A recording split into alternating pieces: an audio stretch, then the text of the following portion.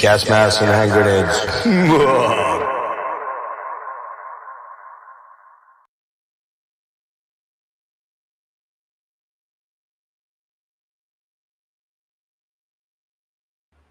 Welcome to Gas Masks and Hand Grenades. I'm your host, Jeff, and tonight, dudes, what are we doing here? What are we doing? Why are we here? Why are we here? Okay. Somebody's echoing. Nick, is that you? No, mine's on mute. Okay. We're all right now. So Jimmy, we're doing this over here this year rather than on your channel like we did last year. And we are here to discuss the impending 11 days, or 10 and a half now probably, Maryland Death Fest 2025. Can't believe it's finally here. This is both you guys, your third in a row, or Nick, is it more than that? I've been going since 2019, and then of course we had the break. But yeah, this would be third in a row. Oh, third in a row. Yeah. Well, what did you go to the one before the pandemic? Yeah, they were canceled for the pandemic. Then was it 22? Do we get one in 22 or it's 23? Yeah, it was 22. 22. Okay. Then they took a year off for 23, and then we did 24 last year, and then 25. But did you go to the one before the pandemic? 2019. Yeah. Yes. Okay. So this is technically my third. No. Yeah, third. Because I went to the one that Candlemass headlined the 1 year. It was Candlemass, Autopsy, and I can't remember the other band. So that would have been 17, maybe, I think was the first one I went to. Which is when I think about how I live literally an hour from my door to the venues, the Inner Harbor area there. It's kind of crazy that I never, ever went and didn't even really find out about this thing until 13, 14. And back then I was kind of in that mode of, I was in a relationship, almost married, living with somebody. It was like the idea of going away 3 days just wasn't in my thought process back then. But now it's, it's kind of like I do it in a heartbeat. So, but yeah, so we're here to talk about Maryland Death Fest 2025. And, I think we've all kind of chatted about the fact that last year and the year before, 22 rather, sorry, were primo. But the more I'm looking at this one, it's just a notch below, but it's right there, man. I think it's right there. I don't know. Like, personally, I mean, there's a lot of bands I want to see. Always are. But I like the fact that there are some more, I guess, like special sets where they're playing entire albums. And, I'm always game for those. Plus, those albums aren't like the length of an entire set, so we'll get bonus stuff. But there's some big bands in here that I've been like trying to get off my bucket list for a while. Some I never thought I would actually see. The usual draws to MDF, but also, running into cool people, hanging out with cool people. It's just, I don't know. It's like it's like middle fucking summer camp. Jesus Christ. Gin? Oh. Already? It's the only liquor I like. I'm just going to nurse a gin and every liquor is better than gin. I like gin. It's the only one gin I like. Gin tastes like fucking Pine Sol. It does.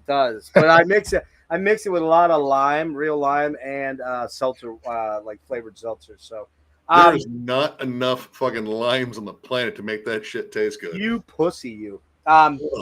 Okay, so we may have some other guests popping in, but for right now, Jam and John should be with us in a bit. We're hoping Than is going to pop in, so I think we should maybe back up a little bit and go back to last year. Now you guys met the prior year in 2022. Yep. Yeah, 22 was my first year ever at the fest, and I got to meet Nick for the first time on that fest. So we didn't get to hang out long enough.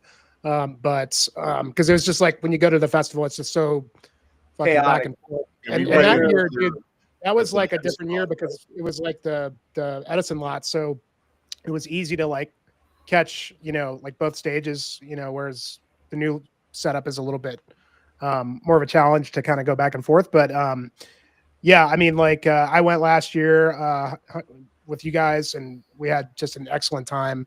And it's a little harder for me to, because I live in Colorado, so it's a bit of a travel to get over there, and not easy on the wallet. But man, it's worth it. It really is. Like I think about all the money that I've dumped into this, but ultimately the experience, like it's I remember all these fests, like they're all just like amazing levels of camaraderie, excellent sets. Again, I like finding new bands too, like all that. Like having fans around this, that's still kind of a surreal experience.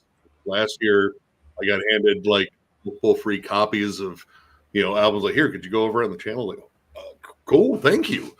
But yeah, like everything about it is awesome. Hell, like even the fucking food last year, like all the vendors they had a lot of cool stuff. I feel like every year this gets like a little bit more focused. Like, and I like that everything is centralized now. And honestly, if you plot it right, you'll still be able to see like almost every band there. Yeah, I mean, the reality of catching every band is not an easy one, because the reality it is none of us, especially me, are in our 20s or even 30s. We're in our mid to late 40s, and some of us are very close to 60.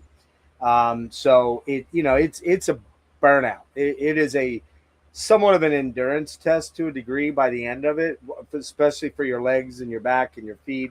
I am very concerned about that, but I'm trying to make some preparations, and I've already kind of made the concession myself that if I got to go back to Jimmy's room and lay down on the couch for an hour or two and miss something, I'll try to strategically miss shit that I don't really want to miss. You know what I mean? We're gonna get John in a rickshaw, and he's gonna carry you around. That He works. doesn't know this is his big festival surprise. Although I do have true story in my trunk, I have Rick's girl's, the van who passed. I have her wheelchair. He gave that to me, and I don't think I'm quite there yet, because in my head I don't want to be there at all. So I'm not looking to encourage that in my brain. I want to power through, but boy, the pain has a way of doing shit to your brain. Trust me, when you're in chronic pain like I am.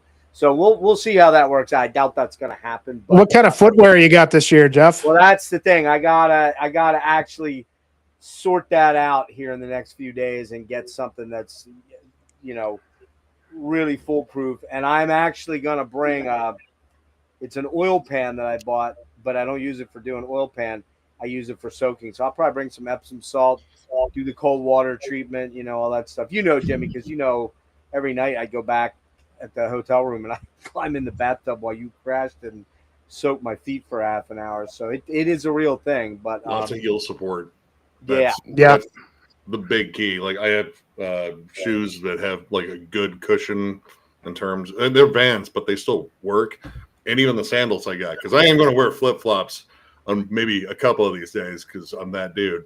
Wow, that's a journey, man. Living in Louisiana from Brazil to Canada, Scotland, Italy, Germany, France, Japan, then Louisiana. Dude, man, you have seen the world. You are a fucking world traveler. That's awesome, man. Okay. Hey, Josh, what's up, dude? Tim, everybody that's jumping in here, thank you. Ultimo Bizarro. There was Hell in the Harbor. Yeah, I haven't caught that. I think that's coming. That's the acid bath thing with High on Fire and a couple other. The price of that thing is insane, though. $144 for, I think it's only a one-day fest. That's too much for me. I think I paid more for that just to see acid bath in Chicago. Yeah. Yeah, I'm going in December. Well, okay, Nice. so before we get into the fest, I thought we could probably maybe give a rundown of any other shows we're doing, because I got a couple. So I got a few. And Jimmy, you got anything coming up before MDF? Oh, you got Wayfairer and Emperor. Yeah, Emperor and Wayfairer in Denver this coming Tuesday. So really excited about that. I'm going to be missing Devin Townsend to come to Baltimore, which I'm a little bummed about because he's not going to be touring for a while apparently. But I've seen him a few times, but still a little bummed to miss that. And I'm going to be missing Napalm Death and the Melvins as well, which I would really like to see. But Same. yeah, I'm gonna miss those. But that's it. That's all I've got before leaving, and that's more than enough for me because I've got a couple buddies that are going to be in town for the Emperor show, and I can't really take any days off of work. And I've got I work at a school, so school is going to be out in the next couple weeks, so there's a lot to prep for that. I'm literally leaving for Baltimore like the day before the last day of school, so it's always a little stressful, and it's going to be a red-eye flight again this year, just like last year.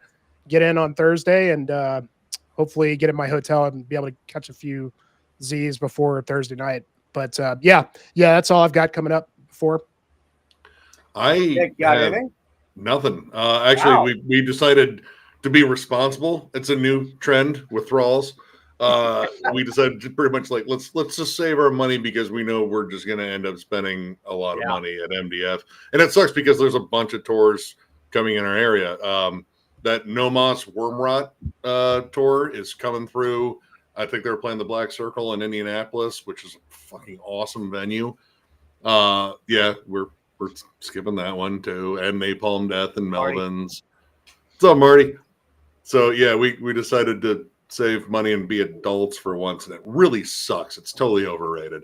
I'm doing the exact opposite of you. I know you get to be all fucking irresponsible and shit. This is fucked. So tomorrow night, head down. I was just down for Tormenter, and actually, starting last Thursday, I was up to New York City for the Shred Fest to meet up with Kelly and Atheist and Obscura. Hung out with those guys till like 2 a.m. and missed my fucking train home and didn't get home till 8 in the morning. And typical Jeff bullshit. And then this last Saturday, I went to see Love, the 60s band. It's not really the 60s band, but I got to meet the one remaining lone living member that is still playing, Johnny Eccles. That was well worth going down. Hung out with Rick. And then Thursday night, I went to see Tormenter and Diva rocking their new shirt, which is killer. That's pretty sick design. Look at those. Now, look, if you look carefully, what's that remind you of? Old lady boobs? Wow, if you look at it, careful. Look real careful. There's people populating. What's that remind you of?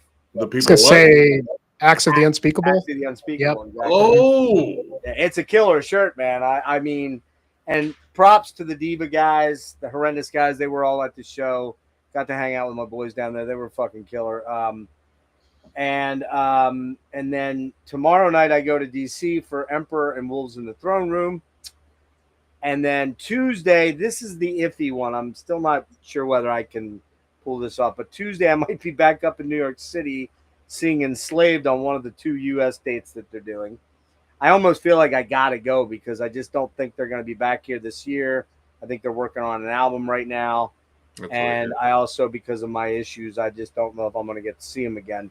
But we'll see on that one. And then, because I still don't have a ticket, I'm waiting for Serge to kind of commit or not commit. And that may change my mind.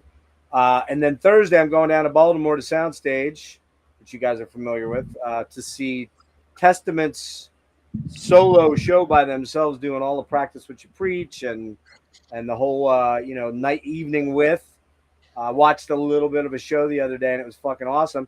Then next Friday, I get on a plane in the evening, fly out to San Francisco. Saturday, I go to Agalock and Emperor. And then Monday, I fly home. I get maybe a day and a half to collapse, hopefully. And then we start the Odyssey of MDF. So it's going to be crazy. How did you know? How did you know I did start at Circle Pit? I'm glad to see your glasses survived. Well, the thing is, we're not doing any. Okay, I'm just laying. Yeah, let's see how that goes. You better bring an extra pair this year, dude. There will be no pit attendance. There will be no pit attendance by your boy here. That's not happening. Not that foolish anymore. And I don't think I'll be getting that. I know I won't be getting that fucked up. I will not be drinking to that level. One, because I don't want to feel sick or get sick. And two, because I don't have the money for that. I just don't. I'm not going to be able to. Says the man with the gin and tonic right now. What's that? Says the man with the gin and tonic right now.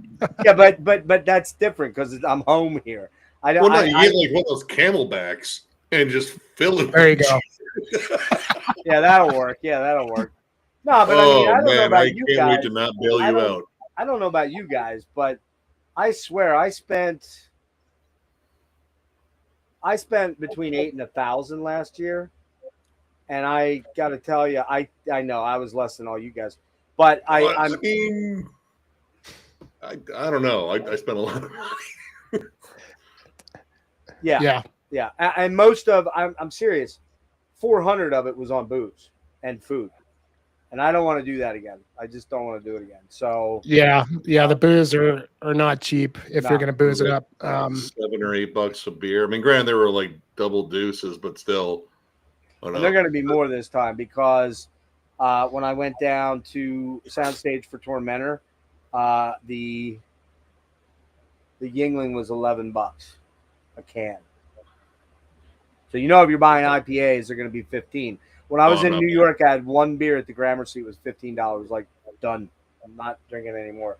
So I stuck with Yings. Unless we game plan and go somewhere else to a local bar that's off the grid and have a couple, at the 6, 7, 8 range or whatever they are, 7, 8 range, I'm not getting hammered. But you know how it goes. You're in there and the whole vibe of the fest starts to get you, and so it is what it is. But I mean, if someone offers to buy a beer, oh yeah, well, I'm not going to turn it down. I mean, when we went like the first day of the fest last year, we had some fans buy us beers. Like, you guys want a beer? Like, I mean, I had that happen twice. I had that happen 3 times actually, and unfortunately though, James isn't going to be there. James from Australia, so otherwise we could drink free for the whole week, probably. My God, dude, I swear I would just say, "Where's James?" and he would pop up next to me and was like, "Hey, mate, beer." Like, fuck, how did you? I know. Yes. I know. So before we jump into, just to buy a little time for the other dudes that may be popping in here, but we'll get to. I'm going to pull up the lineup here. Anybody got any recent hauls they want to show off some stuff? I got some things I want to show off. I'll do a. I know, Nick, you don't like to tip your hand a lot on your. Well, no, I can show. I mean, I did get the new Behemoth. It's all right. It's stronger than the last two. I mean, the lyrics are Nurgle kind of got like, I don't know, like extra cringe. I don't know. Okay. Like there's not a lot of subtext, but I did get my copy of the new Morbific finally. This is some pure unadulterated filth. Okay. I love it. I don't know them. I should check them out. I know the name, but I don't. Very, very Autopsy. Very Autopsy. Yeah. Autopsy, early Cannibal Corpse, like 90s death metal with rotten but like solid production. Like, I think it's mixed well to the point where you can still hear everything, but it's deliberately gritty, muddy, kind of soupy and swampy. I dig it. These guys are a lot of fun. Where are they from? Where are they from again? Finland. They're a young band too. The frontman and guitarist is also in a band called Sadistic Drive, which actually sounds very similar. But yeah, most of the newer stuff that I've picked up is all downstairs. But yeah, that's cool. I know you don't like to usually tip your hand much on your collection update. Plus, I didn't warn you guys, so I was just trying to buy a little time to get, some of the other dudes that might be popping on here. And I've been pretty much, I was restrained for about 3 weeks, maybe 4. And then the fucking wheels came off. Been really into this band, man. Really into Eloy. German Pink Floyd, man. Really into Pink Floyd worship from the 70s. So I picked up, 5 or 6 of their albums. This one here is Great Dawn. This one here is Killer. Oh, wait. Oh, no, Ocean. I don't have that one here. This is Ocean 2. And Power and the Passion. So I think I had 5 of theirs. very Gilmore-esque. But it's funny because they do sing a little bit with that German in their accent. So it's kind of funny. They try to sort of be Pink Floydy, but they And have we that. wish you were here. Yeah, that is a fish over here. Welcome to the machine. To the machine, yes. Yeah. All right. I can't find the other one of this, but finally got some Stargazer, man. Dude, that album whoops ass. Yes. I got the other one. I can't remember the name of it. Nameless Grave was doing their 40% off, and I'm like, you fucking bastards, man. Because they always have some pretty cool shit there. And I guess it's a moving sale. So what's the name of this one? That one is Emerging to the Boundless. To the Boundless, yeah. And what's I got the other one. I can't remember what the. I have The Great Work of Ages. That's the one. Yeah. Psychic Secretions. Psychic Secretions might be my favorite. Yeah. The bass playing on those albums is ridiculous. Like we're talking like beyond creation levels of just technical bass play. I might have showed this, but in my quest to get on the Mortuary Drape, I found a copy of this. I think I might have showed this. Really dig this band, Buried in Time. Ever since last year seeing them live, I'm like, I'm all in. So I'm about to throw a order their way for shirts too, because they have specific shirts that are cool as fuck. Jimmy, I think I mentioned that to you. We gotta reconnoiter on that. Okay, to tip my hand a little bit here. We're going to talk about this band a lot in a few minutes, okay? Peak levels of bizarre. Dude, I was just talking with John about fucking Mike Heller's drum performance on that album. Oh, God. Yeah. God tier. Insane. God tier drum performance. That dude's on everything, man. He's in Raven as a touring musician. He's in Malignancy, so he's going to be down there for both of them, I guess. Yeah, he's on this. What's the that new one? Ghostbad. And really? Rules, yeah. He's the session drummer on this. Does he do that? Does that Ghostbad dude do the? Not so much, dude. This one kind of caught me off guard. I really dug it. Like I'm iffy on post black metal. Like I went in to the new Death Heaven thinking I was gonna hate it. I fucking loved it. It's the best album they ever put out. I went in to Harakiri for the Sky thinking I was going to love it, and honestly, yeah, I'm not big on that one. That was a lot of like post-hardcore kind of crying, screaming. It didn't do it for me, but this one, there's a lot of vocal dynamics. There's a little bit of sobbing, not as much as on Self-Loather. Self-Loather earned its name. There's entirely too much weeping on that album. Yeah, I could not take that shit. That was just way too weepy, man. All right, real quick to run these down. Melodrone, which is a cool 90s post-rock band that I've been really into this album, Tweaker. I think I told you guys about Tweaker. Chris Vrenna from 9 Inch Nails, kind of his solo band.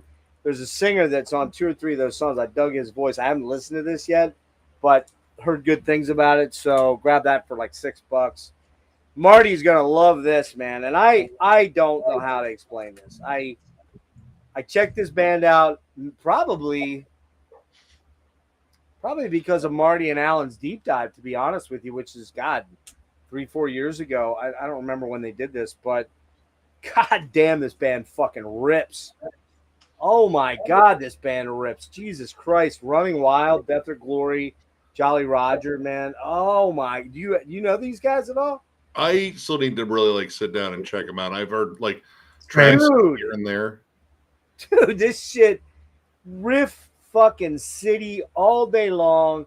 80s hair metal, 70s Scorpions, 70s fucking, you know, I'm trying to think of like the 70s references here. Thin Lizzy? Yeah, Lizzy. Oh, big time Thin Lizzy. Huge Thin Lizzy. All right. But a little heavier, a little more metal. And dude, this fucking band, the first 5 or 6 albums, I'm done. I'm in. I'm done. I'm all in for it. Fucking rules, man. Just so good. I jammed both these on the way down and back to Baltimore. I could not get enough of them, man. Fucking Rockin' Rolf. Amazing vocalist. Amazing hooks. All right, and finally, because we're seeing these guys coming up, and I've never owned any of their shit, I finally had to go, like, kind of immerse myself. Devin Devin, if you're out there, we still love you, buddy. I know you don't like me anymore, but I'm sorry. I miss you, Devin. Oh, that'll bring him back. I know. Anyways, getting back to reality here. Excuse me. Devin kept singing the praises of this band. Now, I think they're very samey, and I think, Jimmy, you kind of agree with me on this, but however, they're fucking riff heavy, and the vocals are just so unique. Asphyx. Oh, yeah. And I finally, I got this one in the rack coming. Oh, still yet. I don't think I'm gonna grab everything by them, but we'll see. I mean, you never know. That Death the Brutal Way, Death Hammer. Actually, the last one, Necrosaurus, was really good too. There's a period where Martin isn't in the band.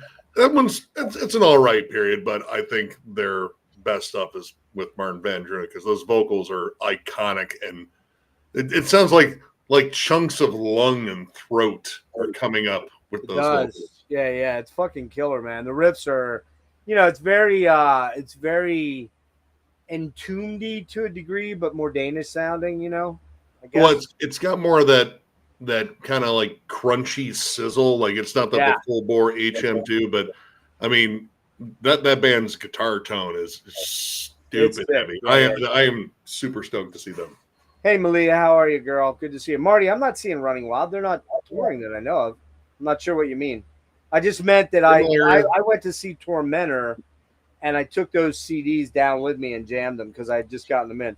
And then today's, like I said, I'm missing that one Stargazer. I don't know what I did with it. It might be in the car.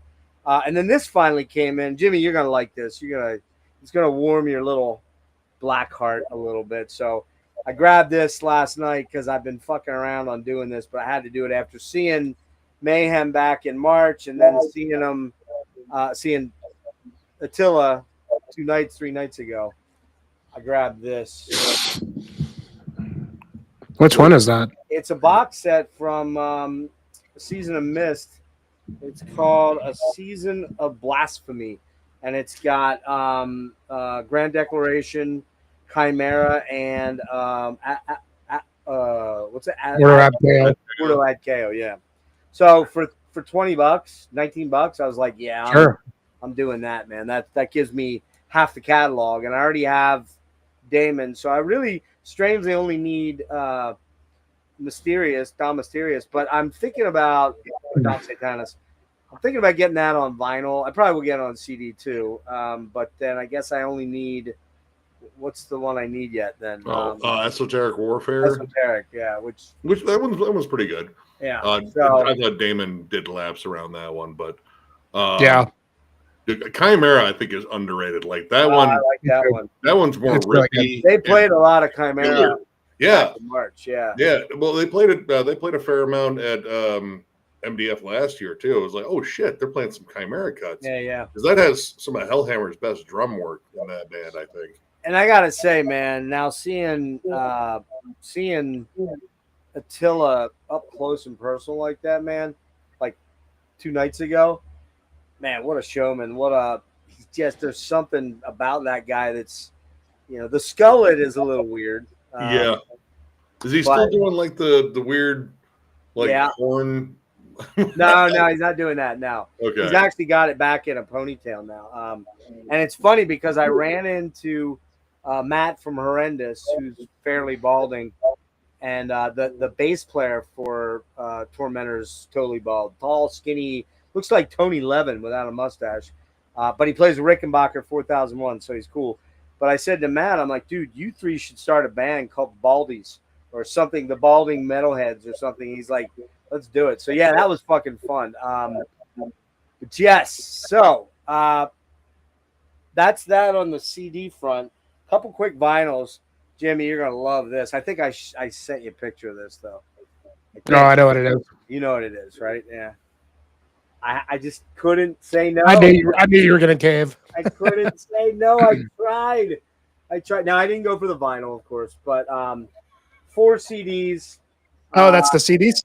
Okay, I thought it was the vinyl CD set. No, it's absolutely fucking gorgeous. And the price on it was just, I could not say no to it. It was marked down like 33%. And You would have given a testicle for it. Come on. nah, I don't think I'd go that far because I have a lot of this material, but this book is absolutely fucking amazing.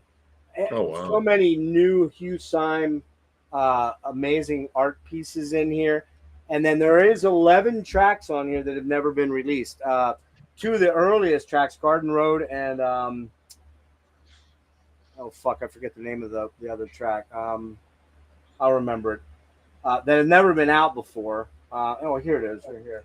And most of the live material on here is new as well. It's not stuff that they've had on other live albums. So the other song I was thinking of was Garden Road and Not Fade Away, I think. Yeah, Not Fade Away and Can't Fight It. Those are tracks that were very early Rush songs that never released. And you know what? Your boy has to have it all when it comes to Rush. So yeah, that was the big box set thing. And everybody will see this again when I do a collection update one of these days here. So are those shows? Are those like bootleg shows that never got released? I don't know if they're bootlegs. I think they're real board recordings. They're all They're probably real, yeah. Yeah. Recordings, but yeah, stuff that's never been released. Yeah. And well, that's worth having. I mean, I always like live shows. What eras are they from?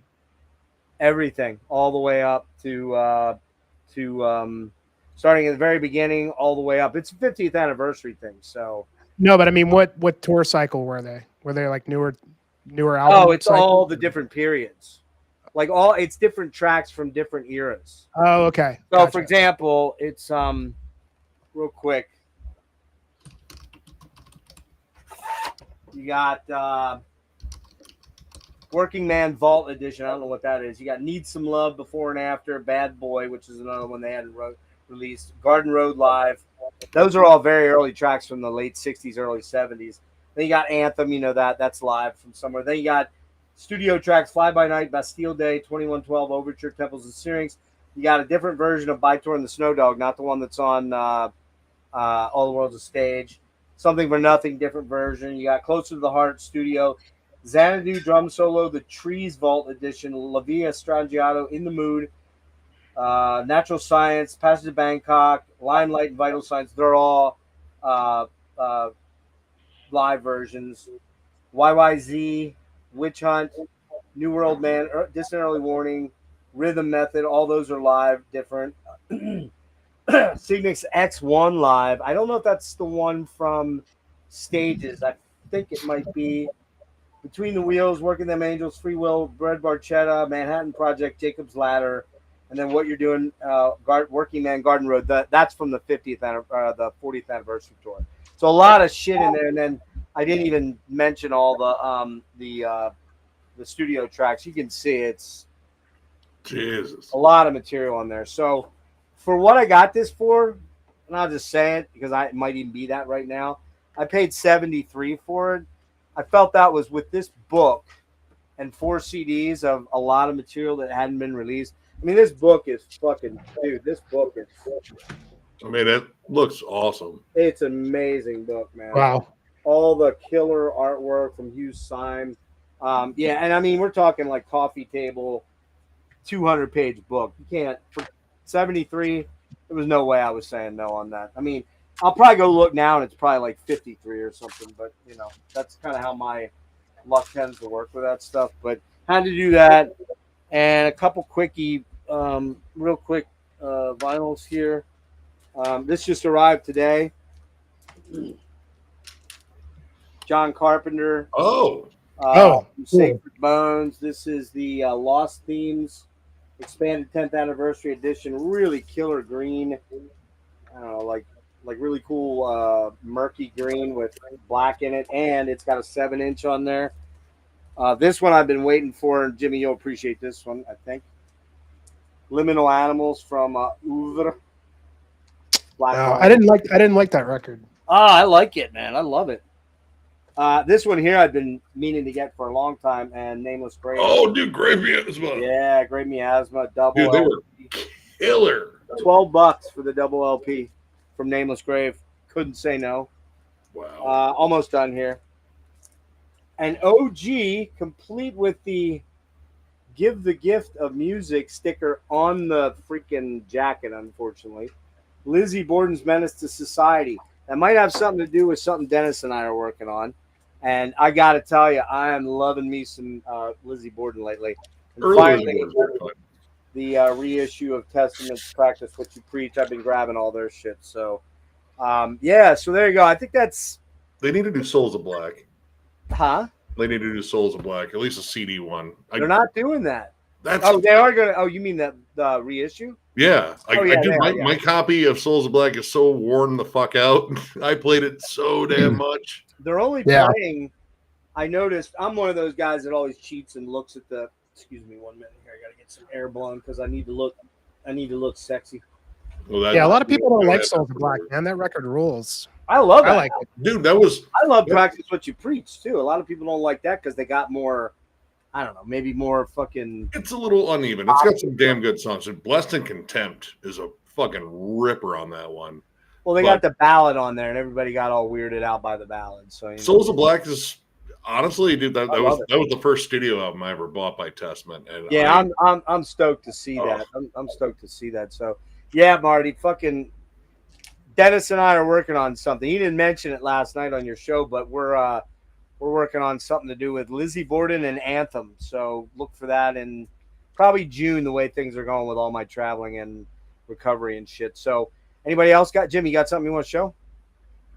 Yeah, I got a few things. Let's see. I got a order from Season of Mist, just some cheaper CDs, but been catching up on Shape of Despair. Really looking forward to the band. Well, this record rules, excellent, and the one before this is really great too. I don't know if I like this one as much, but it's still really, really good. Real quick little aside there. We're seeing them on next Thursday night. Yeah, Thursday. No, Thursday is like Doom Day. Yeah. And cool little tidbit here. I will be interviewing the Shapes of Despair guys. Cool. At the fest. I'm setting up some interviews. I'm hoping to get Mireille from Side. So I think that might be happening too. So I'm working on some sidelights. Sorry about that. Go ahead. Oh, no worries. Let's see. I don't know if you guys heard this band. This is new this year. Grob. Yeah, I know the name. And this is this on Prophecy Productions. Excellent black metal record. This will probably be on my year-end list. Bavarian band, and actually got both of their records, just 2 albums. Not really sure what to compare them to, but I mean, I guess it's definitely black metal in the old spirit. But the dude that was playing with Winter Philith for a couple of albums, he went on to go do Wilkinsman, which is a folk, like a neo-folk project, excellent neo-folk stuff, and he's playing guitar on this band now, and really, really good stuff. I mean, just really catchy, but just dark and melodic black metal. Killer stuff. I finally got my my physical copy of New Hamkara. Oh, nice. I reviewed this on Metallurgy. Excellent. This is probably going to be on my year-end list as well. Just amazing atmospheric black metal. Austin plays drums on this from Panopticon. They haven't put out a record in 10 years, and the first record was really great. They really, made the wait worth it for sure. It's, that Bindrune distro. This came out on fuckers, man, that worked there. But I mean, if you're into wolves and just kidding. This guy, the main guy, used to play in a band called Woden's Throne. Great. Oh yeah. Killer atmospheric black metal stuff. Check that one out. Yeah, very good. Let's see. Picked up that Ancient Death. Absolutely amazing. Killer record. I got that I got the album in from Amazon. Seam splits, bent jacket, and they said, "Man, I'm echoing back, Jimmy. I'm wondering if it's you." I don't have anything open that's. Yeah, Jimmy, can you double check your audio that you're not? Because I think it might be you. Yeah, I have the stream open, but I'm muted. Hang on. What? Hello. I don't hear any echo. Now it's not doing it. It was doing it. I don't know if there was something. near the maybe the microphone was near. I don't know. Yeah, go ahead. Sorry about that. Let's see. Got the new Grima. Ooh. Night, yeah, Night, I got it. Nightfall. Siberian black metal. These are the guys that wear the owl masks. Awesome I jammed shit. the track. Yeah, It sounded pretty badass. It's really good. The last 3 records these guys put out are all very good stuff. Let's see. I got a Dark Descent package in, so caught up on a bunch of stuff like Hibernantia Oh yeah. and I fucking love that album. Engulfed. This That is thing great. rules. Oh my god, it's so This good. is killer. Yeah, Dude. man, this is really awesome. Something Heavy in as Turkey. balls. I don't know. But there's just riffs aplenty there apparently. Yeah, I got the Phrenolith record and the Gorophilia, the last Gorophilia as well, I because did they get did the like a last Bandcamp two. sale. Yeah, I did the Really last good 2 shit. Gorophilias too. I love everything by Uh, Gorophilia. I've not been disappointed by that band yet. Yeah, man, Gorophilia, they're way past due. Yeah. Got to be like 3-4 years now, right? That was it 2022? Because that last one was a year under for me. It was either 21 or 22. Yeah. This is an interesting one. This one took forever to come in from Antique Records. Moisan Levi, I guess. Don't know that. Man, this is killer. It's like a hybrid symphonic. It's symphonic power metal, black metal, death metal. Like Is that the one that with, like, is that French. the one they did on Metallurgy the one night? I think they did that album, didn't they? I don't know if they. I don't know. No, I don't think you mean like Album Club. Yeah, I thought they did. No, I don't think they Album Club this one. I know a couple of guys might. I think Ben Brain Smasher might have shown it. Is that the At one some with point. the map on the front? It's like a map, right? Yeah. It's I like know that somebody talked about it. Might have been Smasher might have talked about that. Yeah. it's like in the I guess I forget the man, I'm blanking on the French style of this, but it sounds like it's very symphonic too, but it's like I don't know how else to explain it. It's like symphonic metal, power metal, death metal, black metal, all folk, all mixed together. It's really killer, catchy like vocals. It took forever to get the CD though from Antique. I think I ordered it in like November and it took like 3 months for it to show up. But very cool stuff. I was catching up on Havakruunu, but unfortunately they're not going to be on this one. But man, I guess I'm just going to have to go next year because apparently they're gonna get added to MDF for next year. So it was a big draw for me to go see them. But goddamn, really, really digging this band. I've got the new one as well. New one's great. New one's killer. I haven't listened to this enough yet. I still need to kind of spin it a bit more. But Retromorphosis, this is the new. Man, I band. tried. It's just too techy for me. You didn't like You it? like Spawn of Possession though, or Necrophagus? Like that's like Yeah. the kind of tech death that I really fell in love with. Nah, see, I'm more the pestilence atheist vibe for me. The old school I like stuff. that too. Yeah, I you know, Obscura was good when I saw them. They were quite good actually live, but there's just too much wanking. Like Origin, I could not get into at all. I was like, ugh. I just love couldn't. Origin. Them and Decrepit Birth, they weren't my thing either. So Oh, you got to see them live though. Live is where they'll win you over. Origin live is fucking nuts. it didn't work for me at all. I just wasn't into it, man. I mean, You got to just watch the drumming because the Long drumming. Stress is amazing. Don't get me wrong, but yeah, just yeah. Okay. Anything else, Nick? You got anything? Yeah, I mean, this is good stuff. I mean, it is. It's very tech. I'm usually not into a whole lot of tech death, but you know, when it's Christian Munzner, I'm all about it, and he's all over this thing. It's. I think I talked about this on Metallurgy. It's Spawn of Possession. I'm not really sure why they didn't just keep the name because it's mostly the same guys. But yeah, that is weird. We kind of questioned that when we reviewed it. Yeah, like why isn't it just Spawn of Possession with Christian Munzer? I mean, you figured you probably actually push more units that way too. Yeah, I don't know. I'm sure they have their reasons, but it's great.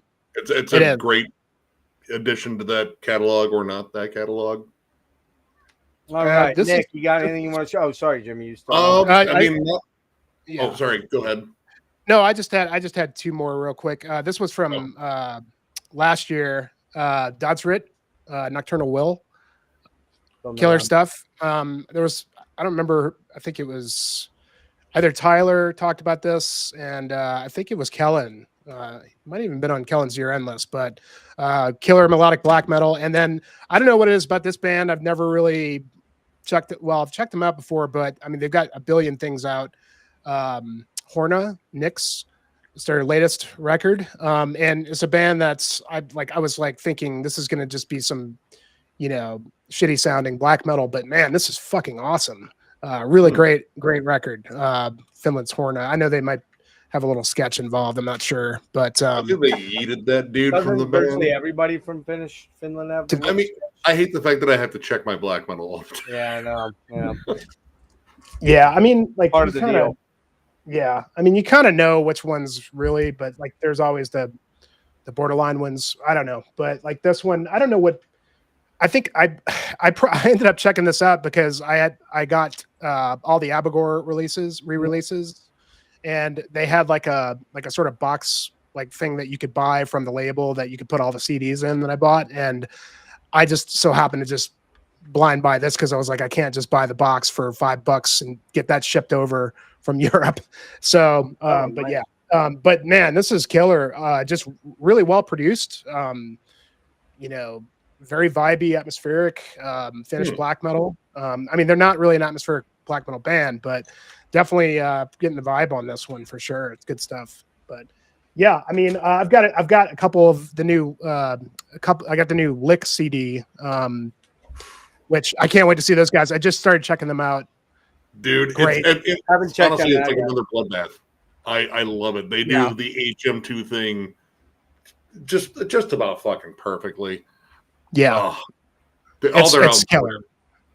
Yeah, I got the new one and their first one from Metal Blade because that's the only one they had. Oh man, excellent. I mean, they channeled the Swedish stuff, but like it's really well written, really well played and produced, and it's killer. And fun. There's a lot of like weird dark humor in it too. Yeah, they're ridiculous. The main guy, the front man and guitarist, he plays in Bloodbath too. Oh, he does. Okay. Oh, okay. Mm-hmm. Yeah. He's one of the more recent additions. Nick, I found the other ones. Let me just run through these quick. Okay. 5 here real quick, and then I'll get to you. And I promise we're going to start the MDF rundown as soon as we wrap up with this, all right?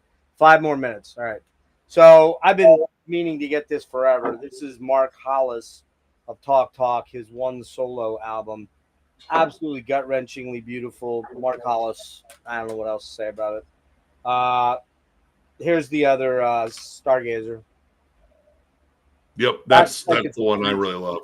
Yeah, killer stuff, man. The bass playing, fuck. Ooh. This is the Mournful Congregation is playing on Thursday night, right? Mournful, right? Yes. Okay. The Death Doom Funeral Doom band from Australia. I picked up 2 dead congregations: Greek, Doom, funeral kind of ish, sort of death metal. Death metal. Yeah, death metal. Scathing death metal. Yeah, and I got that one and this one. Everything they've dropped is sick. I love that band. And then you're gonna like this one, Nick. I didn't have a copy of this. Oh! I had it on cassette and I gave it away. I think I might have given it to Marty. I don't know, or somebody. And one of my all-time favorite albums.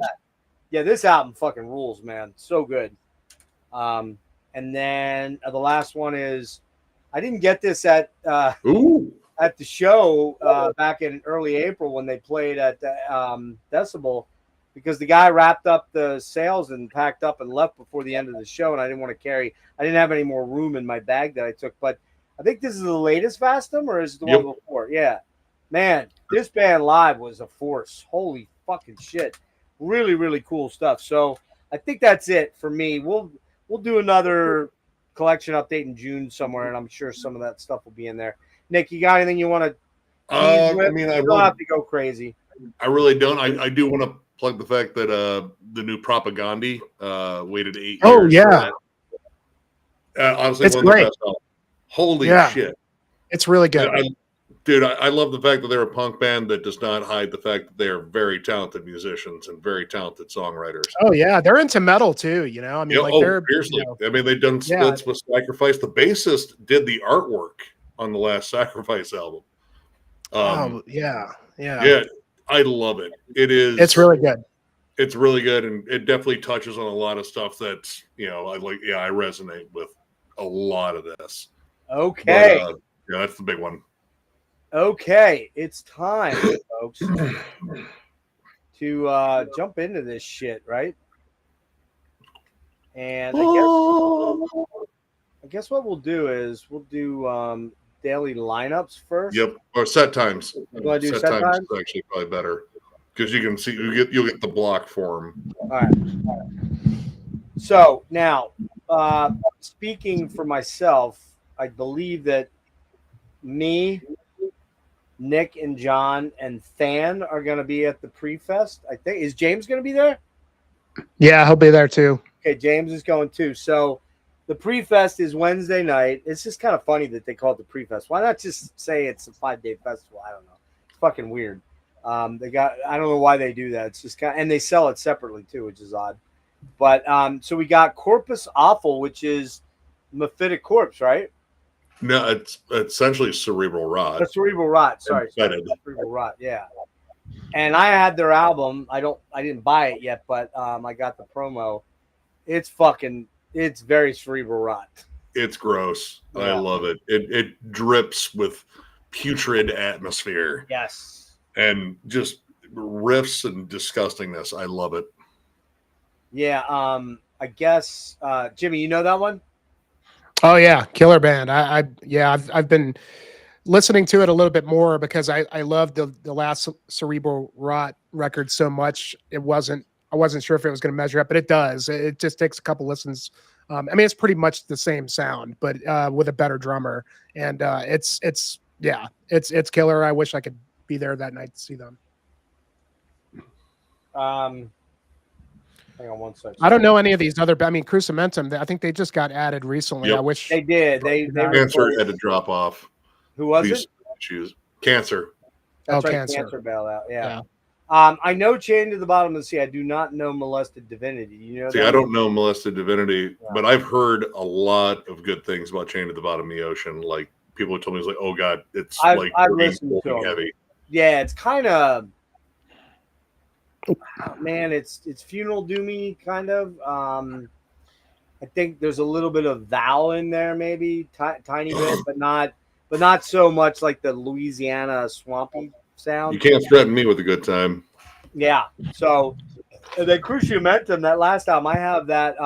The drummer, good stuff. The drummer is Derek from Ancient Death. Yeah, he's also an Imprecation, I believe, too. Yeah. Yeah, I'm stoked for the Cruum set. I was bummed the Cancer wasn't going to be there. We actually were friends with the bassist of Cancer, and we're like, hey, but get to run into him, hang out. But he said, yeah, we couldn't get on there because of visa issues. But we saw Cruum was added. We're like, well, I mean, not bad. Unto Others, I've struggled with this band live. I saw them. I didn't see them personally, but they played near me, and I was going to go. This is back in January, I think. And then I saw a friend of mine went to the show and recorded it, and I was not blown away by their vocalist live. On record, he sounds good, and I did listen to the latest one, and I liked the record. I just wasn't nuts about his singing live. Well, I haven't seen him live, but I love all their albums, honestly. What were they called before this? What were they called? Idle Hands. Idle Hands. That's it. Yeah. And I do like the albums. Do you know them, Jimmy? No. I've been meaning to check them out. I don't know their stuff at all. It's a lot of goth rock mixed with like heavy metal and kind of thrash metal riffs. Yeah. It's really good. I enjoy it. It's very catchy. A lot of like typo vibes occasionally too. Oh, cool. Sisters of Mercy and fun shit. And then we got this band here, which I think you guys know I'm pretty stoked about. Tribulation coming back, and they fresh off their European tour. Really, the great Sub Rosa in Eternum album. Very different. I know a lot of people are kind of like torn on their total shift into goth rock. But I love it, man. I fucking love that album. I love all their albums. Yeah, it's kind of cool. Would I like to see some older tracks? Sure. It's not like Johannes can't sing it. He definitely can do it. But I don't know whether they're going to switch things up. I have not looked at their set list because they're currently out in the Midwest, I think, or the West Coast. And they're swinging through that's their one lone show. They're not doing, I don't think they're doing New York and Philly, or maybe it's Philly and Baltimore. I'm sorry, they are doing Baltimore. I don't know. I know they're not doing Philly. But anybody, Nick, you stoked to see them? Oh, fuck yeah. I mean, I haven't seen them since, shit. It was that co-headlining tour forever ago between Cannibal Corpse and Behemoth, Tribulation and Aeon.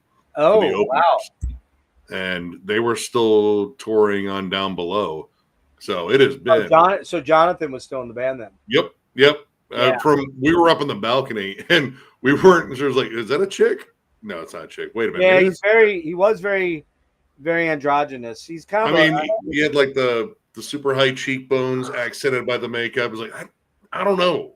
Is that a chick? I don't know. Yeah, I ain't gonna lie, man. I feel a little gay when I look at him. I'm like, man, I think I might be a little gay. I don't know. He's a beautiful. I'm not here to argue, Jeff. None of us are gonna argue there, Nick. Hey, man. I'm old enough. I'm the one that's gonna sleep in the same room with him. Oh, jeez, man. Well, I don't know. We'll see about that. So I didn't attack you the first night, Jimmy. So the first time. So and now not the first time. But now that Than's there, then we might get into a really good three-way. So who knows? Really good? I don't know. I have a feeling it'll be kind of mid. It'll be good. Listen, mid to low. We'll have deeply penetrating conversations. Yeah. Anyway, I'm stoked to catch them again because I loved both shows I saw with them. Opening for Opeth back in October. Hung out with the guys, super fucking cool. They asked me if I had any cocaine. I said no. That was kind of funny. Maybe I should have said that out loud. Maybe I should have said that out loud. Oops. But yeah, anyway, so yeah, fucking Tribulation. Then I'm running away with myself. Fucking Pentagram, dude. I am stoked to see Pentagram. Dude, Bobby the meme Liebling. Bobby is timeless, ageless, and apparently death cannot catch up to him yet. No, he keeps fucking eluding him somehow. I mean, he makes himself readily available for death. You got it. You got it, Ryan. What happens in MDF stays in MDF. That's right. Just don't come to room 69 at the Hilton, whatever, in the Inner Harbor Hilton. Shit could get wild, man. Just bring a lot of Vaseline. Just saying. You can just bring beer to ours and everything will be cool. Yeah, right. I'm coming to your room, Nick. All right. It'd just be John and I probably like watching South Park. I hate to break it to you guys. I'm not gay.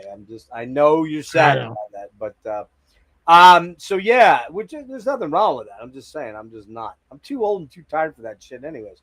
But yeah, so that's day one. Pre-fest, technically. Pre-fest. And that is right now of our crew. That's going to be Nick and I, John, Than, and James. I'm sure we'll run into some other people we know down there for sure. I'm trying to think. I know someone else that is going for sure for the pre-fest. Actually, yeah, a couple of our subscribers I know are going. Yeah, and I don't know if Wyatt X Him's going to be there. I would imagine he was. He usually goes, so maybe we'll run into Wyatt. It is kind of weird, Nick, you more so than all of us, but I got a lot of, I don't know, YouTube notoriety. I mean, there were quite a few people that came up to me and either bought me, like I said, 3 or 4 people bought me a drink, and a couple of you were like, hey, man, I know you. You have a YouTube You can channel. Forward all the drinks towards me. I will help you out there, Jeff. Thank you, sir. I'm determined to look out for you. That's, I love you, man. Don't miss Malignancy. Yeah. So we're getting to that. We're getting there, Nate. I know you're you're hot to trot on all those super tech bands. So. I do want to see Malignancy. That band is nuts. All right, so Thursday, May 22nd, 25. We've got 3 venues now, as opposed to what they're calling Nevermore Hall, which was the original Ram's Head. Apparently, they've been bought out by the people that own the soundstage. And by the way, guys, you remember they were tearing those buildings down there across from the soundstage on the same side? Yep. Yeah. That's all gone. There's a beautiful park there now. And in fact, cool. when I went down there for Alcest in November, it was still a dig site, and it was still dug up and fucked up. And man, they've done a great job. I'll see if I can find a picture. It's beautiful. Actually, it would be a great place to host the outdoor bands, but I don't think they want to get that torn up. And it'll be interesting to see if they try to keep the riffraff of all of us creepos off that grass. It's gorgeous. So, all right, so we're getting to Thursday here, and we start with Human Artifacts. Don't know anything about it. I don't know much about that one. Honestly, that's one I just haven't checked out. Jimmy? Yeah, me neither. I mean, Thursday for me is all about Ram's Head or Nevermore. Every single band here I want to see. Bloodspore, Dusk. Dusk is a classic. Yeah, I think Bloodspore, I know the name. What are they like, Nick? Jersey based. I think they're Jersey based. Death metal / death doom. Very sludgy. Dense. Well worth catching. Yeah, they've got the mushroom kind of thing going on. It's kind of comparable to Mortiferum, I would say. Oh, that would be cool. Yeah. I mean, it depends on how, I think this first night, in all likelihood, Jimmy's not going to be there. Now, is Dan going to be in your room already?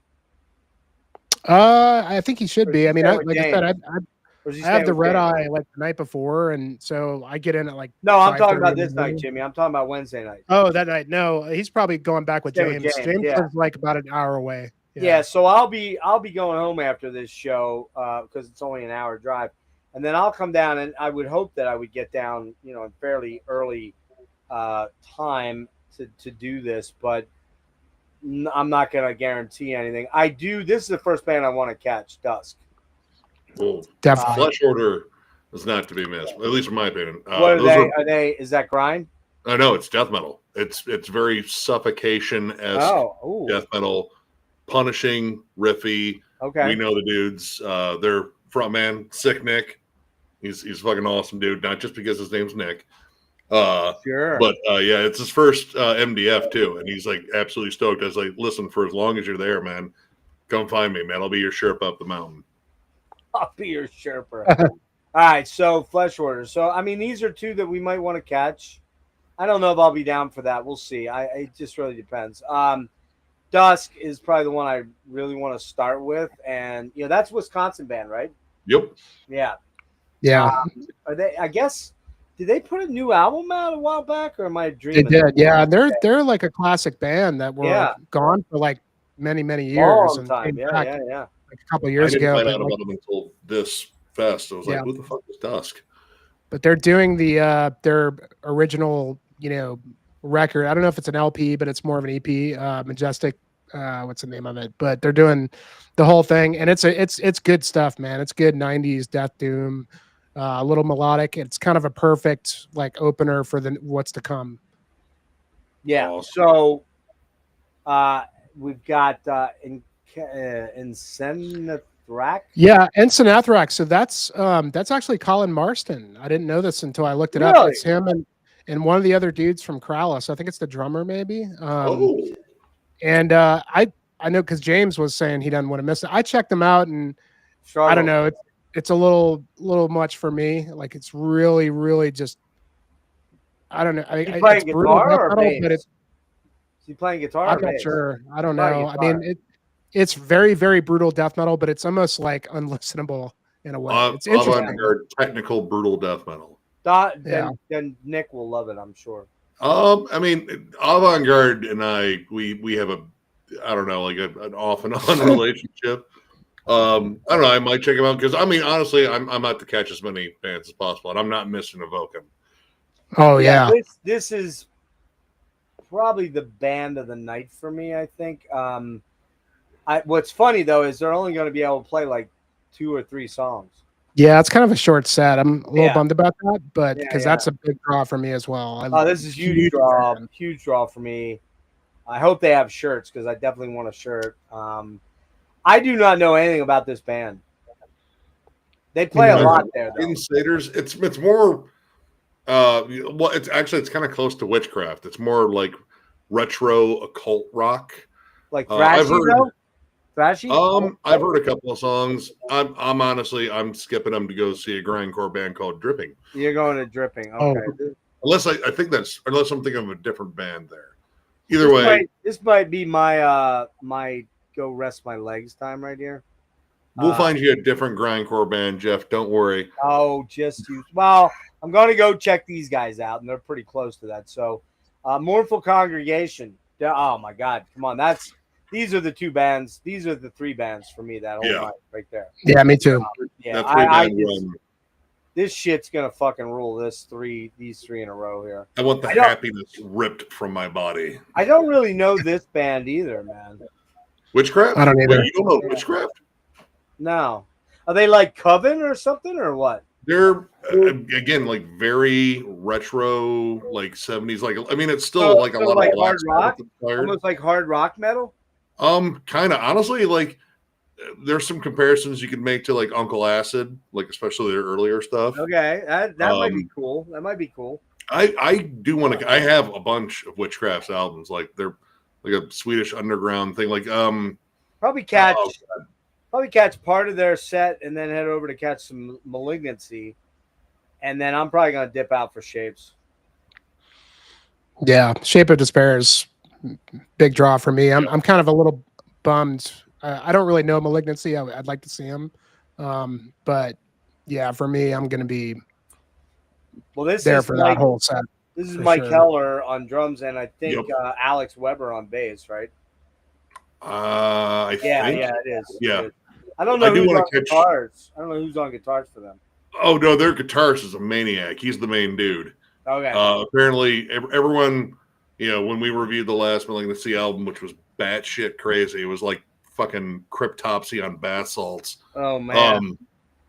Hold on. Is it Cryptopsy like vocals though?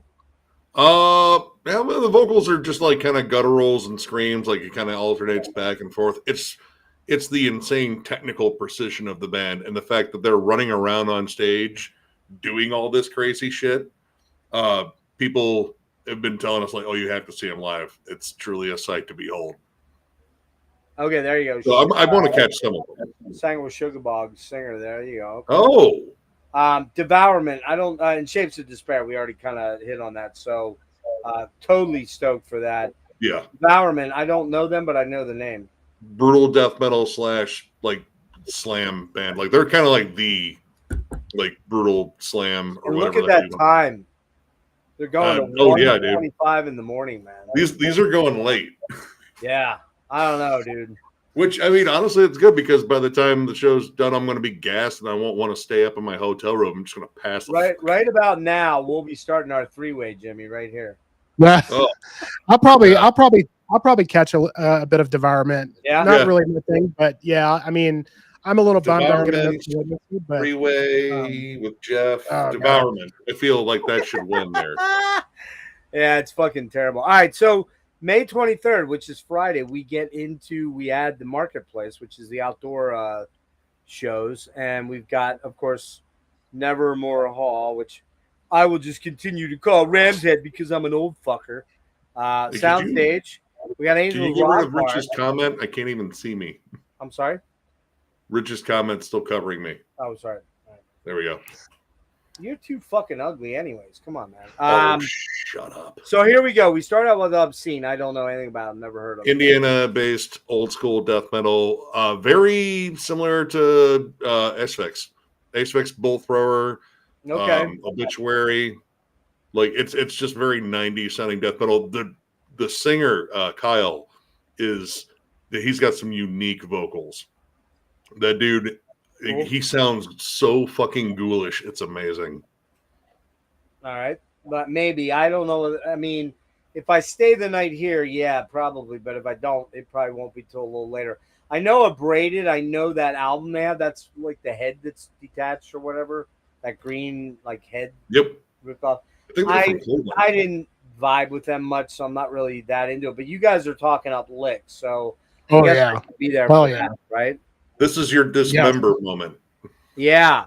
Well, if it's one of them. Dismember, yeah, then there's one more coming later. But yeah, this is definitely a band not to be missed, I think. Now this is an interesting one. Atrophy outdoor at the power plant. That last album, Asylum, is fucking really good. I thought it was pretty solid. Yeah, I think it was really good, and best artwork of maybe the whole year. The artwork was killer, but I don't know how they'll be live. It'll be interesting to see. I definitely want to catch a little bit of them, so there'll be some overlap there maybe. I know this name, Ruin Lust, but I don't know them at all. $20 spin band.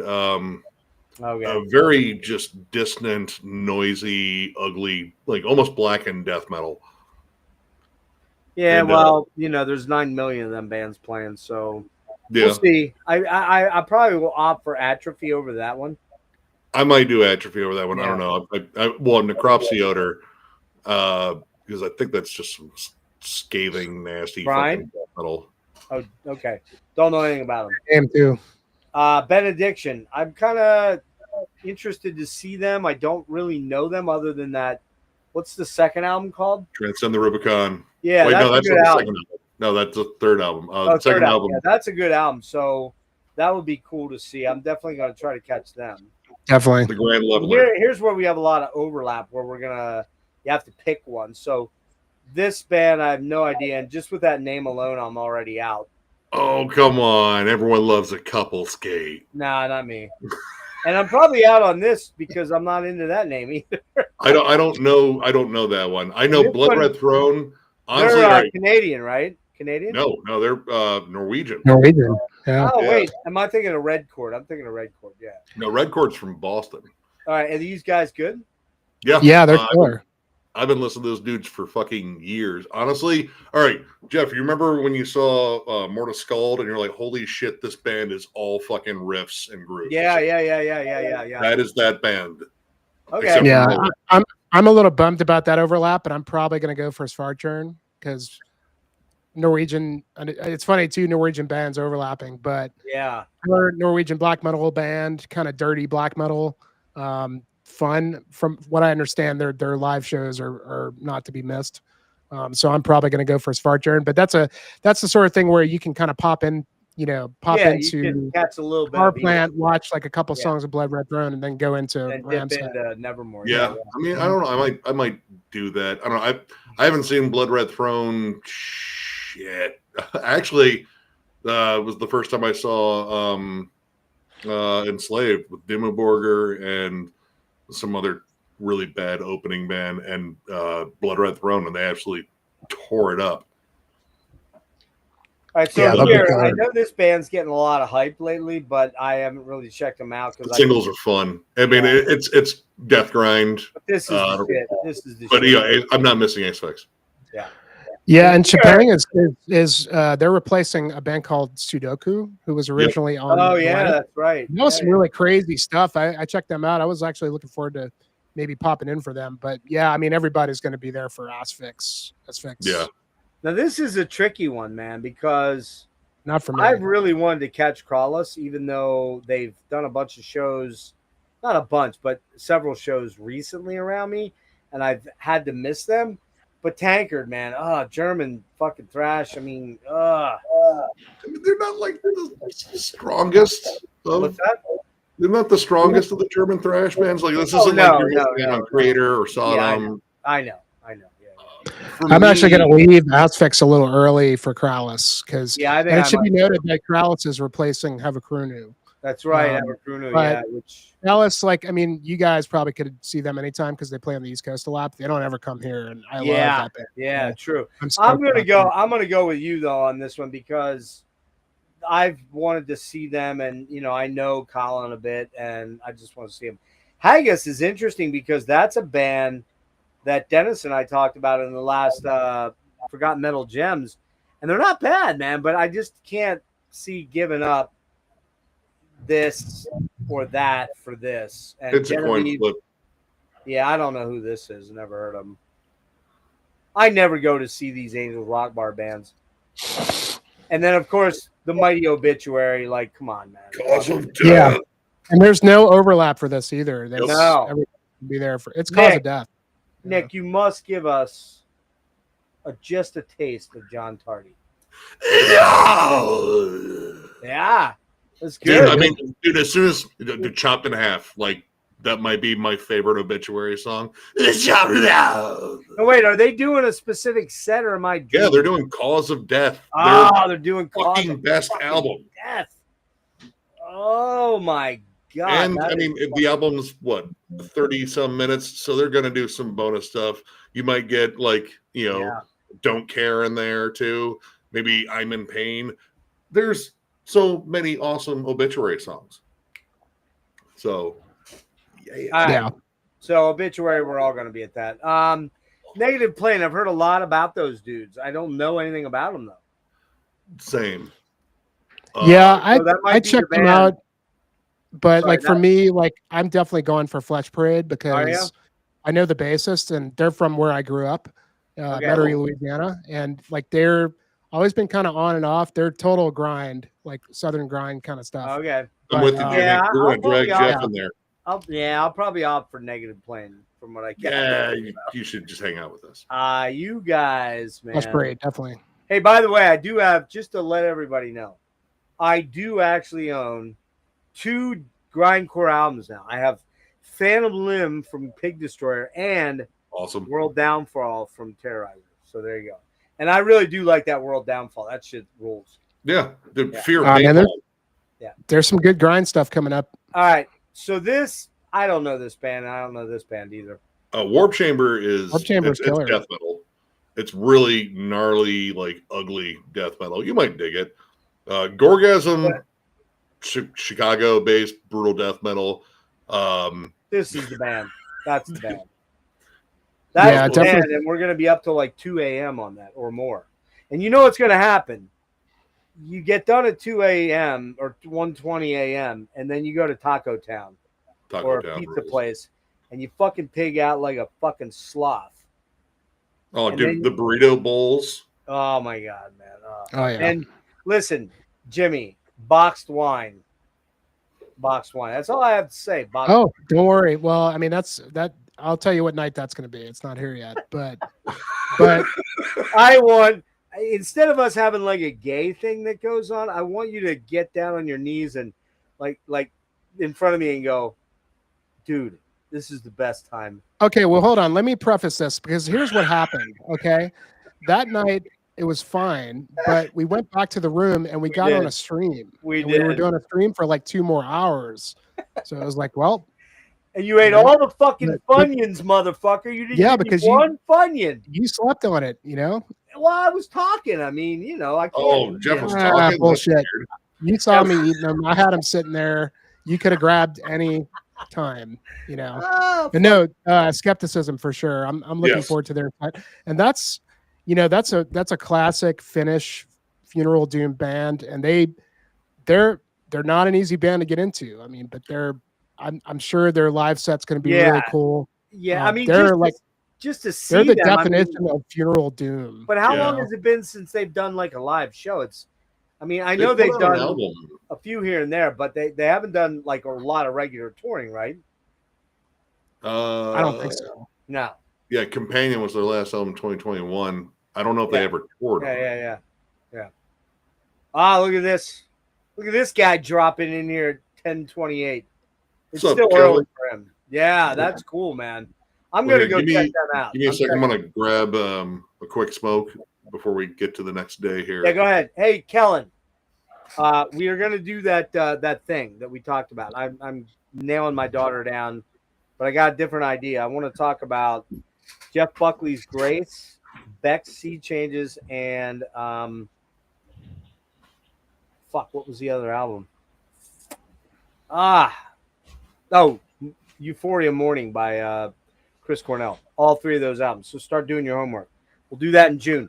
I love this guy, Kellen, man. He's fucking awesome. I got a little bit of buzz now on the gin, which is awesome. So, yeah, dude. I mean, I just at his recommendation, I'll probably go check out Nugget of Plane as well. But Yeah. I really want to see Flesh Parade just because, like, I go You bet. way back with their bass player, and he doesn't even know like that I'm going to be there, and I haven't seen the dude in years, so it's going to be an interesting surprise. No, that makes sense. I would do that too. But that if Kellen is saying Mortuary Drape meets Ved Buen's Enda, Fed One's End, yeah. I mean, that's a pretty good. That's a high praise right there, man. That's in the shit.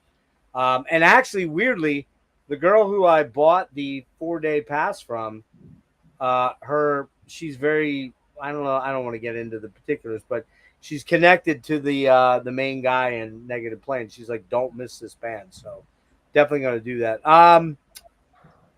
Yeah. So real quick, we'll wrap with, Skepticism. I mean, it is a slow roll on them. I know it is, but I think that's a great ender for the night because, we're going to be burnt to a crisp already by day 3. I'm going to be on day 3. You'll be on day 2. And, we'll probably do that. Go get some of that fucking killer pizza. And if it's like Mortuary Drape, I'm all in, man. I'm all in. I love Mortuary Drape. So yeah, Skepticism. That's just like, this is the beauty of the MDF is like they bring bands over that you're just not going to get a chance to see. You're not going to get a chance to see. Exactly. And that's, even if you're like not a huge fan, you're probably going to go watch them and just come away being like, okay, I'm going to go buy everything. Like I've listened to Skepticism, but have the experience of seeing a band that is fairly legendary in death in Funeral Doom and Death Doom and Doom in general, and very likely will not come back over to the States for a standalone tour because let's be honest, if they came over here and played 5 or 6 dates, they're not going to sell a lot of tickets. That's just right. Yeah, I mean, like they don't, it's the sort of underground that's like not big enough to like do a big tour. Yeah, I mean, I guess they could do. They might do pretty good, but it probably won't be worth it. They could do like a Behemoth thing, and Behemoth seems to have sold out. But Behemoth was playing very small clubs, man. They're not playing big, giant venues. So. Right, man. The place they're playing in Denver is a really small club. Yeah, exactly. And that's sold out in like 2 or 3 days. Yeah. So, yeah, I'm all in on Skepticism. I'm stoked. I have that. I got in Stormcrow. What's it called? Stormcrow Fleet, right? Yeah. Stormcrow Fleet. Yeah, that's the first one. I gotta focus on that and give that a listen. The Doom Night stuff, like especially Thursday night, like I gotta really focus in on that stuff. So yeah, I mean, like Evoken is really like the big one. I mean, Mournful Congregation is a band that like I like their stuff, but like I have to really be in the mood for them, and I like that style of stuff, but their stuff is just really. I mean, you really have to kind of commit to listening to a record because I mean, a lot of the songs end up being it's kind of like esoteric, it's like But I bet you like live they're going to be really amazing. And Shape of Despair. Let's go ahead. That's a good a comparison there to esoteric. Which when you get into esoteric, if you get into esoteric, you're right. It's a commitment because. These are long, undulating songs that unfold with lots of dynamic changes from heavy to ethereal and, very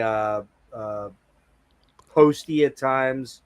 And so I don't really know all of Evoken's albums. I think the one that I'm most familiar with is probably the last one. What was that called? Aurora? Hypnagogia. Hypnagogia, yeah. Right. And that's very in that vein. And fuck, that is so good, man. But it's an investment of time. You can't just that's a late at night drive home from a place album where you just I actually find Evoken a bit more like listenable than like some of like the Mournful Congregations and Esoteric. I agree. It's a little more you gotta go back to like their other ones, Jeff. They're all good, man. It's a little really more immediate. It's a little more immediate, yeah. Yeah, and man, dude, like all their records are awesome. Like even like the one before the newest one, Atramores. Oh man, that one. All their records have a little bit of a different flavor. And but they're all really, really good stuff. And I think they've got a new one coming soon too. I wish they had a little bit longer set though. Yeah, 45 minutes. exactly. Because that 50 minutes is very short. You're getting like 3 songs max. You know what I mean? Yeah. So, Ultimate Cheese Squid. Yeah, absolutely. Criers, man. I'm gonna bring a box of Kleenex. Although not for the reason that you think. Just saying. Yeah. Man. Exactly. 2 songs. Yeah. So Jeff, is this like, because I know you were kind of originally planning like maybe 2 nights. Like, are you going to try and do the whole thing, or you think, or are you just going to go with whatever feels best? I'm going all nights, dude. Like as much as I can. But I will say, there's a very good chance that every day I'm down, I'm gonna have to get your card key and go, hey man, I got to go back and lay down. I just don't see how I'm gonna not. I just don't see me getting through 8 to 10 hours of being on my feet all day for 4 days straight. Because pre-fest isn't that way. It's a little bit shorter. Yeah. But when we're talking about starting at 5 or 6 and going to 1, you're talking 7 hours, dude. I just don't. Jimmy, you saw me 5 months ago. I am not remotely.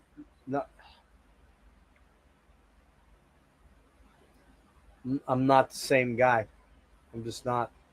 Yeah. A lot has happened. A lot of weird shit has happened. And I just don't think I can be on my feet that long. Now, granted, at Nevermore, there is a place you can go up and sit, which I will do if I have to do, if I want to do.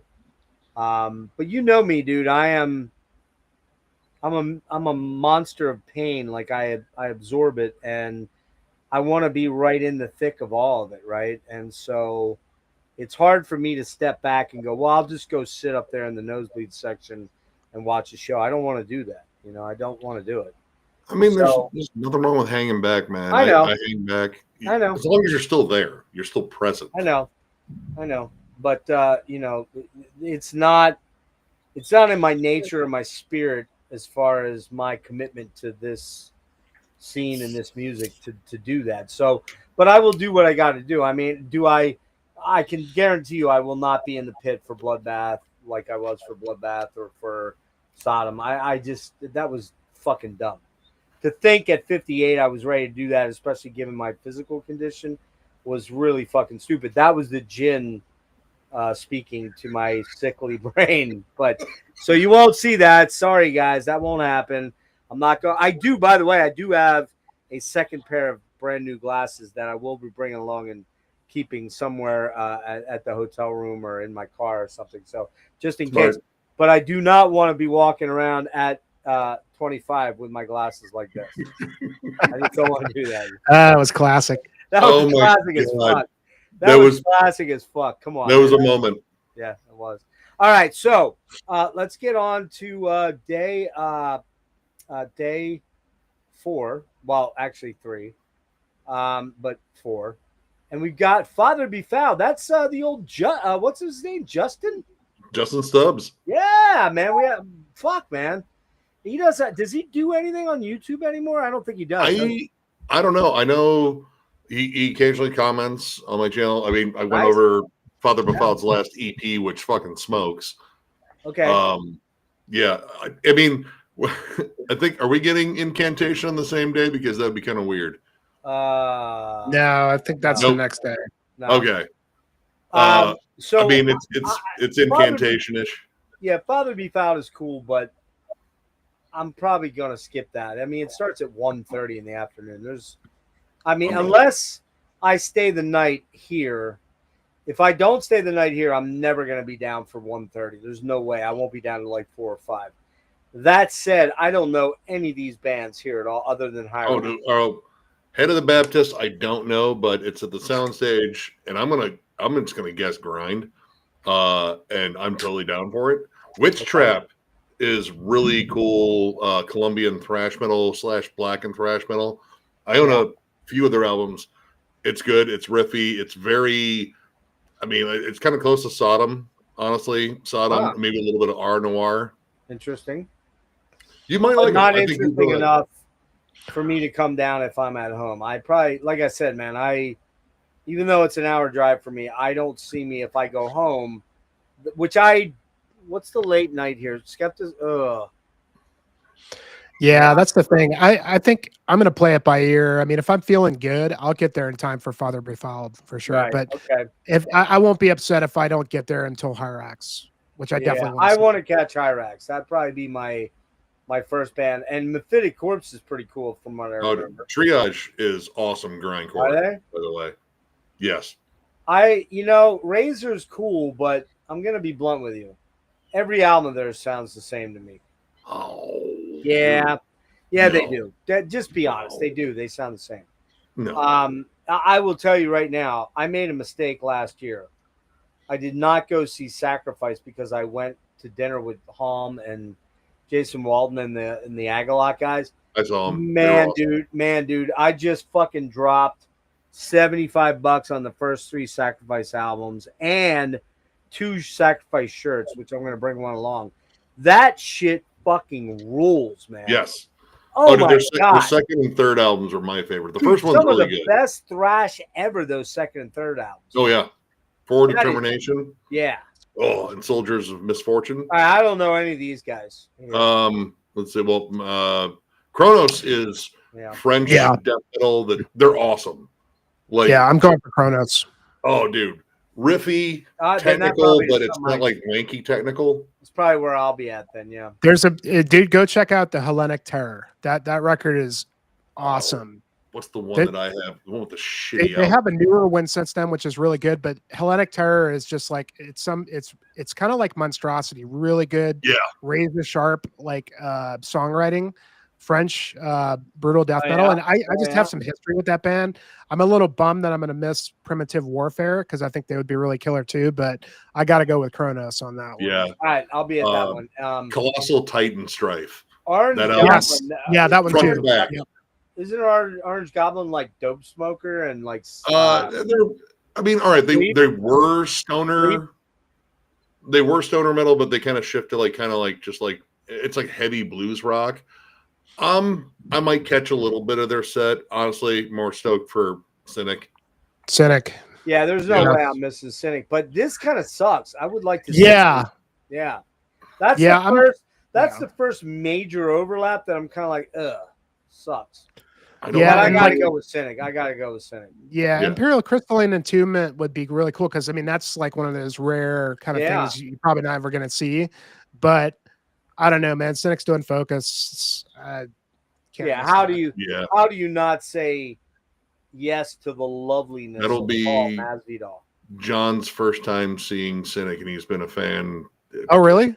Yeah. I still hold it over him that I got to see Cynic with like the lineup. Should I bring a box of Kleenexes for John? Oh, you might get like paper towels. Like we're talking like really absorbent. All right, absorbent. Brawny, the quicker picker upper. I mean, he might be painting his pants. All right, so this band right here is the band I'm not gonna lie. This is the band I want to see more than any other band at this Death Fest right now.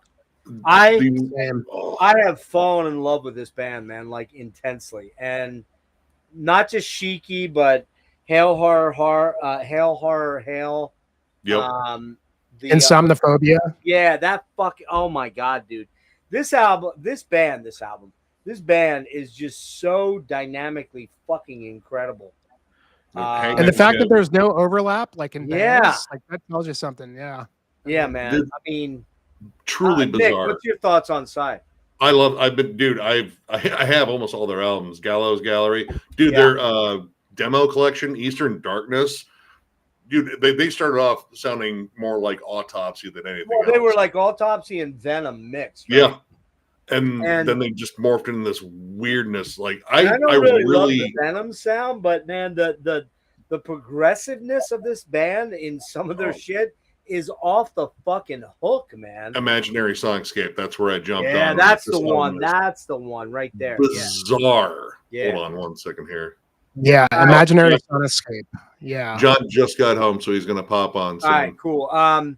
So look, Holder, I dig Holder, and Tanner's awesome.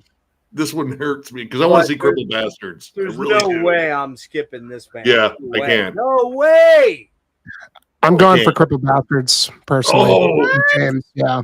I mean, I'm not really a Paradise Lost fan, to be honest. Jimmy, I fucking hate you, man. No love making between us. I'm sorry. Look, dude. You hurt me. And I've seen Paradise Lost. Like, all right, let me preface this. Like, everybody has their things they like and they don't. The gothic sound is not really. It's just something I struggle with. Like any gothic. Wait, the gothic album or the gothic sound? No. Just the gothic sound. Paradise Lost. Like, I like some of their stuff for sure. Oh my god! Aren't they doing Draconian? Yep, they're doing all of Draconian. Yeah, Draconian times. Come on, man, Jimmy. What the fuck? I mean, Jimmy, I might look. I really, I think it's really good stuff. It's just it's not my bag. You know, bro. This is Cripple our Bastards. That's going to be first breakup really as a couple. dude. I love Cripple Bastards. Man. I can't tell you their fucking album titles because they're all fucking in Italian, but they're honest. They're fucking amazing. Yeah. I might try to see if I can split time. I mean, they don't play here very often, do they? Nope. Cripple Bastards. This is the first time I've ever heard them ever play here. And I think just like everybody is going to descend on Paradise Lost, and which of course, you know, makes sense. But after Psy, I'm just going to duck into Soundstage and watch Cripple Bastards. I think for me, like, you know, and again, you know, like I appreciate that. I just like, for me, it's just not my bag, you know. I mean, I totally appreciate the band. I like some records for sure. That's the one I'm on the fence Wait, with. hold on. How many albums of theirs do you have? I've got Gothic, I've got Draconian Times, I've got The Plague Within, and I've got the newest one, the last one they put out. I really liked a lot. I didn't actually grab Medusa or the last one. I have everything else. Oh, Medusa's fucking great. Yeah, I saw them on Medusa, but I didn't get the album. But I think they're all good records. It's just not. I love them. I might do a coin flip on that one because my chances of seeing Paradise Lost again are probably greater than seeing Cripple Bastards. And God, man, what was the first one I fucking got by Cripple Bastards? I've been a fan for a fucking while. Yeah, that's it. That's a rude overlap. I agree, man. Not cool. Yeah, because Halder's killer too. Yeah, Halder's great. Although I saw Halder with Worm back in March last year, and Me too. My only kind of criticism of them is that they, you know, a lot of the songs sound very similar. I think Halder's good. It's just my draw. It's split big time, and it does not favor Halder. If Halder was in a different time slot, I'd catch Halder. So Ultimate Cheese Squid. No joke, man. Psy is my most coveted. I will not miss, other than Tribulation, which I know you guys think I'm. Yeah, and you got to think about this. Like, think about what that's going to be like after watching Psy and trying to run over there as quick as possible to catch the Paradise. Now, I'm not saying like most people are going to do this. It's going to be. It might be an not, anti. It might be that hard. It's just that, like, my point is that you really got to want to see Paradise Lost, which you guys clearly do. So you're clearly going to do that. I mean, Jimmy's point too. Like, this might be the grindcore band that you just like. You know what? I'll go see this band, and they might just blow you away. But here's the thing. Like you know, for me, I've seen Paradise Lost 2 times, I think. No, maybe 3. And you know, first of all, I love Nick Holmes, love his voice, and I just love Draconian Times. That is the album that pulled me in, and Icon. Those 2 albums are the ones that pulled me in. And like I said, pretty sure I own every album except for the last 2. And yes, I know that they've got a bit of a formula now these days, but and then, you know, frankly, my favorite Gregor McIntosh and Nick thing is that Host album. That album's awesome. Oh, Strigoi. And Strigoi's cool. Oh, Strigoi's cool. Yeah. So yeah, I'm gonna hit Paradise. That's where we're probably gonna split up there, Jimmy. But it's okay, man. It's all right. I still love you, bro. All right. So we are at where are we at? Well, hold on. We got the rest of the day there. We got a ways to go, dude. I've seen them at Decibel Fest, but goddamn, man, come on, it's fucking Tom G, bro. Also going to ruffle some feathers here, but I'll probably watch them because there's nothing else going on. But I just never got into Tom G, unfortunately. And I know that nobody gets that, but I don't get it either. But it just I don't get it at all. Doesn't do it for me. I will probably dip a bit early in their set to catch Wormed. Yeah, I know this band's pretty highly coveted. I don't know the rest of these. I'm really bummed about this overlap because I really want to see Gates of Ishtar, but I would like to see Wormed as well. Well, you're okay. Those. Yeah, I'm probably going to go with Gates of Ishtar on this one, but I'll probably go with you and check them out. I've listened to Worm; they're a little too frenetic for me. Oh, dude, it's Spanish cryptopsy. I really don't know any of these bands except for Dragged Into Sunlight is the Aussie band, right? Dude, that is the heaviest thing that will happen. I'm almost certain. Really? Yeah, that is. They have just 2 albums, and that first one, Hatred of Mankind, it's like death metal, doom, sludge. It's distant. It's just unbelievably heavy. Well, that's tempting right there because you should see it. I know you want to see these guys though, right? Fuck yeah, I do. Yeah, that's grind to the max, right? It's death grind. They're carcass worship. We know these two will probably be ones that we need to catch, right? And that is 1:30 a.m. I got it. I'm good. After if you start at 1:30, that is 12 fucking hours of tunes. I know, punk. I got this. Yeah, general surgery is going to be a party, dude. I mean, that's going to be like is that like hemorrhage, kind of? Yes, kind of. Yeah, that's what I thought. Yeah. And hemorrhage was fun. Yeah. Let me hit some comments quick here. Yeah, Nick, bastards. I'll probably check out part of Dragged Into Sunlight and then go over for general surgery. That's kind of a tough, both really worth seeing. Hey, what's up, man? What's up, John? Dude. Am I in? Has arrived. You're in. What's up, John? Oh, neat. Cool. We're on the last day. Yeah, we're on the last thing. Hold on, let me get rid of that comment there. Sorry. Let me run through comments real fast here. Sorry. Catching a little bit of Orange Goblin before heading to Ice. Okay. Overlap sucks. Yeah. It says a lot about Psy with no other band overlap. Yeah, I agree. Yeah. I think Psy is probably one of the heavily anticipated sets. Oh, I've had a crush on Heller. Dr. Mechanable for years. Yeah, I would imagine Heller's doing double duty easily. Yeah. I can't even see. What's the last day? What are we on here? We're on Saturday. Saturday. We'll go back. Yeah. We'll go back, Okay. John. All right, cool. We'll get your thoughts. Just I'm gonna eat my pizza then, and huh? I said I'm just gonna eat my fucking pizza, and you guys yeah. talk it up here. So Psy is going to be the most talked about. Yeah, I agree. It's because it's been a while since they've been there, like going on a decade. I think 2009, maybe 12. I can't remember. Crippled Bastards hurts to miss them, but I wouldn't miss anything for Draconian. That's how I feel, and I don't really. Crippled Bastards is grind, guys. Crippled Bastards grind as fuck. It is indeed. I'm stoked. What about you, Jeff? No, I'm going to Paradise Lost, bro. See, I'm like, all right. I'm waiting. God, I'm a pussy, man. I'm a pussy. Come on. I seem to remember someone that looked a lot like you last year at Hemorrhage enjoying the fuck out of himself. I did enjoy that set, but I'm going. He was all fucking smiles, wasn't he? I am going to Paradise Lost, but I get what you're saying. I hear it. They're playing fucking dude. They're playing Draconian Times. Come on, man. I know. We're also going to Paradise Lost. I know. Well, they overlap with Crippled Bastards. I might try to catch a little of Crippled Bastards because Jimmy's going to be there. So, well, Jimmy brought up the good point because, all right, Psy is playing right before all those bands. It's going to be everyone watching that one.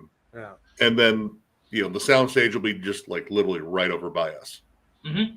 versus going all the way I didn't across think about that. the whole thing to go see Paradise Lost, which Paradise Lost has a greater chance of playing the U.S. again at some point versus Crippled Bastards, which I don't know if we'd ever see them again. Good point. Where are they from? Italy. No well, yeah, especially with this bullshit about visas and all that. Like, we may not get international bans for a minute. Oh boy. God. Yeah, you're already like a quarter way into that thing. Here we go.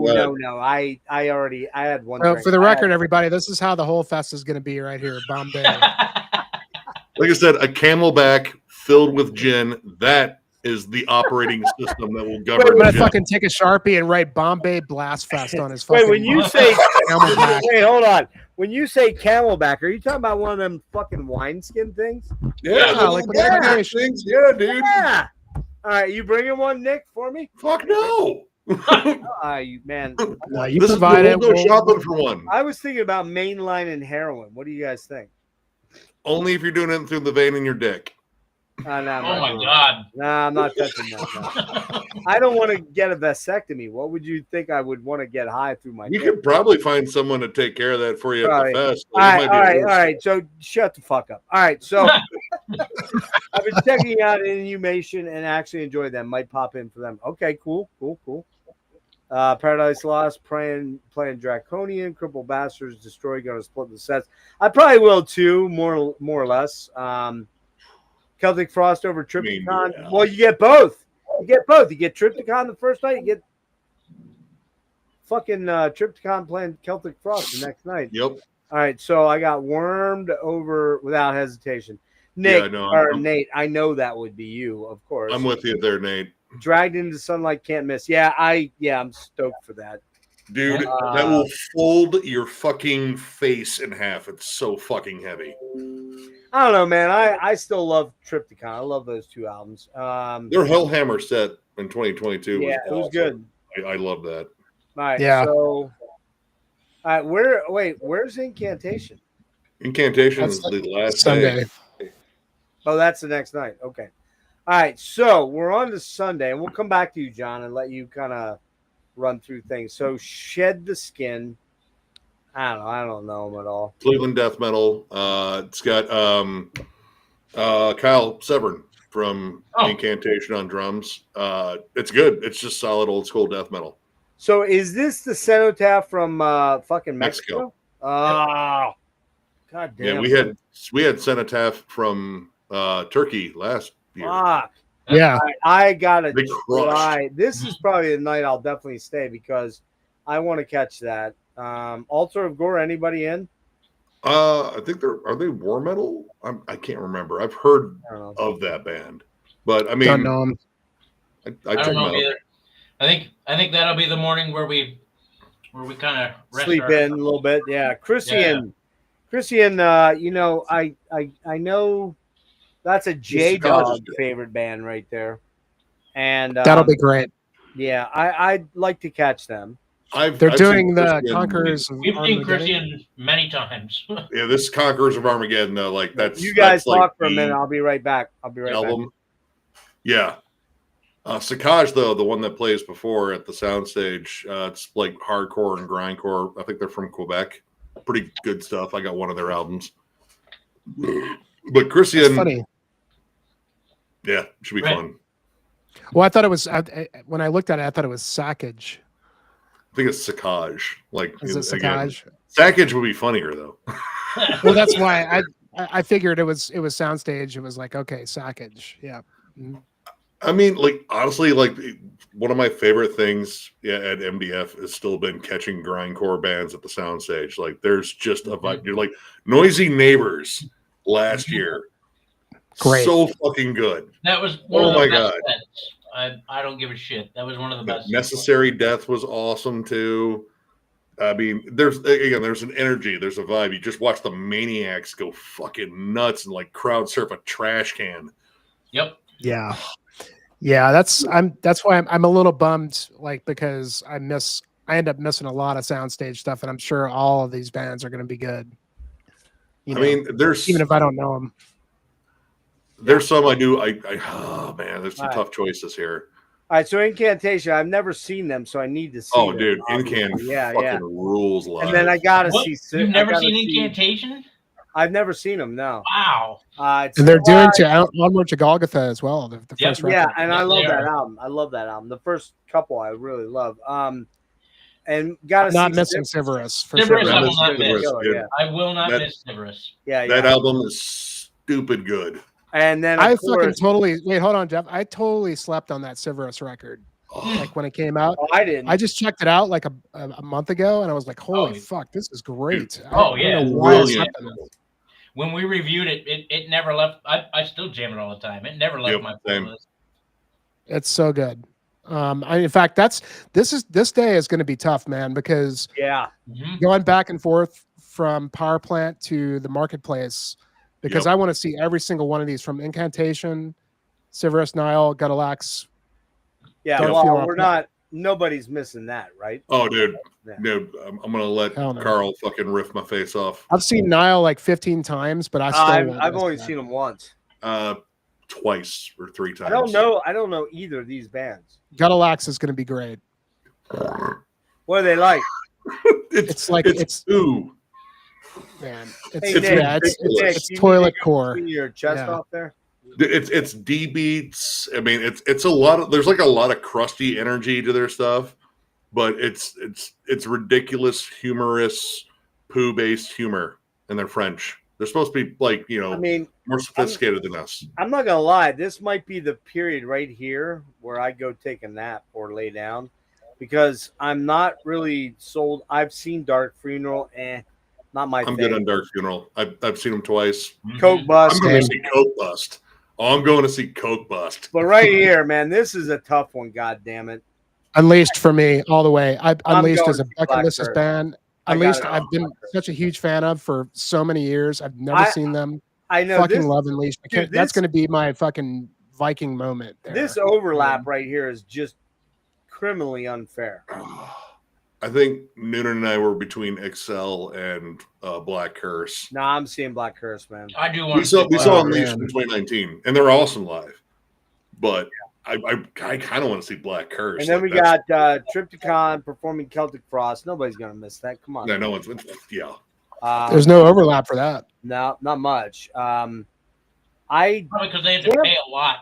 I think this is the band that probably intrigues me the most. Campfire. They're good. I don't really know these two. I know of them, but I don't know them. Caustic Wound is the dudes from Mortiferum doing Death Grind, and they're awesome at it. Yeah. And I'm not missing that. I have to be honest with you, man. That album is killer. Absolutely killer. This last 4 here, man, doesn't do a whole lot for me. Oh man, Cult of Fire, dude. I can't wait for that. Well, who are they? I don't know Cult of Fire. Man, they're weird, dude. They're from the Czech Republic, I think, and it's like Hare Krishna black metal kind of stuff. It's like wait, Hare Krishna black metal? Yeah, it's like it's like Hindu. It's like Hindu based kind of like stuff. Like very very cool. I'm really bummed about this because I'm not missing Worm Rot for sure too. Yeah, I know Worm Rot. That's the way to close it down. Worm Rot. Sorry, John. I was gonna say usually the last band of the whole fest. Usually that's like one of the biggest parties too, and Worm Rot's perfect for that. Yeah, I mean, I'm probably gonna like watch Cult of Fire, and if they're blowing me away, I don't know, but I don't want to miss Worm Rot. Martyr God's awesome too. That's like more crust. It's like At the Gates meets crust punk, and I mean. I don't like the Rock Bar because it's such a small venue and it's hard to see the bands, but Nomos and Oxygen Destroyer are tempting. A couple comments here. Wormed and Gates of Discar. Heartbreaking overlap, but I must go. I got to go with Gates. Okay. That's cool. Druid Lord would be great. Okay. Druid Lord's awesome. It's good. Celtic Frost over Triptychon. Look, man, it's kind of like the same fucking. You're drinking out of the same cup. Let's be honest. I'd pick Wormed without hesitation. Yeah, I don't want to miss Dragged. I definitely don't want to miss them. I don't know, man. I love Triptychon. Fuck you guys, man. Fuck off. No, I like Triptychon. I'll take Frost, like classic Frost stuff, and hey, I can't wait to see J-Dog coming in his panties. I just want to see that. Okay. I mean, he'll be there. And not only that, I want to see his wife's big mammary. Personality. Personality. There you go. She was very. I have to reiterate, when I met those guys, L-Cat, Lizzy, I think is her name. She was absolutely amazing. J-Dog, not quite as much. But I met J-Dog. It was all right. I mean, he seemed a little withdrawn. J-Dog is the personality on the YouTube thing. In person he's a little bit that, but he's not quite as over the top. And maybe J-Dog and I will have like a India-Pakistan sort of détente. You know what I mean? Maybe we'll come up with that. That doesn't sound very good. No, that doesn't sound good at all. Of course. What's that? What'd you say? They're both nuclear too. Jesus. Right. And of course, Donald Trump will be the intervening force. Of course. So he's going to guide you as you guys are docking? Listen, I try to stay apolitical on these things, but hey. So Jeff, if you're India and J-Dog is Pakistan, who is Donald Trump? I think you are. You're Donald Trump. Oh, that's man. not good. You got to get in and intervene, man. I mean, come on, And let's be honest, Jimmy. We know you've had multiple affairs on your wife, and we know you've had multiple fucking criminal investigations. Oh, tons. And he spray tans too. Hey, look. Everybody knows when you come on my channel, man, I am anti-Trump 100%. I fucking hate the guy. I think he's a piece of shit. And he is a piece of shit. And so far, his first 100+ days have kind of showed that. But the bottom line is, it's good that this thing stopped. But don't worry, the Ukraine war will be over sometime in the next fucking 50 years. Just hang in there, okay? Well, the point is, Jeff, is that I can't be Donald Trump in this case. I could maybe be like Ron Paul or maybe you're fucking like a Ricky Rubio, or not Ricky Rubio. What's his name? What's his name? Rubio? Marco Rubio. I thought it was Ricky Rubio. It was like fucking. I was thinking of like what was that fucking band? Ricky. Wow, man, what? Menudo. I thought it was Menudo. All right, so I'll come in as Menudo, dressed like Trump. Yeah, and I'll be like I'll broker the peace between India, Jeff, and Pakistan, J-Dog. All right, heroin. Man, that is a tremendous responsibility. I can't wait to watch it. Yeah, this is like become a whole nother level. Yeah. I'm going to be Switzerland and just watch. I'm 59. I already have a limp dick because of my fucking autonomic issues. So, kind of. That's too much to share. Center Cab is going to be my first band of Sunday, even though they're playing. That's super early for them. But, man, I do not want to miss them because that album, what's it called? Yeah, it's got a long title. Hold on. Yeah. Hold on. The Eye. The gloomy reflection of our hidden sorrows. Dude, that album is so goddamn fucking amazing. Fuck. Bad recording, but it is it's fucking a dude from Chasm. Yeah, it's Daniel Corchado. There he is. Yep. Daniel Corchado. Yeah. I mean, the Chasm's playing Onward. So wait, hold on. Did I miss something? Is Incantation doing the whole Onward? Yes. Oh yeah. Yeah. Yep. Oh my god. That's what they've been. Yeah, that was their thing. Yes. Well, I just saw them do all of Immortal Throne of Nazarene with Decapitated, and yeah. I met John at Decibel Fest back about a month ago. What a cool guy, man. Oh, he's a super nice dude. Very down to earth. Very, very awesome guy to talk to. I don't believe that every human should see. Okay, all right, there you go. If you believe that, I believe that too. Dude, it's ridiculous. Like, dude, if you just want a good laugh and riffs, there it is. Cult of Fire will be all right. You've sold me. I gotta see them. Last year we had Mortuary Drape as the final band, and I was fucking beyond exhausted at that point. My legs, my hips, my body were shot. Oh, but I gotta say, man, Mortuary Drape was fucking rad as Oh, they were shit. great. So we had Worm to get that Rat, early. yeah, if Worm Rot is good, well, you had to leave because you had an early flight, right? A super early flight where yeah. like Flexus get back. I don't know. Yep, I remember the end of every fest we've been to where we're dead. That's awesome. We're like, we could stand here, but I'm not going to stand here anymore. We're going back to the hotel. Fuck this. Yeah. Well, except for Cephalic Carnage. I was going to say, except for Cephalic Carnage, we really closed out that party that year. Yeah. So, let's see what else. Yeah, there's definitely a few overlaps that suck big time on this one. But I don't feel like the overlaps were as bad last year. Not too many, maybe 4 or 5. That's it. I mean, it's not too bad overall. These guys, let's give these guys a fucking round of applause. These guys do a hell of a job, man. I mean, to have all these bands and get us to see all these bands that generally we would never see. It's kind of fucking amazing. I really applaud these guys. They just kick ass, man. What are their names? You guys remember? Is it Ryan? Ryan Taylor and Evan something. Yeah. Guys, you guys fucking rule. You guys fucking rule, man. Thank you. And well, not you, John. Shut the fuck up. Does this become a foursome? It could. We'll see.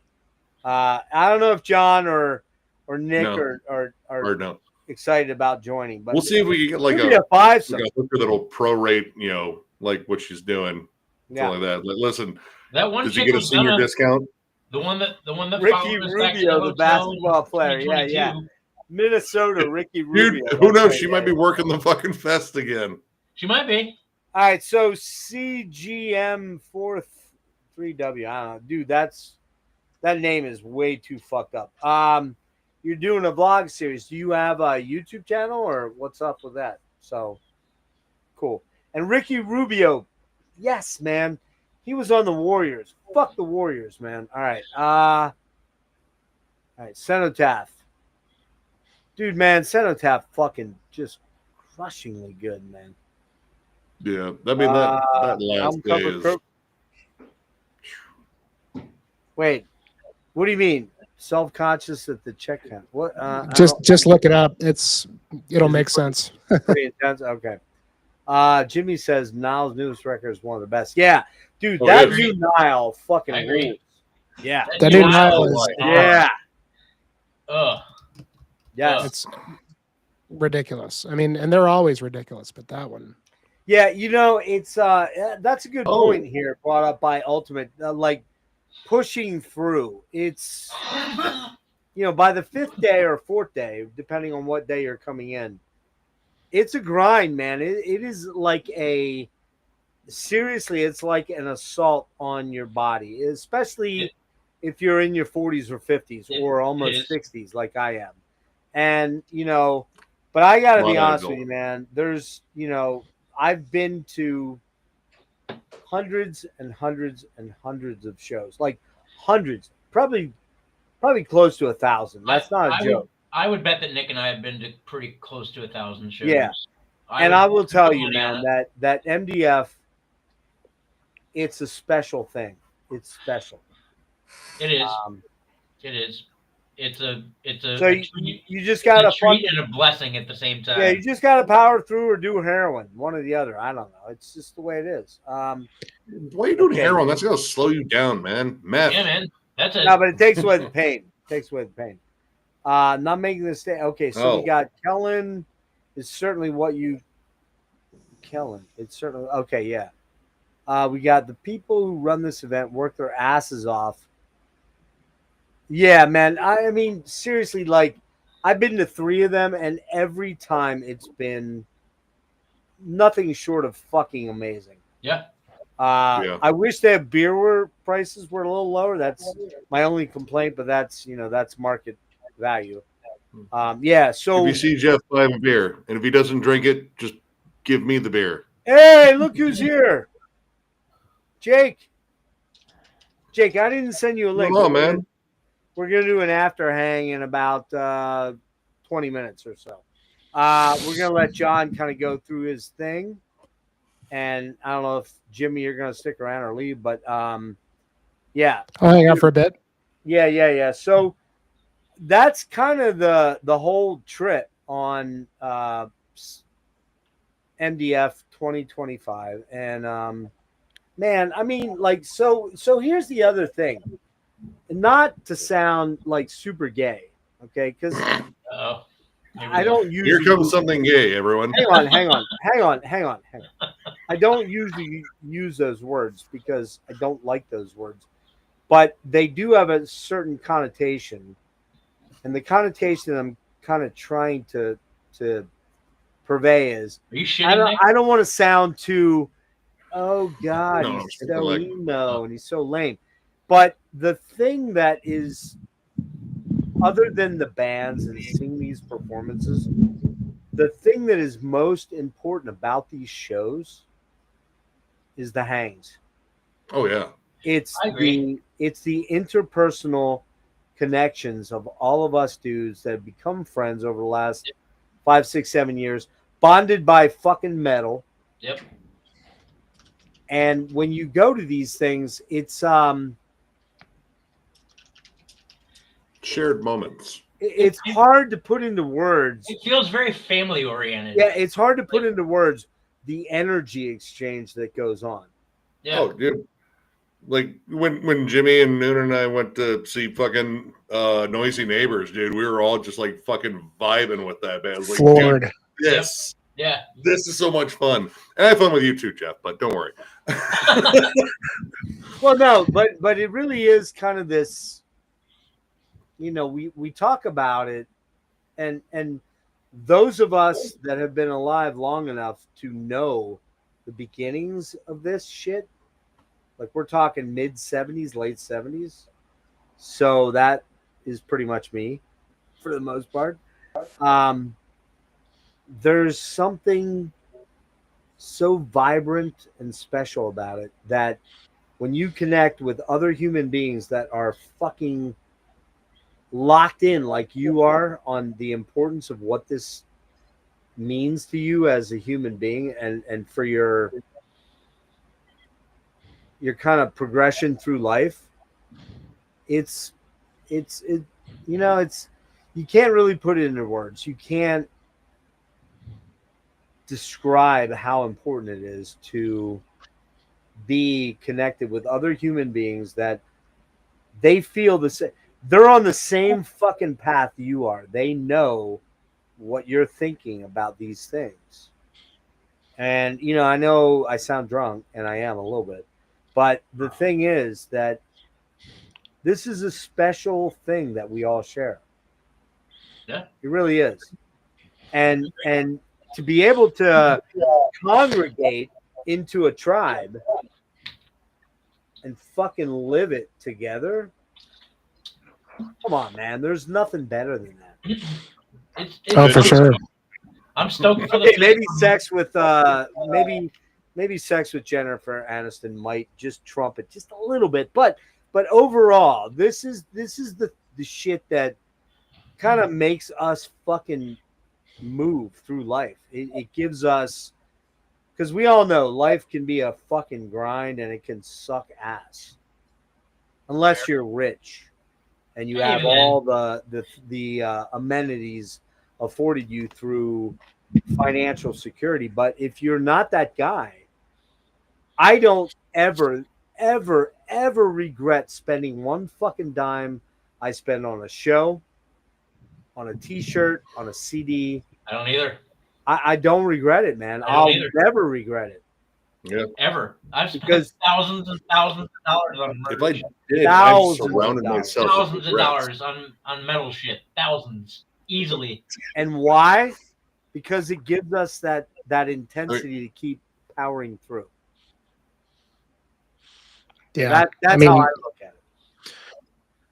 Yeah. It's, like being a metal fan for going on like 30 years now, it's just amazing to see, the kind of work that you talked about that they put into this festival. And like, I mean, everything you just said was perfect. I mean, like people just making those connections, and it's like, it's funny. It's like you look at the set list, the rundown of the bands, and you're like making these plans on what you're going to do, but then you never can anticipate what's going to happen. Like when you get to the festival and you're hanging out, with everybody, and like, oh, we got to go catch this, and then like you want to make the time not just for the bands, but also for the entire experience. Like you said, like that's.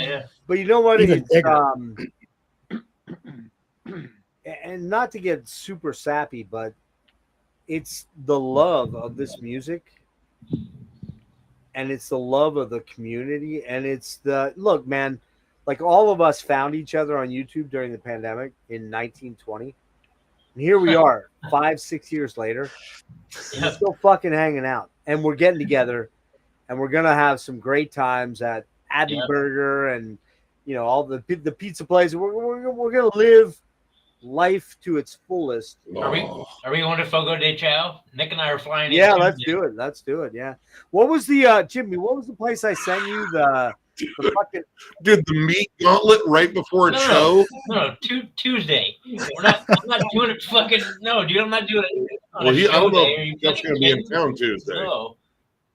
Yeah, dude, the meat gauntlet before the fucking show. Are you kidding? We're not doing it Wednesday. We're doing it Tuesday. There's no show on fucking Tuesday. We're doing it Tuesday night. Tuesday, but I mean, we could do Fogo de Chao, but like I said, that's a lot of meat. Like it's a Brazilian meat place where they come by with skewers of different. It rules. Yeah. Like, would you like another slab of meat? But like, what was that, Jimmy? What was that place I sent you and Nick? The Blue Moon. It was like a breakfast place. The Blue something. It looked great. What's the menu posted on? I'm just looking at that shit. You're like, oh my god, I'm gaining like 20 pounds, but I don't care. I just that burger place we went to was great too. Abbey Burger. Yeah. Abbey Burger. Fells Point. And we should mention that we've got Soundgarden there, which is one of the best record shops on the East Coast. I mean, if you're good to go there, you won't spend as much there as you will. Well, no, you'll spend more there because you'll find 9 million things. But I mean, Well, I was gonna say, man, Wednesday we should just meet up. That's at Soundgarden, and then that's my plan. That's my plan. So, again, man, like as much as I hate Nick, and I really do, I hate him. That's fair. The thing is, for that moment in time when we connect on music, I actually love the guy, and it's awesome. And Jimmy, dude, I've been out to your house. I've slept on your fucking couch. I've hung out with you and your wife, and it was absolutely one of the highlights of my life. And it's so cool to have these really intimate connections to other human beings that are brought about by our love for fucking Sorry. Listen, I was actually doing the scissoring thing myself. But we gotta scissoring. Yeah, scissoring. I know what you mean, brother. It's so cool to be able to connect with other human beings this way. And I mean, this is like one of the alpha predators of the fest. We don't have like a Vakken. We don't have a Hellfest. We don't have those massive, which is okay by me because I don't think I would enjoy being in a fest of 80,000 people where you're. Yeah, I don't think so. Unless you're there early and you've trucked to the front and you're getting crushed. It just wouldn't be fun. The nice thing about MDF is none of the crowds are so scary. You're talking a couple thousand people. Yep. And you can get to the front if you're early enough to get up there and, enjoy this shit. So, super props to the guys that put this on. It's got to be an immense amount of work. I can't even imagine it. Yeah. I mean, dude, we did that. So much room for we did that small fest for Denver, and that was a lot of work.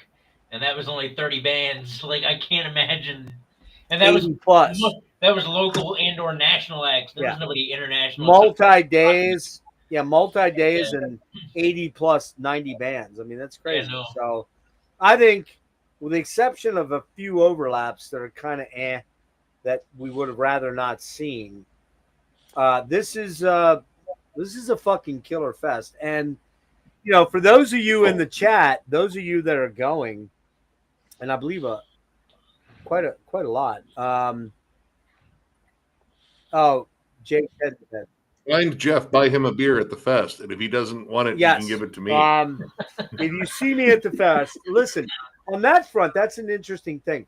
If you see us at the fest, we are all very approachable human beings. We're all very cool. Don't be fucking weird. Except for Johnny has rabies. I have rabies.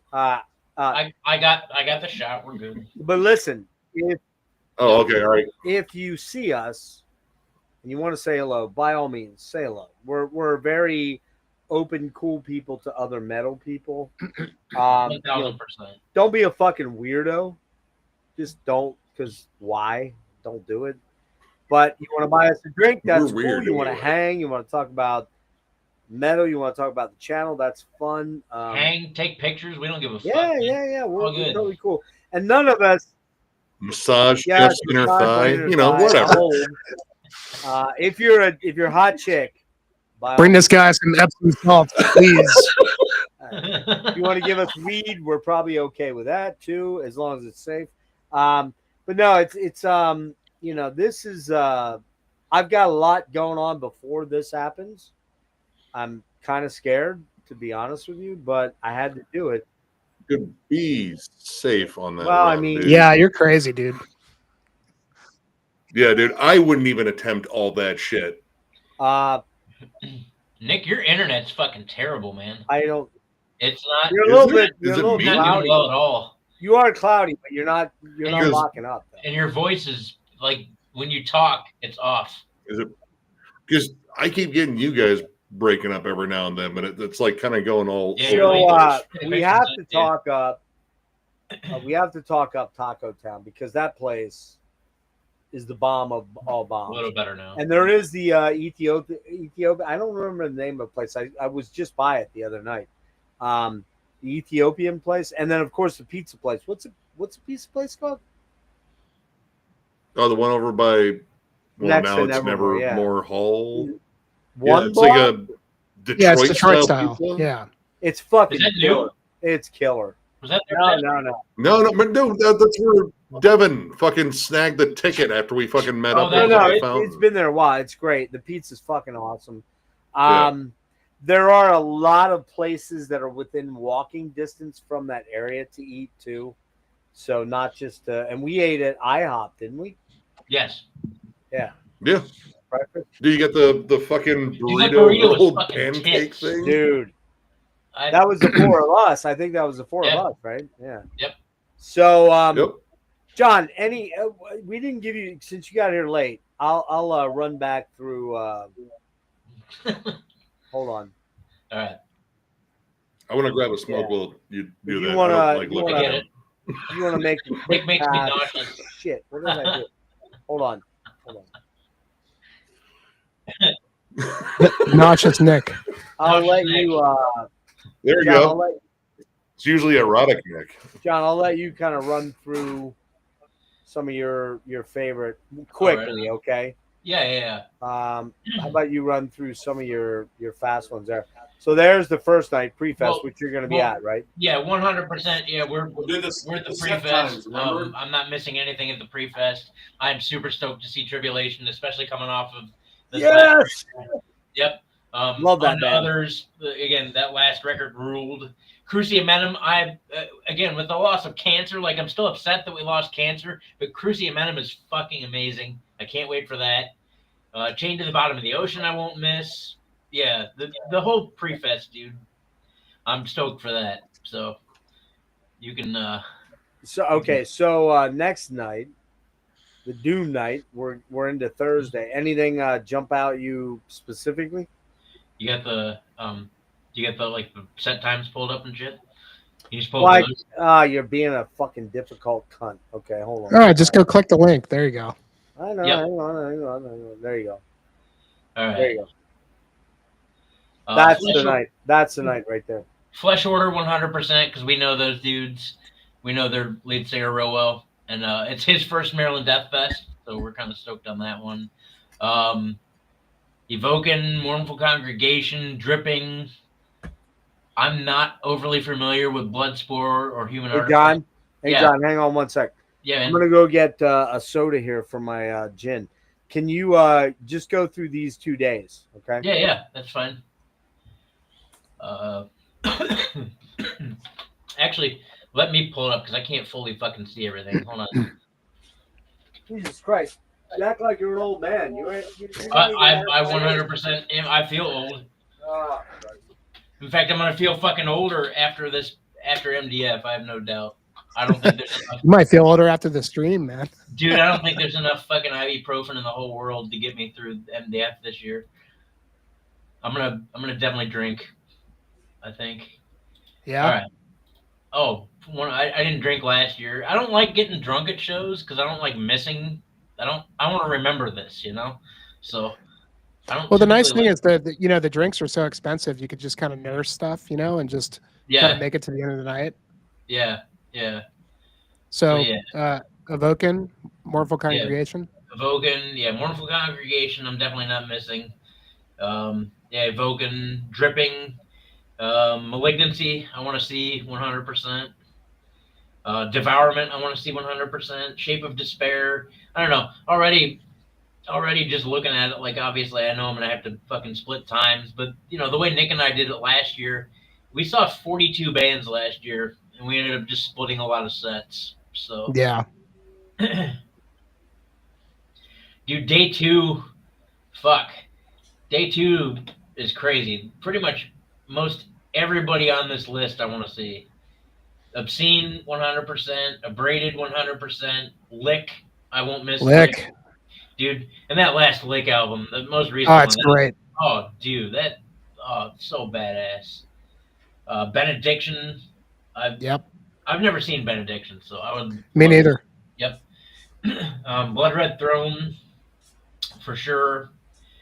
Acifix, for sure. And Chapang. I've never heard Chapang. Weren't you guys talking about that earlier? Yeah, they're actually replacing a band called Sudoku. Yeah, that's right. That's right. And I'm sure they'll be killer too, but everybody's probably going to be there for Asphyx. Obituary, because I want to see all of Cause of Death. No Krallis. Hey, by the way, Malia has a great point. We have to try to remember to get a group photo. I think we got kind of group photos. We got like a shitty photo at IHOP. Was that? Yeah, we did that one, and then we did the one with Atheist, but we were missing Jimmy in that, I believe. Yes. So. Yep, we do that one of us and Atheist is one of my favorite photos that we took the whole fest. That was so badass. I never thought I'd get that chance, Yeah, man, it was good stuff. So, where you at there, John? Anything? I'm on day 2 already. Krallis. I'm not overly familiar with Krallis, but something tells me I should probably check them out. Oh yeah. Yeah, Krallis is an interesting thing. They're kind of a very unique. If you like Gorguts, it's kind of Gorguts, even weirder. A little more proggy and synthy and weird. Yeah.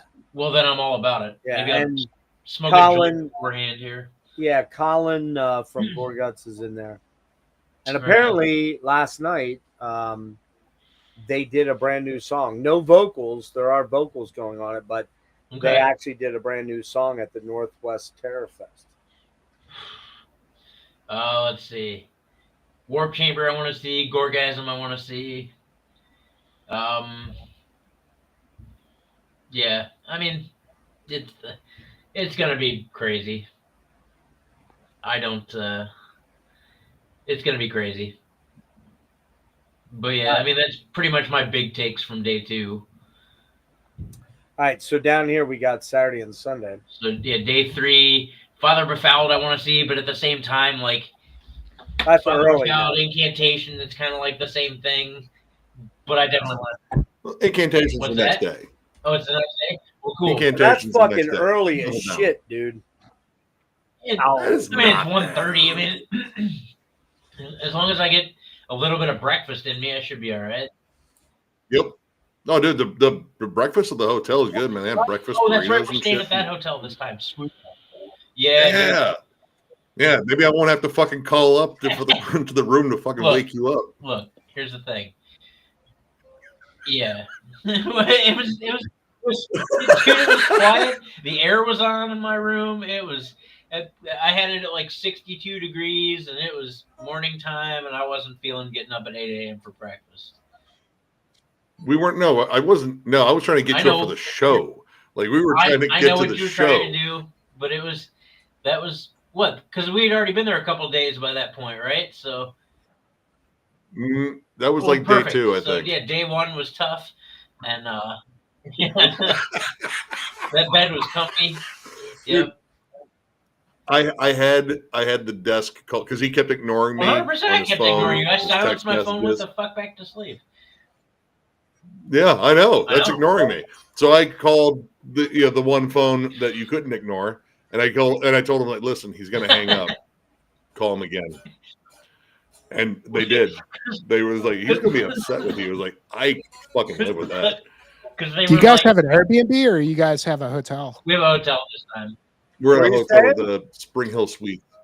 Spring Hill Suites. We're literally within walking distance of the whole Jimmy, thing. where are you at again? I'm at the Hyatt. It's about 15-minute walk. It's not too far from where we stayed last year. Yeah. That last one was pretty far. after being on your feet for 10 hours. It's literally all I could get that was like within reason and not shitty, you know. When the first time the front desk called and they were like, your buddy's down here and he wants you to get up, and I was like, you tell him to go fuck himself, and I hung up. Jimmy, what was the He was like, they were like, he doesn't sound very thrilled. I was like, yeah, I fucking care. Wait, Nick, did she tell you to go fuck yourself? No, she just said he seems very I told him he's probably going to be upset. Call him again. And guess what? He came down. We got to the show in time. We had a great time. So shut the fuck up. Jimmy, where did you stay last time? Do you remember? It was the Courtyard Marriott. Courtyard. Okay, yeah. This one, like the Hyatt, it's literally like a block a little further away from the harbor. But it's, it's a little bigger actually because it's got that sofa bed for whoever Jesus, else. dude, that last place. But that place we stayed in last time was fucking huge. I thought it was good enough, I mean, like it's ours. Yeah.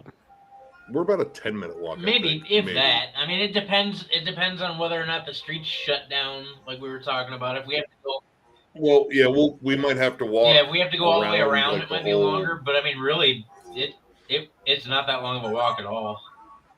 It's less than a mile, so it's like. Yeah, I mean, honestly, dude, if miles or something. If we all plan on doing this again next year, right? This guy here's asking us. We're not staying, man. No, man, we're gonna be fucking toast, dude. Yeah, there's no way. Yeah, by the time Monday hits, I will not want to do anything except get on the plane, come back to my house, talk to my cat for a minute, and go to sleep. That's what's gonna happen on Monday. I remember when last year when I dropped Jimmy at the airport, we were both looking at each other like, man, dude, if we had to do another day, it would be fucking no way. There's just no way we could do it. But you would have found a way. So I never told you guys about my flight back. That's another. I'm not going to do. Oh yeah, now, no. Yeah. Tell me. I don't think you told me. Oh, I got on the flight and this girl had her dog, and that's a long dude. I'm not going to recount it now. I'll recount it for you guys when we're sitting having some food. But yeah, it would take too long to unpack here. Okay. But all I could say is my flight almost didn't leave because of one individual that would not accept having her dog on on her lap versus the table in front of her. Oh shit! And it nearly did not let it nearly derailed the whole flight. People were screaming. It was insane. And I was the one that stopped her or told her to get. They were trying to get her off the plane. She would not move. everybody was screaming at her. I finally turned around and tried to talk to her. She finally got it's a whole to do, but anyway, yeah. Oh, that's a hard Hey, no, Jake. Jake. Hey, Jake. It's a Hey, flaccid Jake, no. eat my fucking ass, bro. Extra flaccid now. Flaccid ass. Extra flaccid ass. But yeah, did Jimmy show you the whole logistics between Paradise Lost and Crippled Bastards? No. Oh yeah, he hadn't got there yet. John, you were on Saturday, I think. Oh, were we? Okay. So, yeah, so there you go. No, he doesn't want to deal with me being angry. That's for sure. No one does. All right. There will be So, snacks. Psy has their own block. No one else is playing during this time. That's at the marketplace. And immediately, that means everyone's fucking there. Now, immediately after, we could beat feet all the way back to the power station. Power plant. Yeah, the power plant, my bad. Power station. Or go right over to the soundstage and watch Crippled Bastards. Well, yeah. I mean, Paradise Lost, again, that's a band that I think we have a chance Oh, to no, see we did again. talk about this. Yeah, that's right. Yeah. But I feel like Crippled Bastards is a band that we might not get a chance to see ever. Well, yeah. And to go back up, I don't want to miss Kronos and I don't want to miss Cynic either. Oh, dude. Oh, Jimmy's big on board with Oh, fucking dude, Kronos is one of my fucking favorites. Nick showed me Kronos back several years ago, and I fell in love with it. And then, hell yeah. And then for a while, none of the other albums were on Spotify. And then I talked to Tito from Everlasting Spew, and then a day later, all their other albums were up. So that was cool. Yeah, I only have 2 of their albums, Oh my but they're God. both excellent. I fucking love Kronos. Oh yeah. Yeah. Let's But see, what yeah, do we got? I mean, we had snacks the first time. Well, Jimmy ate there's them so many all. places in to our eat. in our hotel, at least because we're at the same one, they have a bunch of like 24-hour snacks up at the front desk, and then we get that 7-Eleven right by the the fest. So Dude, there's a dive bar right across the street from us that's right. too. Yeah. That has like big open face that where fucking we- sandwiches and is shit. that where like we pub ate food. with Sam and Yep. We got like blackout Yeah, dude, fucking we got drunk hammered. and ate a whole Yep, bunch that's of right. bar food. And then we ended up in a karaoke bar. Yeah. Yep. Yes, all Drunk. very drunk. I was the only And it one was without a thunderstorming. hangover that night. Remember I don't that know what I did thunderstorm right. that rolled through? It was pouring fucking dude. Oh yeah, dude. Yeah, that's why because we were trying to get underneath the canopy at the power plant so we could actually see Carcass. We caught a little bit of obituary, but we were like drowned rats. Yeah. Like we couldn't fucking. When was Wasn't this? it Last obituary? year? It wasn't obituary, it was Carcass. 22. Oh, the year, oh yeah. Yeah. No, we Yeah. saw a bit of obituary, but we missed Carcass. Yeah, that entirely. rain was fucked up. I remember that. Yeah, that's the year the dude he jumped off the thing. Yeah. Yep. Yes. All right, so we kind of ran through it. We didn't get Dan in, unfortunately, which is a bummer. But we'll be hanging with him, of course. But wait, John didn't finish because I know Cynic is a big one. Oh, you're Cynic is a big one. Psy, I definitely want to see. I mean, I kind of agree on the Paradise Lost thing. We probably do have a chance to see Paradise Lost again. I mean, a lot of these international bands, you guys, like with the state of the world right now, we may not get an international band for a while. We may be left with bands in the States for quite some time to come, which is unfortunate because, I love European death metal, but man, we may not get it. Yeah.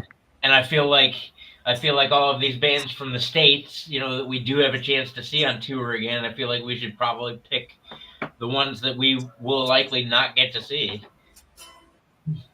Yeah. I mean, there's a lot of like difficult decisions on here. There are. But no, I mean, some of them, honestly, I disagree. I think there's only 4 or 5 that are like, oh shit, like that's tough.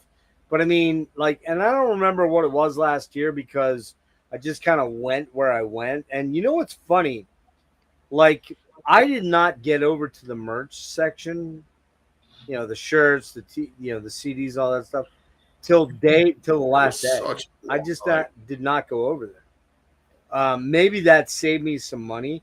I did end up getting a Blood Incantation and Sabotage shirt. I think I got a Mayhem shirt. That was it. I didn't spend a lot on merch. I don't know about you guys. All right. I didn't do much in the way of like the merch line that was outside by the marketplace because the line, I didn't want to stay in line and miss bands. But I did do the mall.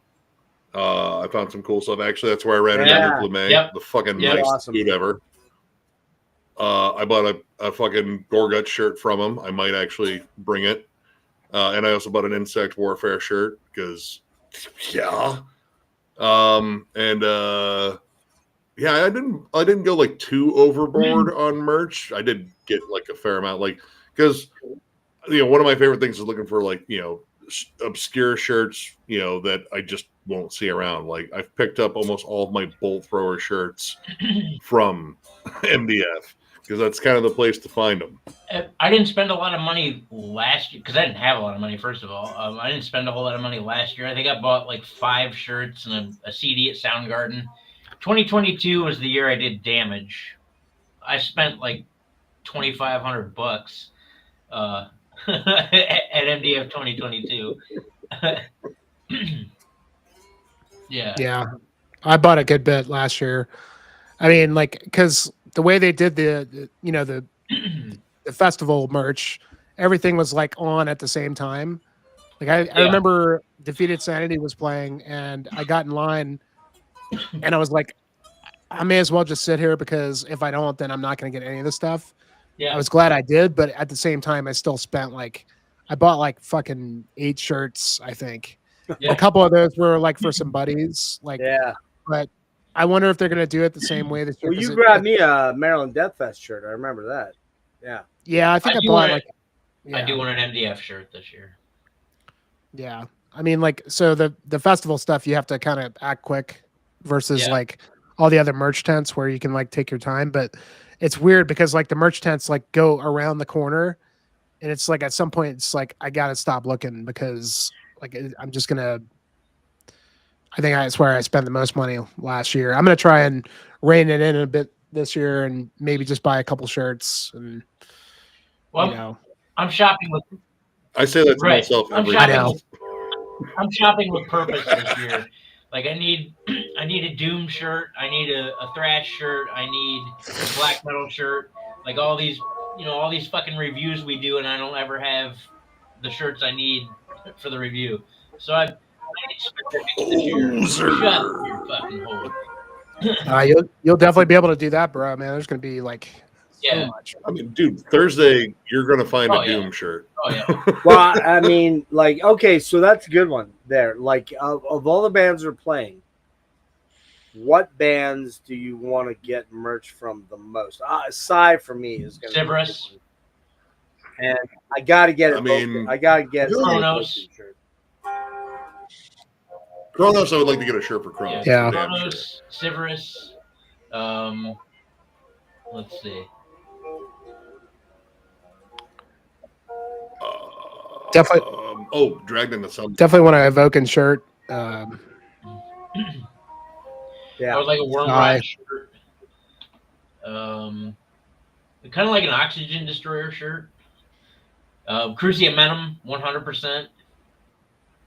Yeah, that's and if Chain of the Bottom of the Ocean, Chain of the Bottom of the Ocean, I might just get if they have their albums available. I'll just get them there. So in other words, it's going to be a lot of money going out. It always is. It always is. Yeah. There's no escaping that. Again, it's kind of that it's kind of that thing where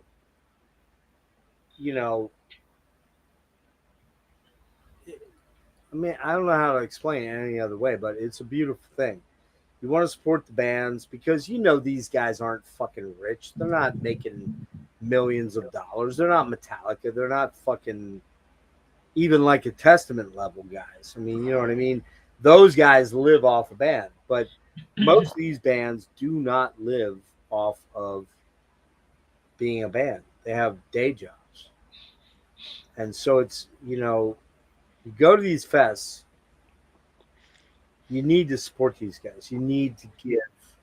Oh yeah. And it's tough because we're all hurting because because it's 2025. well, it's I could get more deep than that, and Jimmy knows where I'm going with that. But I mean, we all know where you're going. It's not a pretty picture right now, and we need to help these dudes out because we don't even know in the next 4 years where things are going to go with as far as visas, work visas.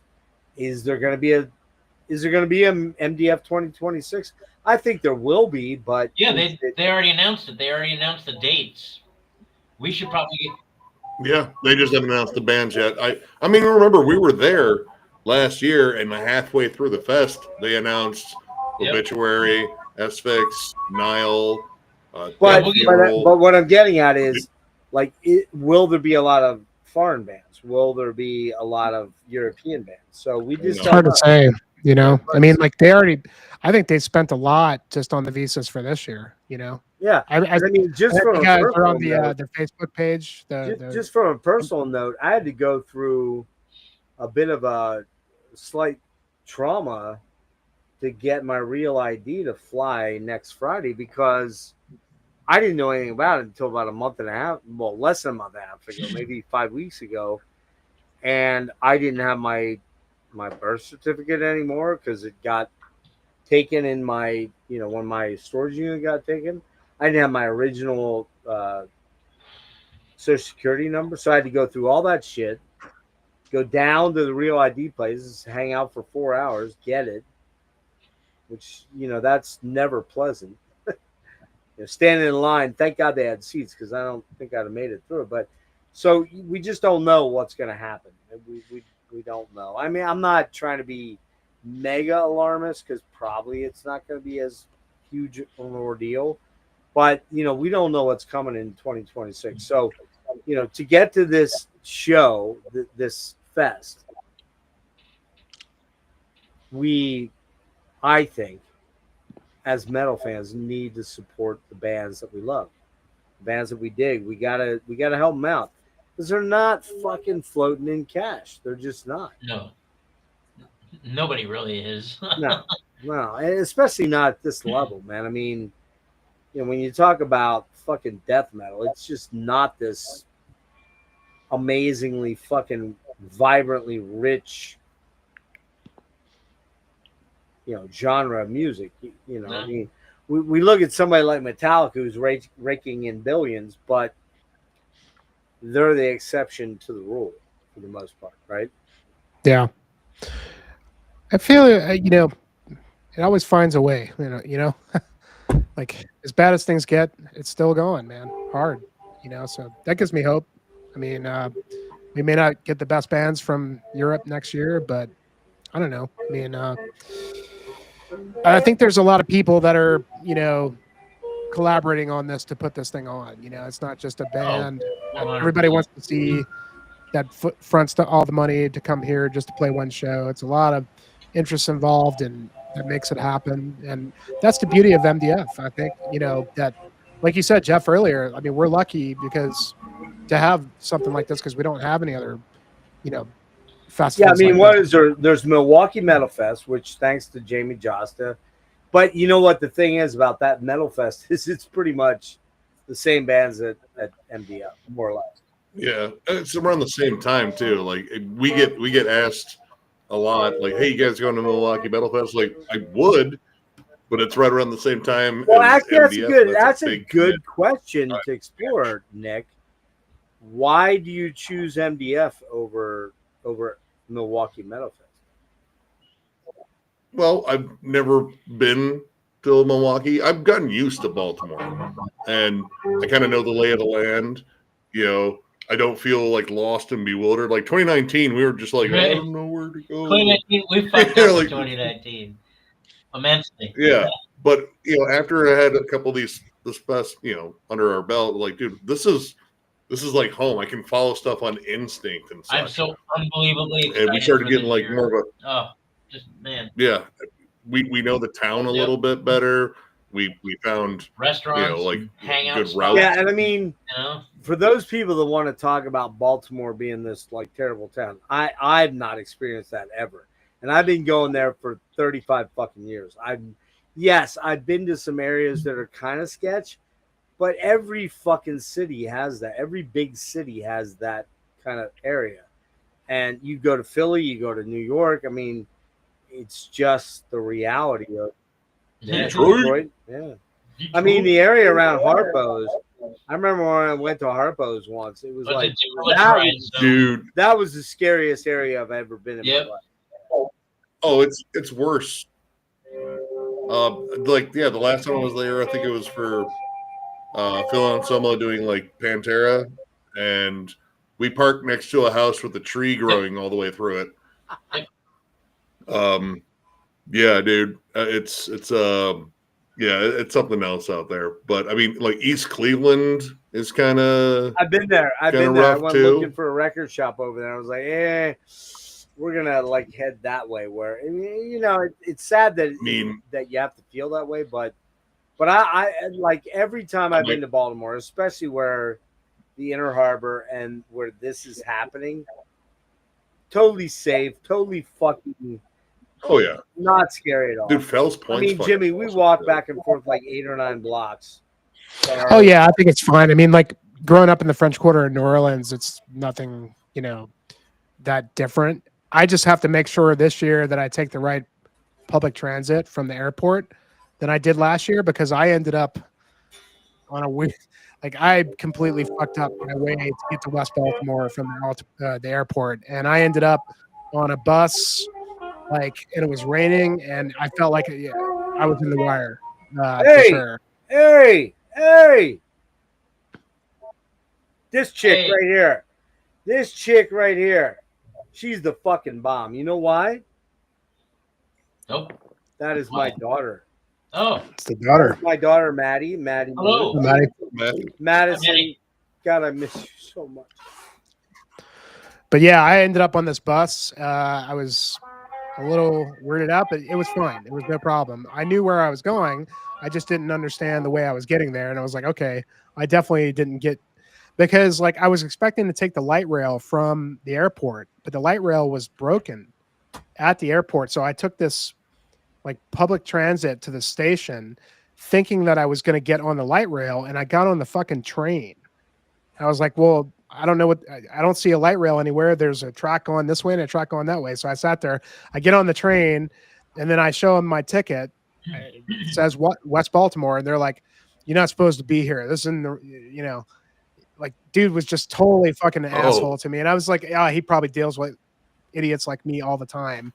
So they just like let me go. And I'm like, all right, well, I'm definitely going to West Baltimore. But then they went way off track to a different part of town. I got off the fucking train and went into the station. And I was like, okay, this bus looks like it's going to go that direction. So I did that, and it worked out fine, but it was a little scary for a moment because I was like, I don't know what I'm doing. Like as a fucking Westerner, like coming on to the East Coast, which is very rare for me. Yeah. I don't, like I'm completely in fucking Disneyland. Like I don't know what the hell I'm doing, So, but it's a different bug. But it worked out. I mean, like I made it. I fucking like I was on the bus long enough. I was like, okay, I've got to have long way to walk, and I'm getting off right here. And I just fucking walked the rest of the way, and I just made it, and it was fine. This year, I'm going to take a different approach and hopefully have a better idea of how I'm going to get there from the airport at fucking 5:30 in the morning, which I have to do again this year. That kind of sucks. Just thinking about the 5:30 in the morning thing. Yeah, do you sleep on planes? Can you sleep or no? No, not at all. I can't either, man. It's like there's always babies screaming and people coughing. At least I have a direct flight, but I fly out at like midnight, and I'll be in Baltimore at 5:30, and it'll be just like last year. I'll go over there, I'll fucking hit the Whole Foods and get something to eat, hopefully get into my hotel like earlier than 4:00 so I can get some, sleep before the death doom Thursday night. Yeah. Is that when you're flying in? Are you hitting the pre-test or no? No, Thursday morning I'll be in. Yeah, I'd love to come in the day before, but it's just I work at a school and that's like the very last day of school, so Oh, gotcha. it's like perfect. Like I get done, I go to the airport, I fly out, everything's done, everything's taken care of, and perfect. Boom, you know. Right on. That's cool.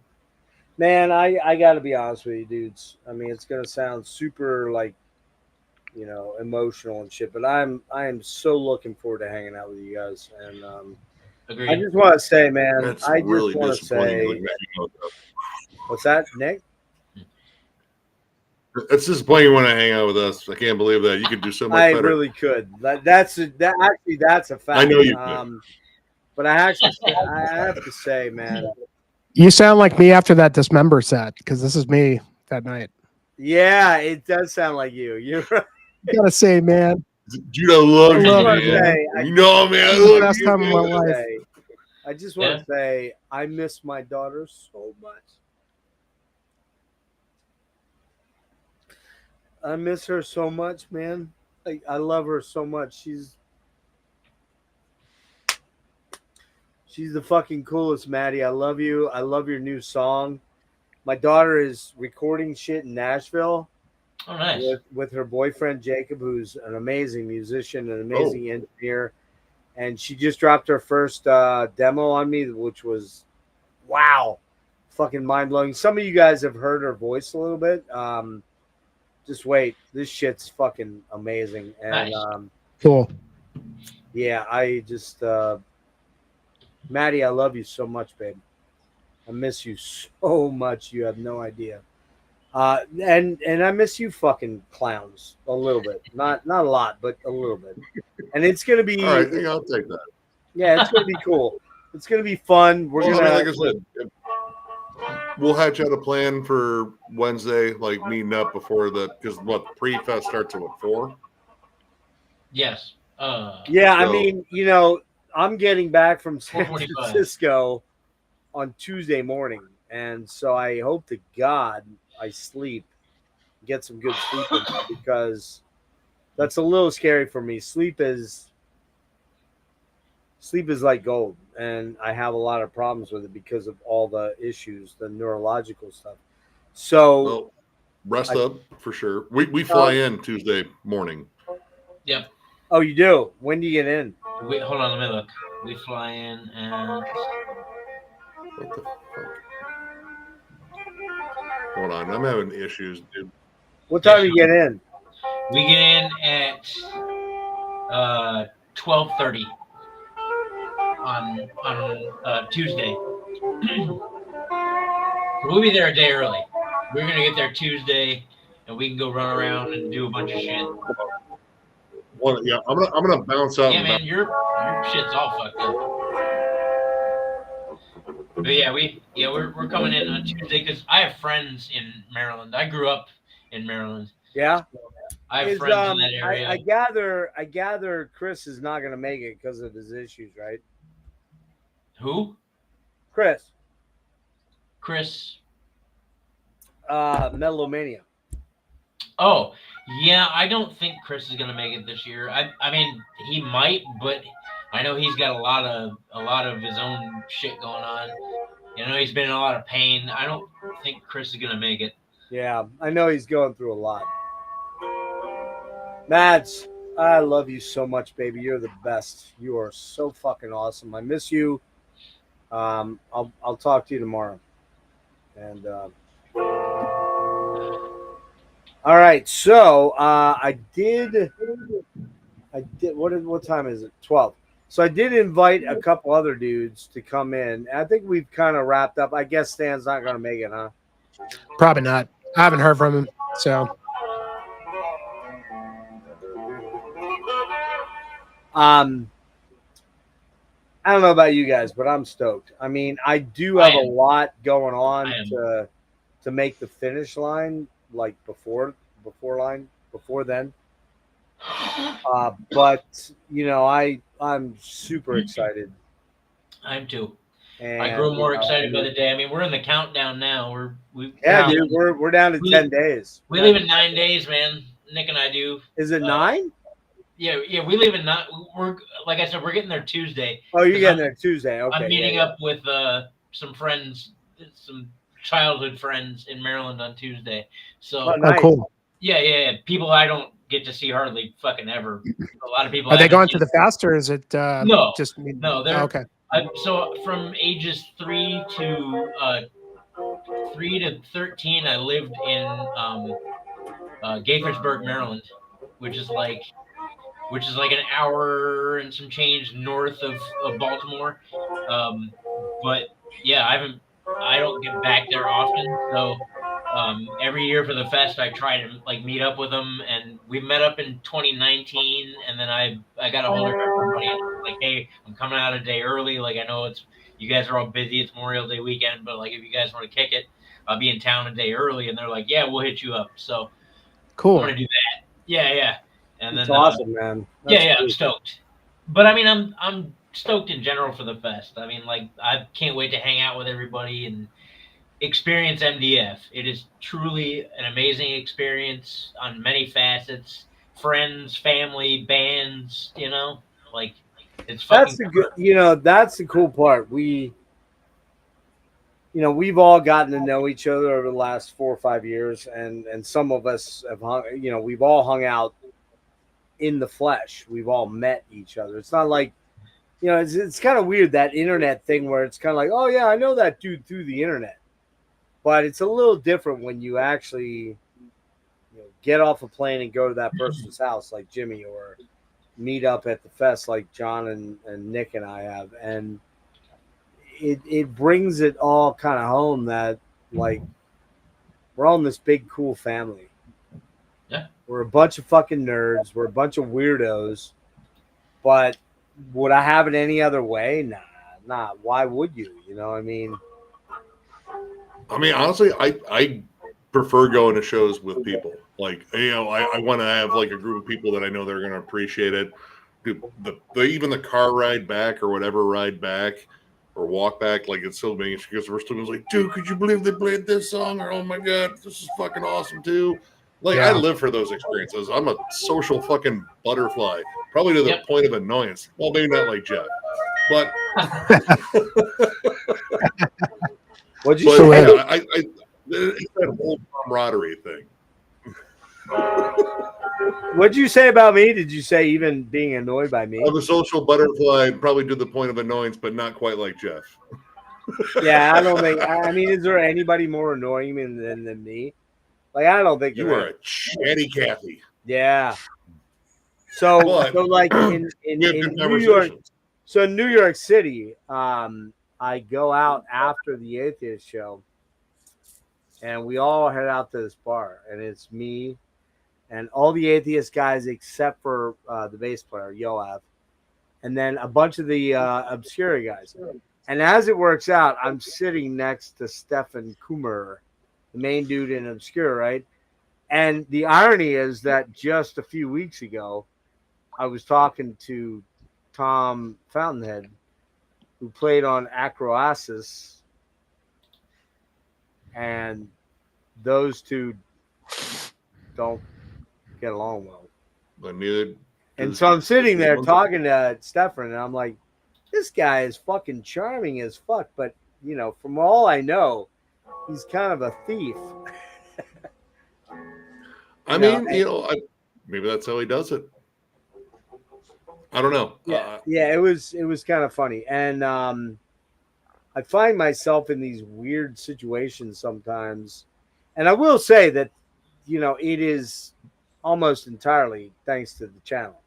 Like if I didn't have the channel, I don't think I'd have the access or the cachet to talk to these guys, or to interact with them. I don't think any of us would. No, I don't think, and it's weird. It's very weird. Without the channel, I don't think Nick and myself, I don't think we would have met half the fucking people we've met without the channel. Yeah, and you think about like your Max Cavalera moment, like dude, when in your life did you go, oh, we're gonna hang out with that guy? He's gonna. There was never in any bingo card fortune telling. No. That was one of the That was one of the craziest moments of my life. I can't believe that happened. And to this day, I still can't believe Max is a fucking fan, or the fact that he wears our shirts when he goes on tour. Like, it baffles me. Yeah, it's weird. It's weird, right? It is I mean, weird. it's weird. Mind blown. So, like, I'm talking to Ed from Diva the 2 nights ago, and he's like, I'm like, hey man, so blah blah blah blah blah. And he's like, oh wait, you're that fucking guy, gas mask dude, right? I'm like, yeah, that's me. And he's like, man, you were so supportive and blah blah blah, and it's just so cool. I mean, all the guys in Crip Sermon, Horrendous, they're all buddies of mine. Like when I go to a show, they're like, they actually walk over and go, hey, what's up, man? Good to see you here. That kind of thing. And that's cool. That is a cool thing. You can't really buy that. Well, I guess you can buy it. I mean, everything's for sale. Oh, I should note also. Have you if had that things work out, Jimmy, for you at out in Denver at all? Huh? what's that?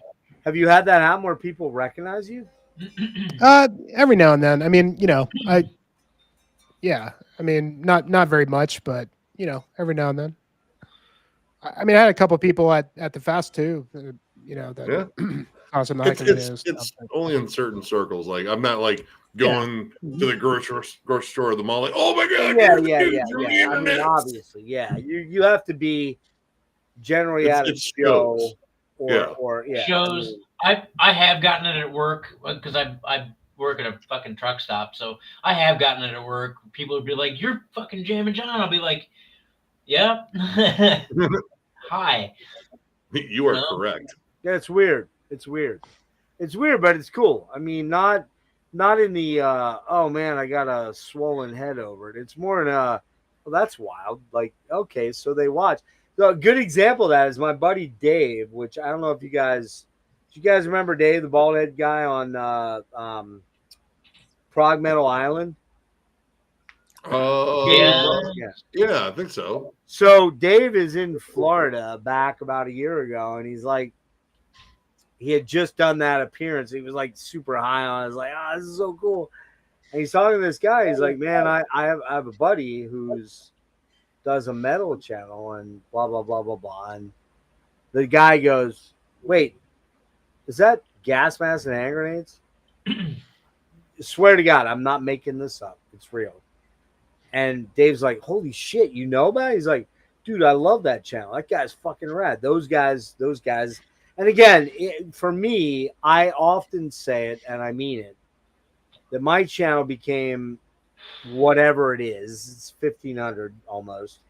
But I mean, which isn't that big. It's not big. But it became what it became because of all the people I had on. It's not because of me. That's the spirit. I mean, most people just want to see me melt down and flip out. Dude, it does happen. You understand your ability to interview. Like, honestly, I can't do what you do. I know that. I'm a fucking awkward fucker. It's literally the fucking Chris Farley skit. Like, so when you did that one thing, it was cool. Yeah, that was exactly what it was like when I went on with him, with Hom and fucking Anderson, which I should not have done that because I was just like, okay, I'm awkward as fuck. I should not be here. Yep. That's still me. I do kind of pride myself on the ability to be very communicative and kind of know.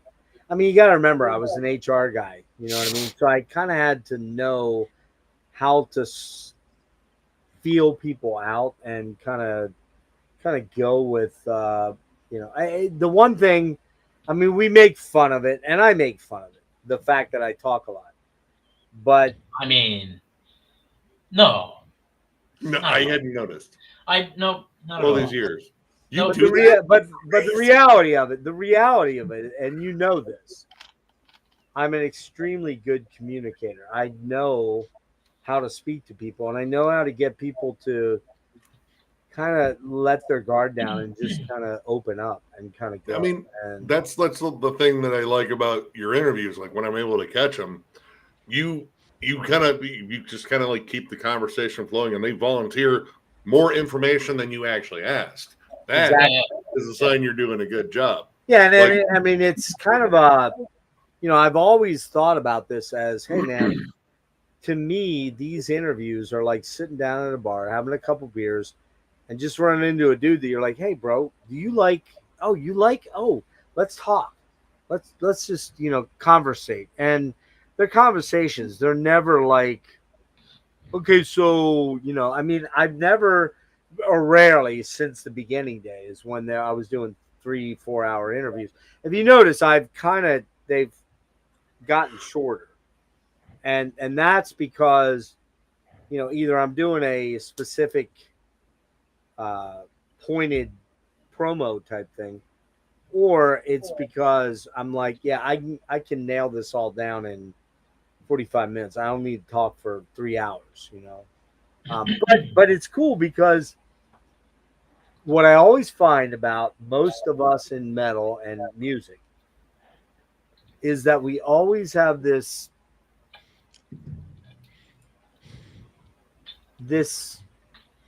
inflammatory inception point where we go, dude, I totally know what you're talking about. Like, I was there. I know exactly what you're saying. Yeah. Whether it be, bonding over Kiss or bonding over Led Zeppelin or whatever, it doesn't matter. Or Aqualung or whatever it is, I mean, for old dudes. When you kind of, when you hit that connected point, it just opens up the floodgates and the walls come down. And you just know you're like, all right, it's all good. You're drawing points of connection. You're like Charlie Day with the fucked up map in the mailroom. Yeah. That's it. Yeah, that's it. But no, that's it. Like sometimes all it takes is like one name drop. Or, I mean, the personal favorite amongst metalheads is like, dude, sick shirt. Like, exactly. Whatever you're wearing, I was like, dude, I fucking been in that band for years. Like, dude, your band's fucking sick too, dude. I fucking blah, blah, blah. That's like as easy as it gets sometimes in terms of like making friends at Metal Fest. That's how I got a stalker. Hey, like Malia says here, it's good we found each other and gotten to be good friends. Listen, Malia, I just want to dispel any rumors. I fucking hate Nick. Okay, No, he loves me. I hate that guy. He has a hair doll that he made out of me. It's really creepy. A hair doll. He sleeps with it. It's been confirmed. It's probably going to get packed in his bag. It might be. I might bring it along. I don't know. His Nick doll. And no, so I will listen, not give you my toenail clippings. Listen, so somebody's got to be friends with Jeff. Malia, you're very naughty, girl. No, Malia, you're doing fucking great right now. Godsworth. We love it. You're doing God's work. Keep going. Yeah. She keeps claiming she's going to come on, but she never does. So there you go. I mean, that is, I hate agreeing with Jeff. It's terrible, but yeah, I kind of agree. I'm right. You're going to come and hang out sometime. But listen, so, we've got 10 days, roughly 9 days. And, some of us have a lot of traveling to do. Jimmy, Than. Where's Than coming from, Jimmy? Albuquerque. That's a haul. Was that where he's living right now? He's not really living anywhere because he's constantly on the road. But yeah, I mean, if he was, had a private residence, yeah, Albuquerque, which is like 5 hours south of where I'm from. But it's a haul. Yeah. You're in Colorado, Jimmy, right? Yeah, Colorado Springs. Colorado Springs. So you're gonna have, who are you hosting for Wayfairer and Emperor? Than and my buddy Hal and Ben from the band Doldrum. Great band, by the way. And Jeremy, and hopefully Sarah's gonna come too. I'm not sure. She hasn't decided yet. She likes Wayfairer, not really big in the Emperor, but likes some stuff. So we'll see. But yeah, should be cool, man. I mean, yeah, no doubt. Mr. Emperor. Iommi, man. Mr. Iommi kind of had a lot to do with all this. So, and it's yeah, man, it's gonna be so cool. Always is. I don't know that there's in the U.S. I guess other than maybe Coachella, where a lot of where a lot of people like kind of can convene on that that giant desert for It's a a lot of different tax bracket out there. yeah, it's a totally Yeah, no different shit. group of people. Yeah, and that's the other thing. I mean, to kind of touch on that, most of us are not rich dudes. Most of us are not. A lot of us, like me, are right here. I have $17 right now to my name. So $17. Yep. That's tough. I have a Yep. little more than that, just a little bit. I might have 18. You're right. But Sorry. I mean, it's kind of like we kind of live it by putting our money where our mouth is and supporting these bands, supporting these fests, and going to a lot of shows all outside of MDF. There's, Oh yeah. I know Nick and John, you guys go to a lot of shows. Jimmy, you go to a lot of shows, Yep. and God knows I'm going to a lot of shows. Yeah, It's your run is, man. I'm gonna high five you when I see you, just because you made it. wow. Right. I might be on a pacemaker at that point. Just saying. I won't high five you that High hard. five your pacemaker. But it's pretty incredible that we all, this shit means that much to us, and I mean, I shit. mean, I could never imagine my life without music, number one, but metal music in particular. It just, yeah. What do you got there, John? Music. Music, yeah. When did you Right get that? there. Yeah. I've had this for shit almost 20 years. Really? Yep. And I got it because dude, I'd be fucking dead. I don't even know where I'd be without music. And especially once I finally got into metal, like metal became my best friend, and it's never done me wrong, and it's introduced me to a bunch of awesome people and shit. I don't know where I'd be. So yeah, music. You Plus, I tattooed got tired of souls on your- tattooing band logos, so. Well, you tattooed our logo on your arm too. I did tattoo our logo, but I mean that is a business card at this point. Here, I got a YouTube channel right there. That's interesting that you bring that up because I thought about, I don't think I have the time now, but I thought about, oh shit, what am I doing? Hold on. Tattooing our logo as a tramp stamp of your ass. Fuck, god damn it. Oh, Jeff, my girlfriend says you sound like David Spade. I do? I guess. I don't hear it, but. I don't hear it either. That's kind of weird. But, yeah. Interesting. Okay. God Kind damn of, it. I guess. Hold on. I have you fucking cunt. What did you do? Thank you. Hold on. There we go. I opened the tab and it got weird on me. Yeah, so I don't know, man. Yeah, heavy therapy. Patrick here says doesn't make sense. Yeah. It's Agreed. and the weird thing is, like, I'm not all metal all the time. I love a lot of pop music. I love a lot of jazz. I just got some cool John Coltrane coming in, and it's I'm not exclusive to just metal, but the metal community, the people I met in metal, absolutely the best. Some of the greatest people ever Yeah. that I've ever met in my entire life have been metalheads. Yeah. Yep. All right, same. Paul, do we have Just a anything level else? of understanding, Do we have anything else we want to get into here? Or are we pretty? Have we Um, wrapped it I pretty mean- much? Because well, I mean, I would say you could probably start a group chat for MDF so we can find each other, but then I can wait until we're actually there. But yeah, we can do that yeah. a couple days before. Get a hold of me maybe like Tuesday evening or something like that, like after you gotten some rest and shit. and we'll figure out what we're doing on Wednesday, like meeting up for food, Soundgarden, and then do the pre-fest. Then Thursday, it doesn't start till 4 as well. We can meet up for food too and do whatever and hang out with everybody. Yeah, for sure. Yeah, we'll do that. And Yeah.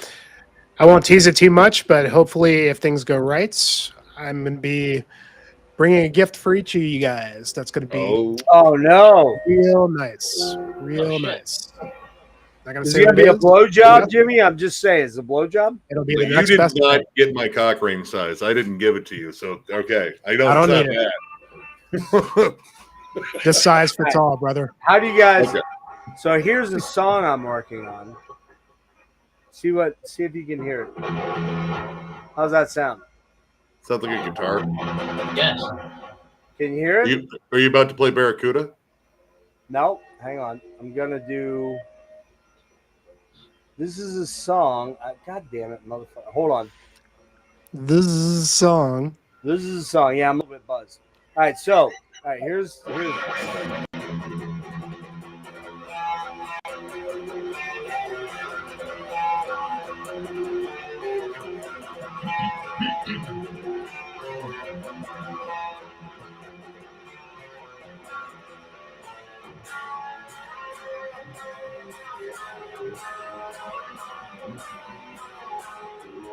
I fucked it up. We would have never known. Yeah. Can you hear it? Yeah. Yeah. Well, it decreases the volume when you start playing, but I can still hear it. How's that? That's loud. Louder. All right.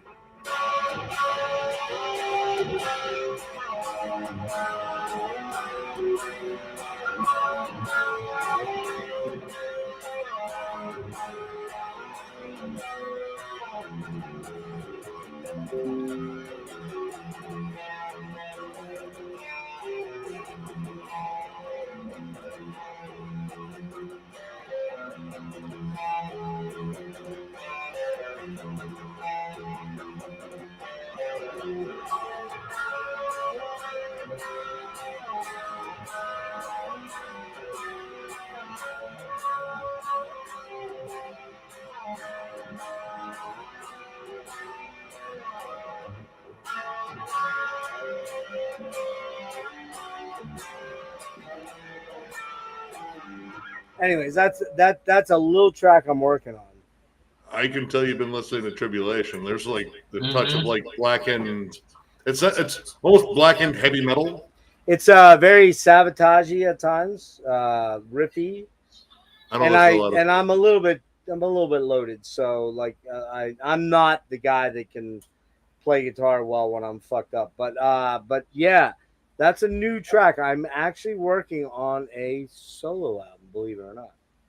That's just one of the songs. I've got 7 or 8 songs. My daughter, I want her to, Maddie, to come on and do some cool vocal performances on. So I'm working on stuff as I feel up to it. But that's Jimmy. I think I played that for you, right? Did I? Yeah, I think you sent me a clip of it. Actually, It was really sloppy at the time. I've kind of got a little better, but of course I'm a little bit drunk on gin right now, so I'm not hammered, but I just enough that I can, kind of feel it. But yeah, so that's don't have a title for that song yet, but it's got my 80s metal, hair metal sort of vibes. I didn't along get with necessarily hair metal. I got more like heavy metal. Yeah. So there you go. I don't know if anybody's joining us. I had thrown out some links earlier to guys, so I don't know. Jimmy, did you want to crash? Do you want to get out? You're all right. can I for a bit? Yeah. Okay. Mhm.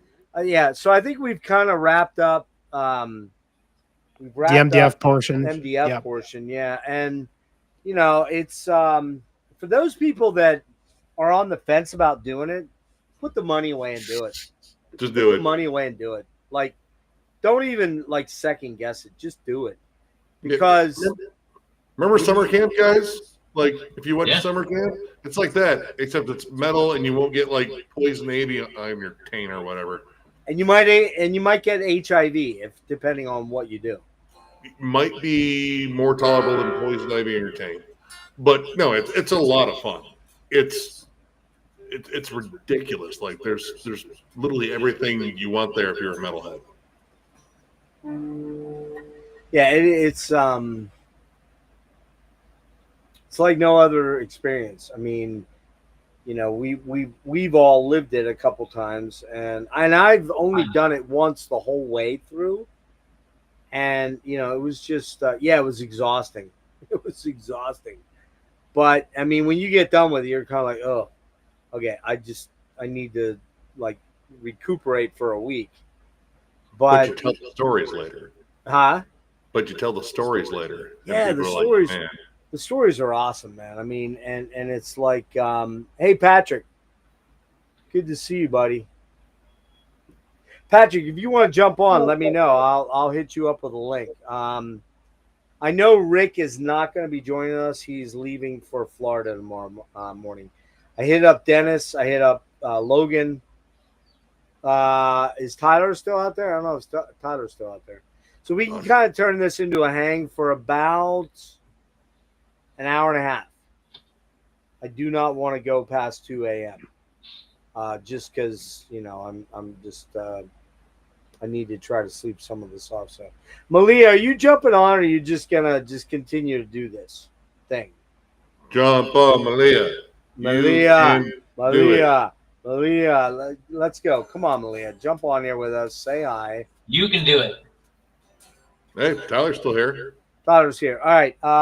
Nick. Ultimate Cheese Squid is right. Forget the nice car. Go see Psy. Yeah, fuck yeah, dude. That is exactly what you should do. That's exactly what you should do. I got to piss. So, Nick, can you send Tyler the link? Do you have his thing on Instagram? I don't. Do I have I can send it to him. Okay. Yeah, I've got it up here. Hold on one second. I'll be right back. I got it. Yeah, I'm getting an echo when I talk. I can hear it. Oh, Echo. Nope. Echo. I don't hear it now. Well, it's because you have a mousy, tiny voice. It's very weak. Yeah. Yeah. It's so itty bitty. It's adorable. Bite me. That didn't even get any louder. I'll be right back. I gotta pee. All right. I think Jeff was the echo. Yeah, Jeff might have been the echo. Yeah, I don't hear it anymore. I think when he turned up his guitar, I think that was it. That might have been it. Yeah, John, you should. I think you would dig Krallis. I think during that time slot, you should come check that out. All right. I mean, I'm down. I mean, you know what the fun of MDF is for me too is the bands that I've never heard before, or the bands that I'm not really into. You know, shit changes when you see things live. There's a ton of bands that you know over the years, like opening bands at random shows that I'd never heard of that I became a giant fan of, and like, yeah, that's part of the other cool thing about MDF is discovering things, because you're going to. I mean, you know, that's what I've always said about music. Not everybody has heard everything, you know? Yeah. Metal's like this never-ending stream of consciousness. There's just band after band after band after band. You're never going to hear it all. So, yeah, you know, what better time to check out something I've never heard of than at a fest that I paid for all 5 days of, you know? Like, yeah. So I'm going to check them out for sure. But he was saying, Nick was saying this is going to be your first time to see Cynic. It is. Oh, boy. I have missed Cynic. I don't know how, but I have missed Cynic over and over and over again over the years and have never got to see it live. And I have been a Cynic fan since, I don't know, Trace and Air. I think that's when I jumped on the Cynic boat. So yeah, I'm stoked. Yeah, doing Focus too. Focus, yep. That's going to be really special. That one. You never said like I don't think you got to talk about Sunday at all. Like I think like when you were still going, and then like Jeff jumped in, and like we didn't really get to hear what you thought about Sunday. I mean, that sounds about right. I mean, Cenotaph I kind of want to see just because I've seen the other Cenotaph. So Cenotaph, I kind of want to see. Christian, but I've seen Christian a bunch. I mean, I don't know if I need to. Oh, the echo's back. It's from you, Jeff. What's that? You're guilty of whatever this echo is. It's not me, man. Echo. It's not me. It was. It is because when you were gone, there was no echo. I don't know why it would be me because I. Did you turn up the volume on your speakers or to hear As us? soon as you popped in, Oh wait, hold on. Yeah, you're right. I do echo. There we go. How about now? All right. Oh, cool. Now? Okay. Yeah. Now we're Yeah, good. because when I was jamming, when I was playing guitar, Yeah. sorry about that. Okay, Sunday. Yeah, Severus, I'm not missing. Definitely. Incantation, I'm gonna at least try and catch part of. But Incantation I'll catch. Nile because it's For Nile. sure. And I've seen Nile a bunch, but I want to see how this new record translates live because Same. Because the new record is fucking ridiculous. Fucking phenomenal. It was my favorite. It was my number one album for the year. I mean, yeah. Dude. Yeah. So Nile, I'm not missing. Goodalax, I want to see just because I want to see Goodalax. I just want to see it. Me too. Like, yeah. That shit's so fucked up. I just want to see it. Let's see. Yeah, Dark Funeral I've seen. Coke Bust I kind of want to check out. Unleashed. Yeah, I wouldn't mind checking out Unleashed. Unleashed for sure. What's up, Tyler? Black. Yeah, I do want to see Black Curse though.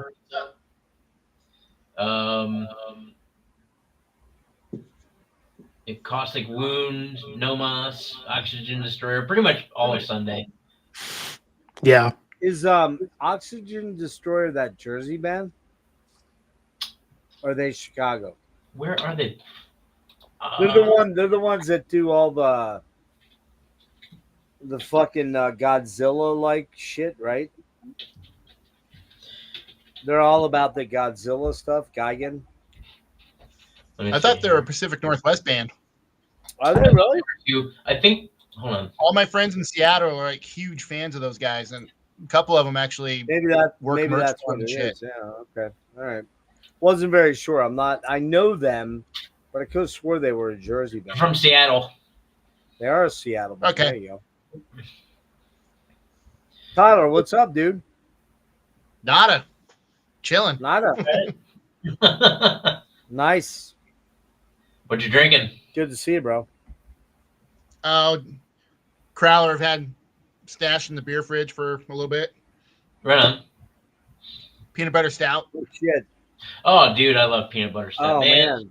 I don't drink anymore, but I'm starting to want to drink again. And it's not like I had a problem. It just used to give me hangovers all the time, so I stopped. But I love peanut butter stout. Yeah. I love stouts so much. So that was about here when I started. Holy fuck. You're making your way. You're making your way through it. I am. Bombay, baby. I typically like Tanqueray, but I don't know. This Bombay is pretty fucking good. I've never had the Sapphire. I don't know if it's any different. I don't know if there's much of a change in the taste, but yeah, that's the one out. Like, I don't drink whiskey. I don't drink bourbon. I don't really drink, scotch. I don't like any of those. But weirdly, or vodka even, but weirdly, gin is the one thing that if I can mix I like gin too. Yeah, if you can mix it with like seltzer with a little bit of lime or an added little cherry juice or something, or you stick tonic is my favorite. I didn't get any tonic, but man, that shit just fucking, it's like a summer drink, right? It's like, yeah, it's like one of the things about being in the West is like juniper trees. Like every time I smell them, like I think of gin, and it's kind of synonymous with it, but it's just, I don't know. It's an acquired taste for sure. How much of that Sapphire have you polished off so far? Let me see. I didn't get Sapphire. I got regular Bombay. I would say about that much. Thing was full when you started. It was not full. I had 2 drinks. I would say that much. That's a lot, though, isn't it? It's a good bit. That's a few shots. That's a few shots. That's the end, though. I'm Wait, doing one how last much has one. been detanked from the Tanqueray? What's that? Oh, How just much has been it looked detanked like from the just a couple Tanqueray? shots. It's not Tanqueray. It's shot. Bombay. Oh, it's Bombay. Oh, Yeah, it's Bombay. that's That's. Well, I don't know if you remember the I mean, one that's a night. thick bottle. Do you guys remember the night that I did the old, out? you Yeah. got it out. Yeah. That was a Tanqueray night, and I think I polished off a half a bottle, and that was the last time I had any hard liquor. That was like a year and a half. Out of all the hard liquors, though, Jesus, Yeah, you don't like gin at all? I don't like gin. Dude, gin's Have you had awful. it? Have you had it? Yeah, that's how I know it's awful. You're a fucking pussy, dude. Oh no, give me tequila or bourbon or fucking like scotch. See of those, but those are the liquors like Scotch, fucking Southern Comfort. They make me puke, dude. The minute they hit my palate, I'm like, You call me. and up. vodka too. Weirdly, Vodka's a good mixer. I can do vodka and cranberry, but I mean, man, gin's the shit. That's the only fucking liquor I drink. Dude, It's weird. vodka and cranberry, that was my drink at fucking goth night. Yeah. That was everyone's drink at goth night. What were they called? What was vodka and cranberry called? Though there was I don't a know. I name just for it. vodka and cranberry. Cape Cod. Was it Cape Cod? Vodka cran. Huh? I don't know. Every bar I went to, they just Nah, called it but there vodka was a cran. Cape Cod. That was I remember. That's some East I Coast remember shit, back, man. way back in the day, we do these shots. They'd be called the brains, and you would take vodka, Mhm. like really chilled vodka, and you'd pour. Creme de mint. No, you'd pour fucking Bailey's Yep. off a spoon, and And when It it curdles. curdles in the fucking liquid, and it looks like a brain floating in. And we'd fucking chug those things like nobody's business. I used to do. There was one particular night where my brother-in-law, and it takes a fair amount of booze to get him drunk. Yeah, because he's fucking. He's only he's 8 9 feet tall. feet tall. But yeah, we were. I think it was Napalm Death and the Haunted. We were doing fucking Stoli bombs left and right. Oh man, Raspberry Stoli Ooh. and fucking Red Bull. nah, Miracle we fucking survived. no way, no way. Dude, I met your brother-in-law. That dude's fucking huge. yeah. Oh, dude. He's Like, scary huge. dude. He and I used to just put down fucking beers left and right, dude. That's a funny thing though. I mean, like I've been with Nick and John and Jimmy a lot, and I mean Jimmy, I've been around you when you had a pretty good buzz going, but like I mean, even Nick, like at when we were at MDF, like you were buzzed, but you weren't like like whoa. Oh, I stayed at a nice even keel. That was my whole like plan. It was like I'm gonna stay to the point where I'm nice and buzzed to where Yeah. I'm not focusing on my feet hurting, Yeah. and it worked. Honestly, I'm gonna do that again. Like that was good the entire time. But Tyler, are you coming in for MDF? Nah, you're not coming. I'm gonna have to start hiking now. I have to.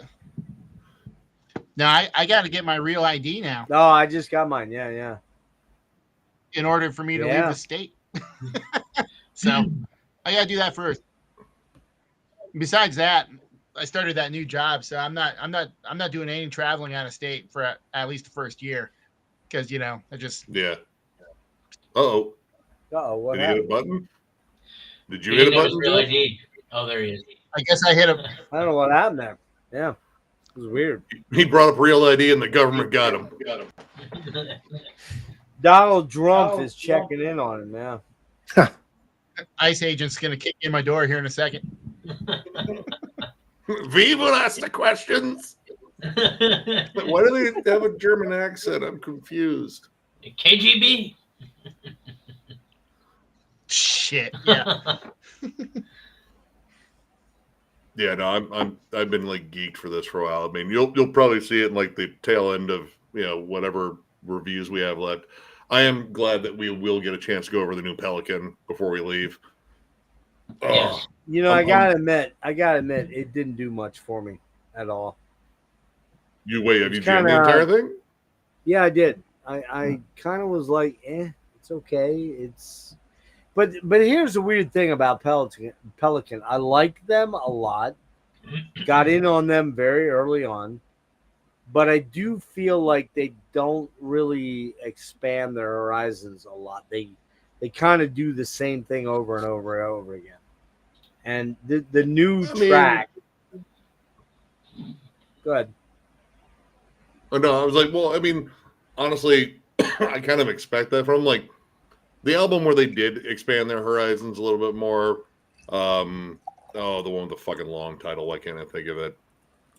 Well, that genre itself is kind of a difficult one to box yourself or break out of the box because there is a finite set of tools that you have to work with, whether it's, the whole, post metal thing. And, I'll tell you the truth, I wasn't blown away by the riffs. They were kind of okay, but they weren't great.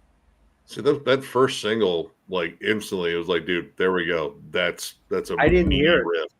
I didn't hear it. Yeah, the first single they dropped, this weird trippy video, but yeah, I mean, Is that the one where they're playing live? They're playing live in the No, it's a weird, like, just trippy visual with like, just weird visuals and shit. Okay, then maybe I missed that first one, but I mean, the live one where they're just playing live in studio, it was like, it's okay. Oh, I haven't seen that one. Yeah, I mean, again, they're a cool band, and I want to support them, but I don't think I've actually bought anything since that EP. The I forget the name of it. Ataraxis? Yeah, that was it. Yeah. Oh, well, was that after? Hold on. It was like 2009. Like all those bands, ISIS, 2012. All those bands in that era, except for maybe Neurosis. And when did ISIS split up? 2011. That'd be 13. Yeah, I think that'd be about right. It was right after Wavering Radiant. Wavering Radiant, Ghost Key, yeah. I just kind of was like, all right, I've had enough of those bands. I'm kind of tired of them. Because they were my shit for a while, right? Did you ever jam Forever Becoming by Pelican? The one that followed that EP. Oh, no. Dude, it's a fucking monster. No. You into them at all, Jimmy, or no? That post metal stuff? Not really. I mean, I thought they were pretty cool. I think as far as that kind of stuff goes, the band for me is Red Sparrows.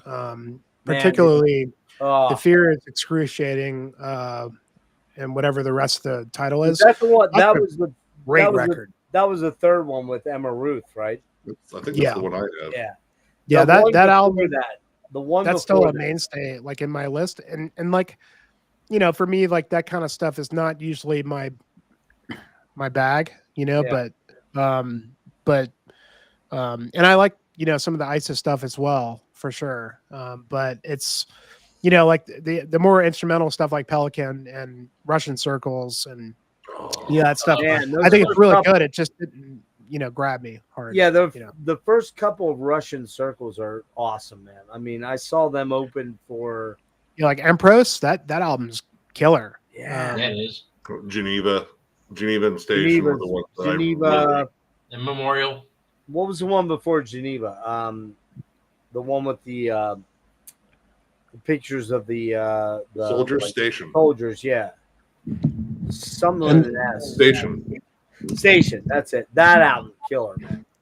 If These Trees Could Talk was good too. Like that. Oh, dude, that was in my top 10 of post metal bands. But the thing is, like, every one of that era started to sound the same. All the bands started to sound kind of monotonous. Well, I mean, monotony's kind of part of their style, but I mean, at the same time, it's a very insular scene, I would say. Like, I think post metal, it might have to find a new way to grow its sound, but it's an established style at this point that, honestly, I mean, there was kind of like the OGs, like Godspeed You Black Emperor, which is just, man, that stuff. Or Burst. Burst was great. Burst, yeah. I love Burst, dude. Origo is such a Origo, fucking yeah. problem, dude. I love Lazarus Bird. That's probably my favorite. Lazarus Bird, that one, dude. Man, that killer. Yeah, that's killer. Cripple God. Mhm. I haven't heard that in a while. I'm gonna have to go back. And This guy giving Dude, me that shit is right such here. a jam. Yeah, no, he's got a point. He's got a No, serious point. no, he's got no point. I mean, hey, listen there, Upside Down Church. Unless you're willing to come on the live stream and defend yourself, you can eat a bag of dicks. By the way, Jake and I are going to do a Swallow the Sun deep dive in Oh, June. cool. Yeah. I still have not checked out their Nice. latest record. Oh, dude. It's okay. Don't. Is that great? Yeah. It's Don't- too I I good. thought the one Shiny. before If you- wasn't that great. If It's, you like that band, don't check out the new record. it's a little too It's not. emo-ish for me. Yeah. Because I that was going really to be liked Oh, go ahead. Emerald and the Blackbird Sun. Yeah, or that's whatever great. it's I called. mean, and the one after that was really great too. dude, New Moon. New Moon. New Moon's New one Moon of is the great. best. Yeah, Ghost And of Hope. Lost. Hope is Ghost great of too. Lost. Fucking amazing. But Yeah, that was the going to be new my one- big introduction for Noonan for Swallow the Sun. It's like, oh, dude, I've seen this band live. They're incredible. This is going to be bleak and crushing. And then we heard the new album. Like, listen, I swear this band doesn't usually sound like this. And I actually played them a bit of New Moon and Moonflowers after that. I was like, oh, okay. Well, wait, what the fuck happened? Like, I don't know. I'm confused. I'm more. Was it than just a more little commercial disappointed. sounding, or like more? Did they change labels? Did they? I don't think they changed labels. They're still on Century Media, I think. But I think all the depression probably. I think it got to the main dude, and he wanted to write something a little bit brighter, and like it's definitely tonally different. Like there's not a lot of that bleak, sorrow-filled everything. There's barely anything on there that I would call doom. Yeah, it's way more too, comparisons to like Catatonia if they were in a good mood. and it's way too. I don't know. It sounds way too overproduced, especially well, from the the drums vocal aspect. especially. The drums and vocals, man. Too, and you know, I had Ruha or no wait, Uo. Sorry, Uo. Super cool guy, man. I love that. I fucked up and did not get to catch them at the end of November, but very cool guy, very fun guy. But you know, I want to hear Swallow the Sun when they're most savage, and they're not on this album, this latest album. No, It's just kind of it's almost bordering on poppy at times, and I couldn't get into it. it's very chorus driven. Like there's a couple of heavier tracks on it, but most of it is very very Like what was the chorus-driven. one? November Dust is Hold on good. here. Yeah, November Dust is good, and there's one other track I really dug, but Charcoal Sky, I really like that. one. Charcoal Sky is great, yeah. But like you get Melancholia, it's hard to get that hook out of your brain, but it's so mainstream. Melancholia. It's like Yep. so. The chorus kind of floats. Yes, and It's Yeah, and that's why I was asking about the Yeah, it's label not change. metal. That sounds like a management it probably thing. is. Yeah. That sounds like hey guys, you know what would be awesome? You should start action and really Exactly. get yourself out there. That's I mean- honestly, Jimmy brought up the Grima earlier. That's how I felt about that new Grima. I feel like they kind of taking a step more towards a commercial sound, but they changed labels. They got on a bigger label. so that was the first time I had heard that. I saw one of the videos. The owl masks were fucked up. Like I just kept looking at him like, dude, like I don't like that. That I mean, I do. It works, but that's creepy to look at. But musically, I really liked him, but I had never heard anything else by him, so I have nothing to compare it by. No, you see what Yeah, Jake just said? Jake's right here. That producer is very production oriented, and You can tell in the drums. the I mean, album the drums are the sound, the biggest album giveaway. sound, to me, the album sounds overproduced, and I like the last one. So it's kind of like for me, most of Swallow the Sun is pretty killer up to this album, and this album doesn't hold it for me, and I hate feeling that way. I hate like talking about it that way, but it's just not that great. Any long-standing band, you're going to hit a point where all right, there are some grossly consistent bands out there, of course, but yeah, there's going to come a point where, like, listen, we're going to change gears and possibly alienate our fan base and disappoint some people, and that happens. I mean, yeah, there are bands that I've loved since my teenage years, but you bring up a certain album, like maybe not that one. If we could pick another album, yeah, there's no doubt. Have you seen? All right, this one, because I thought it was a troll. I thought it was like a troll post. Apparently, someone is doing a box set special edition, multiple vinyls for Morbid Angel's Aluminum Anus. No, I saw that, dude. I couldn't believe that shit. Dude, it was sent to us by our James, our awesome buddy James. He sent me that. I was like, this is a fucking troll post. There's no way this is real. I was like, dude, it's real. Here's the funny part of that whole thing. The first time I saw Morbid Angel was on that tour. I mean... All right, how many songs do they actually play off of it? When saw them on that tour? One. They played Was it Nevermore? Yep, that was one.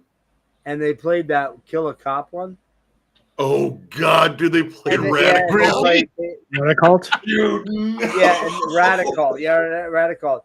And they played one other song, so they played three. Yeah. We saw them at Summer Slaughter so they played year. The 3 actual metal songs on that. Yeah, they played one song. It might have been Nevermore or Beauty Meets Beast. I can't remember. God, I hate that fucking album. But yeah, the rest of it, like even, Dave Vincent all fucking leathered up and everything. Like, you guys want to hear a new one? And they just like didn't wait for him to say, fuck no. And they just went into it. And that's where my brother-in-law, John, just looked at me and was like, well, I'm going to go merch hunting because I want to be far away from this music. Wow. Yeah. Do they have Tim Young on drums for that one too? Yeah. That's where he shook his hand and almost pulverized every bone in your hand. Dude. When I shook his hand, dude, he almost crushed my hand. I was like, what was the Blasphemer? Was that the? Yep, he was the other guitarist. Yeah. Who's he with now? Is he playing with Tim Young? I don't even know. No, the guitar player. The guitar. No, Blasphemer. I don't know. I mean, let's be honest, man. Trey is a fucking mess. Trey is fucked up beyond belief. And that dude, I like last year when he posted that video of him in that bank parking lot. And dude, he's a major fucking Trump wing nutter. So, he bit into every crazy conspiracy theory that they fucking feed that group. Yeah. And he's already pretty Nero spicy. Well, yeah, there's, I mean, just look at his thank you list over the years. There you go. I hope for his sake he's getting some kind of help, but unfortunately, like the help that he's getting is probably chemical because it always is, right? I hope not. Well, it always is. I mean, yeah. But the reality of it is that, like the shit he was talking about, man, he sounded fucking unhinged. Like, oh yeah, right on the verge of ending shit. And, I knew, Nick, if you remember when that tour, what was it called? Oh, we saw that. We saw that tour. I know you did. But what was the name of it? We called it the Cursed Tour. There was a name for yes. it. Because there was the I don't remember what tornado. it was called, but it was a I told you early on. I'm like, pages. I told you early on, like Morbid Angel was not going to be on that bill, and they weren't. I knew it from the beginning. I didn't buy a ticket. Oh yeah, Jimmy, did you go to that tour with Fulci and all the? Yeah, I did. I left after Suffocation. I didn't stay. What was that called, though? Do you remember? I Am Morbid. I Am Morbid. Devastation on the Nation. Legit. Hang on, Nick. What was it? Devastation on the Nation. That was it. Who was the headliner? Morbid Am Angel. Morbid. Or it was I Am Morbid. Yeah. Mhm. And you split. Yeah, because I was in Denver. It was a weeknight, and I didn't really care. So I just wanted to see Mortiferum and Fulci and Suffocation. How were those I mean, bands? I mean, all three of those were Mortiferum was amazing. That was why I was there. That's the band I wanted. Because I love that band. I hadn't seen him play. Fulci was amazing. And Suffocation. And then if it was Trey's Morbid Angel, I probably would have stuck around, but and I'm sure the I Am Morbid was good. That night I wanted to get home early. I have to get up at fucking 6 to go to the school. So Yeah.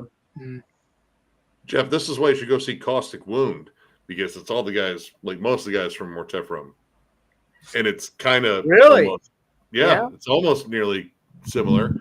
It's just, it's Mortiferum grind. Caustic Gloom? Caustic Wound, dude, that Caustic record Wound. is nasty as shit. Ugh. Yeah. So we were talking about Propaganda earlier. Oh, nice. Nick, do you know this record? Yes. Let's talk more rock. This record is fucking amazing. As much as I love all the Propaganda stuff, they'll never top this. Man, for me. It's hard for me because the first one I really jammed was Today's Empires, Tomorrow's Ashes. Mine too. That was the first And one. That's great too.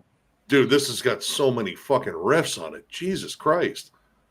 But yeah, that was kind of the turning point because I know everyone likes the debut. I think that one's better. Oh man, this album still to this day my favorite. I really love the new one. I think it's awesome. I need to listen to it some more. I've been jamming. I got my copy a couple of days ago. I've been jamming it, dude. Those first two tracks are so fucking good. But man, was the one with the Tinder date on it? Oh, that's my favorite song on the record so Dude, far. just like a big old fucking Thin Lizzy riff carrying that thing. I love that fucking Oh my song. God, it's so good. Yeah. But I mean, the last one was so good, Victory Lap. I still need to go back to Failed States and supporting cast. I don't know those as well. Supporting cast might still be my favorite. I don't know. It's tough because this run since Pentagram City Limits to right now has been so fucking consistently good. They really take the time to make these songs more than just punk songs. There's a lot more going on with that band in terms of songwriting elements. Chris Hanna, that dude's an underrated riff writer. And then there's the lyrics. I mean, the lyrics are really important. Yeah. Very smart. Yeah, good shit. But I mean, let's talk more rock, man. I mean, goddamn, this record. There are so many. Man, I was into this band before I got back into metal, in the 90s. I saw them play a little tiny club in New Orleans. It was 95, I think. Jeez. I think that's right around when this record came out, dude. I mean, goddamn. And it was packed to the walls. This place that was crumbling. Propaganda. Propaganda. Oh yeah, I gotta check them out. Dude, honestly, for you, I don't know how big of a punk fan you are. I would work backwards. That's what I've been telling people in the comments since we reviewed them. Listen, if you're not that big of a punk fan, start here and then work your way backwards. And honestly, I think you'll probably get into the punkier stuff later. And truth be told, I'm not the world's biggest punk fan. Neither am I. Me neither. It's to me, it's overly simplistic. I mean, it's fast, but I mean, really, there's not a lot going on guitar-wise. There's not a whole lot going on drum-wise. I mean, anybody can play a D beat, To me, it just seems too simple, and that's why I never got into it. Yeah. Propaganda does things differently. But Propaganda is a different flavor, for sure. Yeah. And this last record kind of reignited my love for Propaganda, to be honest. Yeah. I went back and jammed Victory Lap and supporting cast not too long after that, just as like a comparison. I was like, dude, this line's kind of right up. And it feels like a natural evolution. Like there were some people that kind of complained like it's not punk enough. It was like it's still punk, like it's still in the roots. You can hear it. But yeah, they it's got the punk spirit. They kind of progressed a little bit beyond that in terms of like songwriting styles. Like you can only do like the D beat and 4-chord punk thing for so long before like, listen, I need to express this differently. Yeah, I mean it's got the the punk spirit, but it's also like a little bit of a metal, kind of like influence and like, but the songwriting is really good. Like the vocals are good, and Jeff, you would really love the lyrics too. Oh, totally, the lyrics will fucking your strike a chord ideology with you, Jeff. Yeah, big time. Oh, they hate Trump too. They're it's heavily advertised in all their albums. They're anti-fascist. Aren't they Canadian though? Yep, they're from Manitoba. Yeah, I mean they're kind of like borderline anarchists. Like they oppose government like big time. Like, and they're very much like animal rights, gay rights, all that kind of stuff. Like, I mean, really, but like their lyrics are very like thought provoking and interesting, and like you can like really make them out when they sing them, and it kind of like fits in with the songs too, like really well. A lot of dark humor. They're just good songwriters, and good like lyricists. Malia, cat guy. Malia, hang on one sec. Malia. Oh no. Check your private. Check your privates. Instagram. Yeah, check your private. Don't do that. Check your Instagram. And your private. Hello. Guys, come on. Oh Jesus. Come on now. She's a young lady. Let's not do that bullshit. Oh shit. She probably won't come on now after that. So, Malia, check your Instagram. I threw you a link on there. Just stop in, say hi. You don't have to stick around long. We're probably only going to go for another hour. She probably won't want to. What's that? She said, "Check your phone." She told you to check your phone. Okay.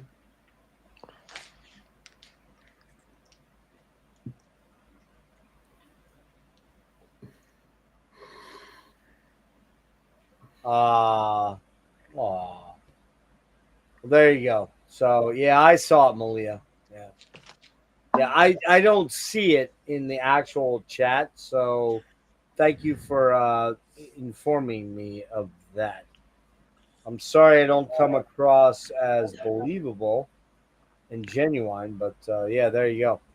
So yeah, it's I thought that wasn't real though. I thought it was all fake news, Malia. You know what I'm talking about. She knows. I'm not going to get into it here on stream, but there's some behind the scenes intrigue going on. But yeah, so yeah, man. So it's crazy to think that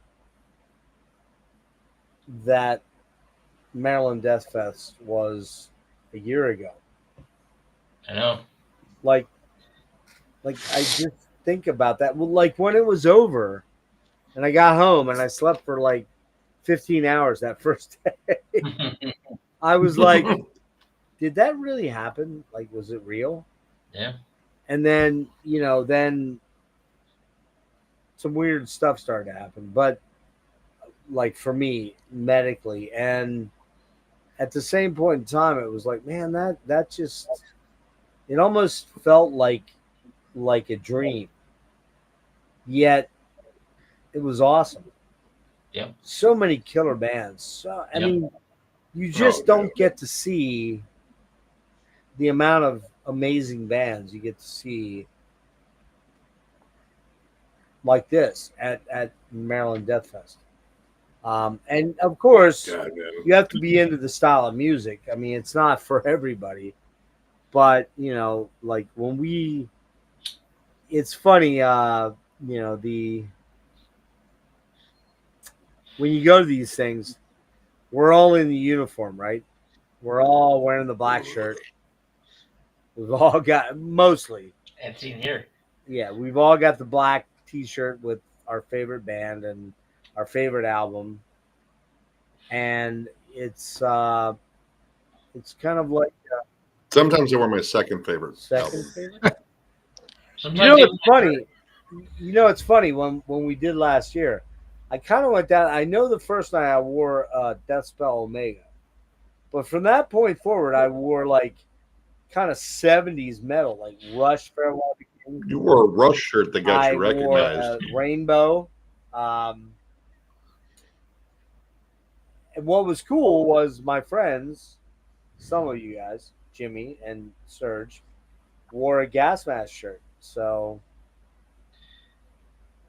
I'm not sure we're going to be repressing those, but hasn't been a great demand. And I've I got mine. I got mine. Warriors this I year. got mine too. Well, I'm hanging out with you. That's enough association. That's more than fair. Listen, Yeah, that's really. I think that's a pretty solid you deal. think Like, hey, isn't that guy from Gas Mask or hand thingies? He was like, no, I don't know him. don't mess with him. He likes gin. Yeah. Jacob, I know. Jake, I know what you're talking about. Yeah, I won't. Yeah, it's not worth it. It's not worth it. Got me super fucking. Got my blood pressure up to like 220 over 120 last time, and yeah, we're not gonna do that. Chud's gonna chudge. Thank you, man. Yeah. Just don't be too verbose this time. Yeah. Wait, hold on. Hey, Is he gonna? I don't know if that's. Oh, And that's listen, a tough one. have you by chance seen the last two interviews with him? No. Which one are we talking Iblis about? Manifestations is one of them. He's cool. Greek Iranian guy, lives in UK, and then the other one I believe was into the necrosphere. Jackie, cool guy. Yeah. If he thinks I'm verbose, okay, bud. Got you. Listen, I fucking love Blood Incantation. I love that band. I dig them. I love all their albums. I love all the EPs. I own it all. I've got multiple shirts. I've had, Isaac on for 3 hours. He's amazing, dude. I've met all the guys. I've met Morris. I met all of them. But there's a bit of pomposity.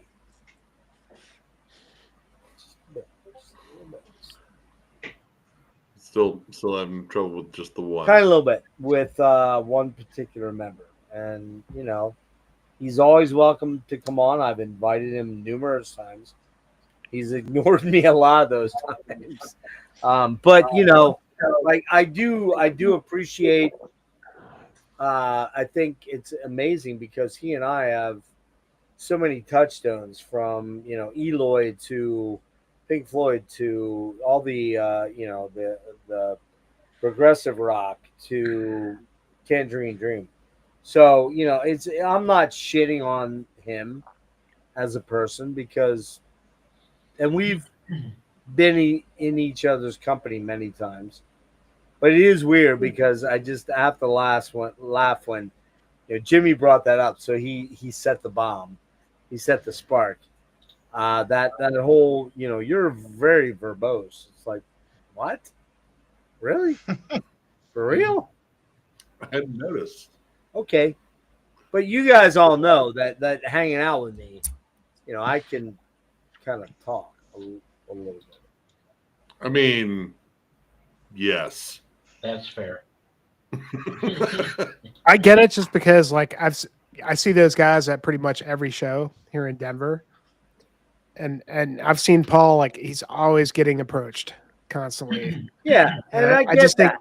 Yeah, it's got to get a I'll little never bit. forget, dude. Like we were watching Death to All, and I went to the side of the stage so I could get a view of Hoagland, and it was great, man. All those dudes were standing there, and this dude kept walking up to fucking Paul, and just slapping him on the back. Pester He him. finally, he finally just looked around and he was like, dude, I'm trying to watch the show, man. You know? Which I fully appreciate. 100%. Yeah. Oh yeah. You know, I just think he gets approached a lot and he gets like, you know, like he's actually a really cool dude. He just, you know, he is. I think he's a very cool dude. I think he's well educated in music overall, not just death metal, not just metal, but he does have a slight bit of pomposity, a little bit of pomposity. And so when you know, my thing is when you start thinking your farts don't stink, like, well, my I know farts yours. They 100% do. I've never. We were talking about how much we farted at MDF And I have to last thank year. God. I was farting all that's a throughout good that. point. We didn't bring that up about the fucking flatulence last year. Yeah, the Like, Oh my flatulence. god. Oh, dude. I beefed a couple of times at Soundstage. I legit own those. dude, there was people like posting, But I mean, like, everyone's please stop farting. Dude. Here's the thing. Here's the thing. Because of my nervous system disorder, my digestive issues, I have a lot of gas. But the cool thing is, it's not smelly gas, so I can just like kind of let it rip, and nobody Mine knows. is. Yeah, it's pretty Nick's cool. definitely is. Nah, it's not. It's not. Trust me, I know. I've experimented, John. I have experimented. I know. And so, and I will subject you on our. And listen, by the way, in case you didn't know this, John, Nick has essentially elevated you to rickshaw duties for me. So, in other words, when my legs become tired, you are the I told you to fucking be vessel of movement, my friend. Am I? You got this. Nick, I'm gonna dude. swing by your house. Come on. Just sit tight. And by the What? way, John, when I'm slung around your neck in a you know, what's that called when you're doing this? What's it called when you got somebody on your shoulders? What's it? Piggyback? John, when I'm Freaking hard. piggybacking you, I will fucking fart on your back a lot. Oh. And you will like it, motherfucker. That's just how it will go. I will hoist you. A death fest I to will- remember. I will hoist you up so you're a little above my head, and you will be right at Nick's face level, and you'll give him a So essentially, what we're saying is, we are talking Nick Thrall's, necrotic Nick Thrall's rectum level. Is that what we're talking about? That's what we're talking about. I'm all for it. I'm all for it. Rectum Yeah, as long as damn his near favorite killed him. band's playing, he'll sniff your farts all fucking night. Yep. You know? It's like, I don't care. Whatever. I'll push you both over. Oh, you guys will topple easy at this point. Like, By the way, look, I have people to fell over. point out something here. So our buddy Rick, who I have to say, I'm totally bummed that Rick is not coming. I'm not. Yeah, me too. I'm not gonna I fucking gild any lids. I'm totally fucking bummed that Rick is not coming. But I understand why. He's got some stuff going on. But he did the artwork for this thumbnail that's behind us, and he changed out this killer monster on the roof. Look at that. Look at that monster. Oh, that is pretty That's cool. killer.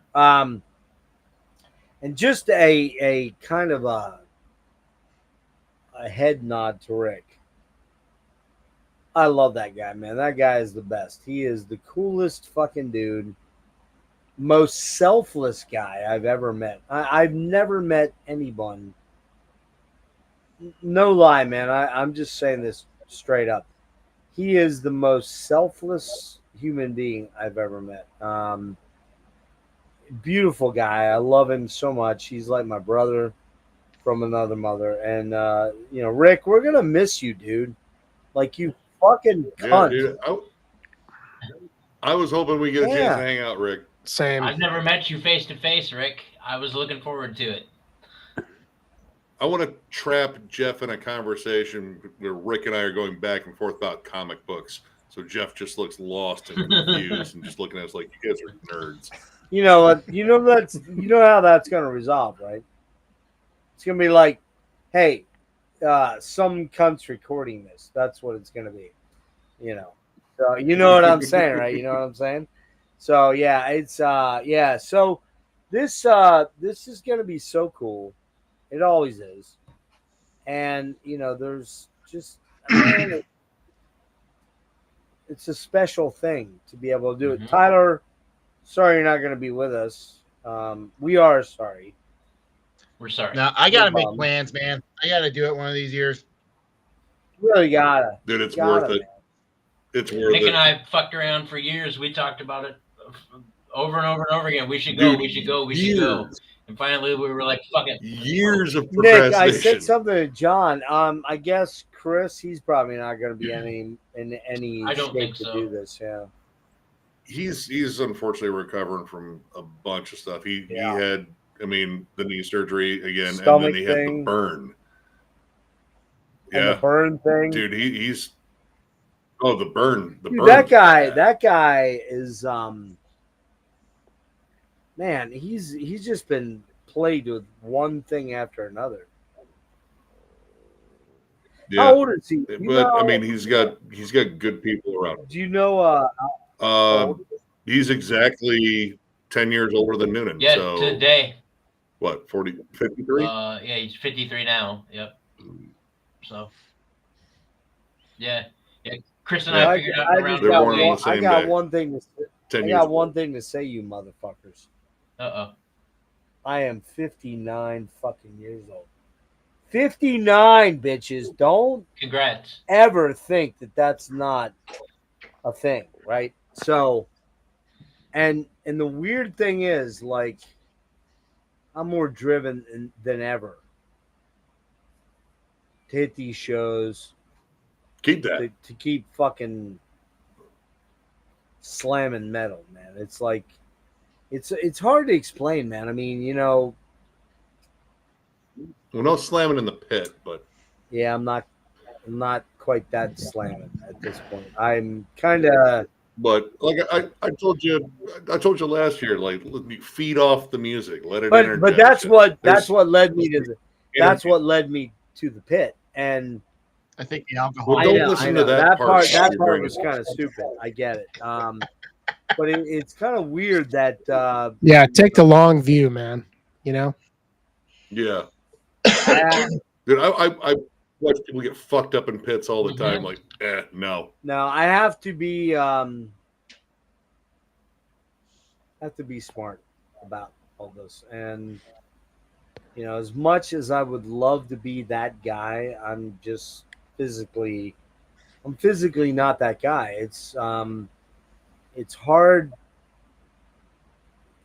It's hard to take in. It's hard to accept. But you know, it is what it is. Good footwear. Yeah, I Good gotta footwear. do that. So, all right, what do we got? Anyone seen that bitch video of the guy who dumped a trash can on the headbanger? Dude, Wow. I saw that. No. Dude, all right, yeah. This dude was just headbanging in front of the dude. And this big bald fuck that was a rude asshole, he could have moved.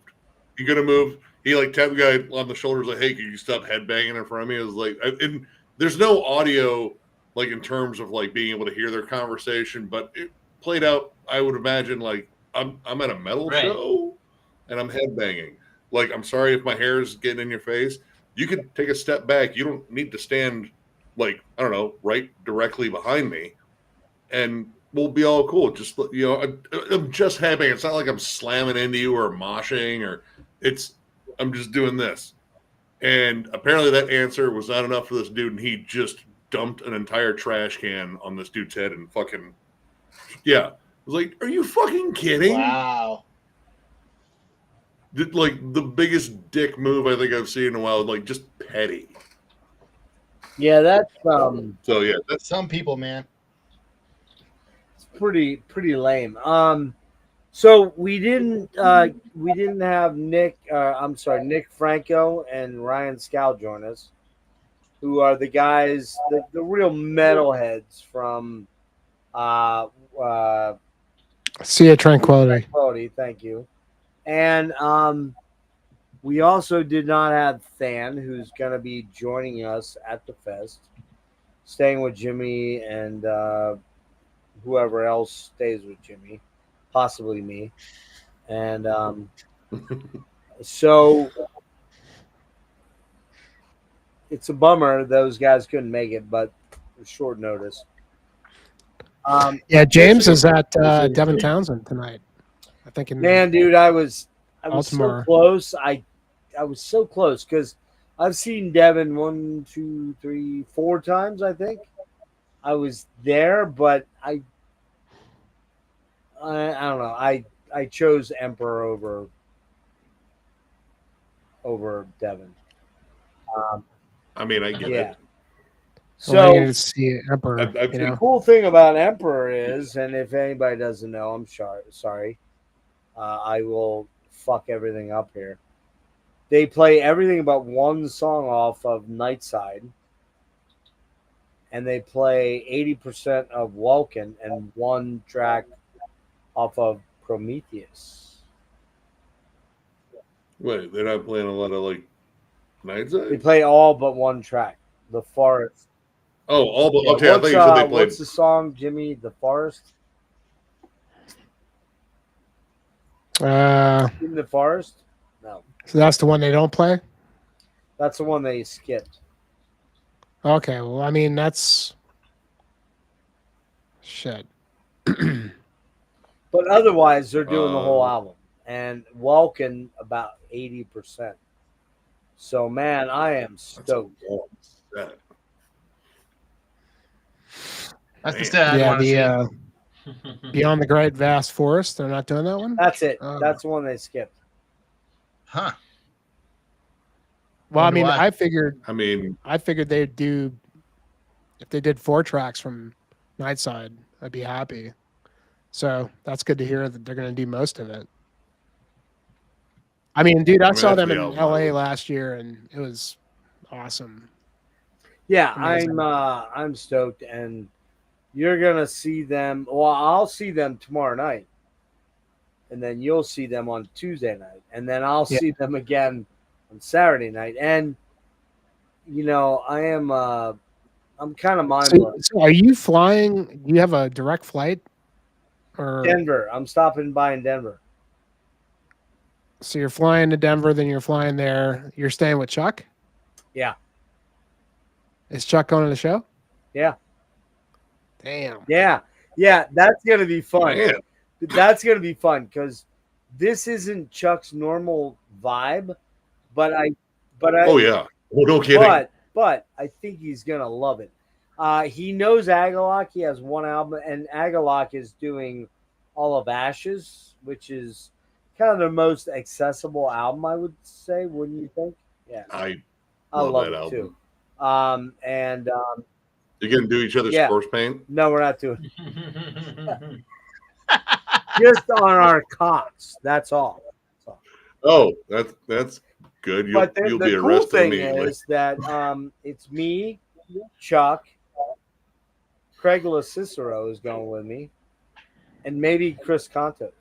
So yeah. Oh fuck. Yeah, I just started following him on. So it's gonna be cool. We're gonna Facebook. be doing that, and then I gotta fly out on Monday late night.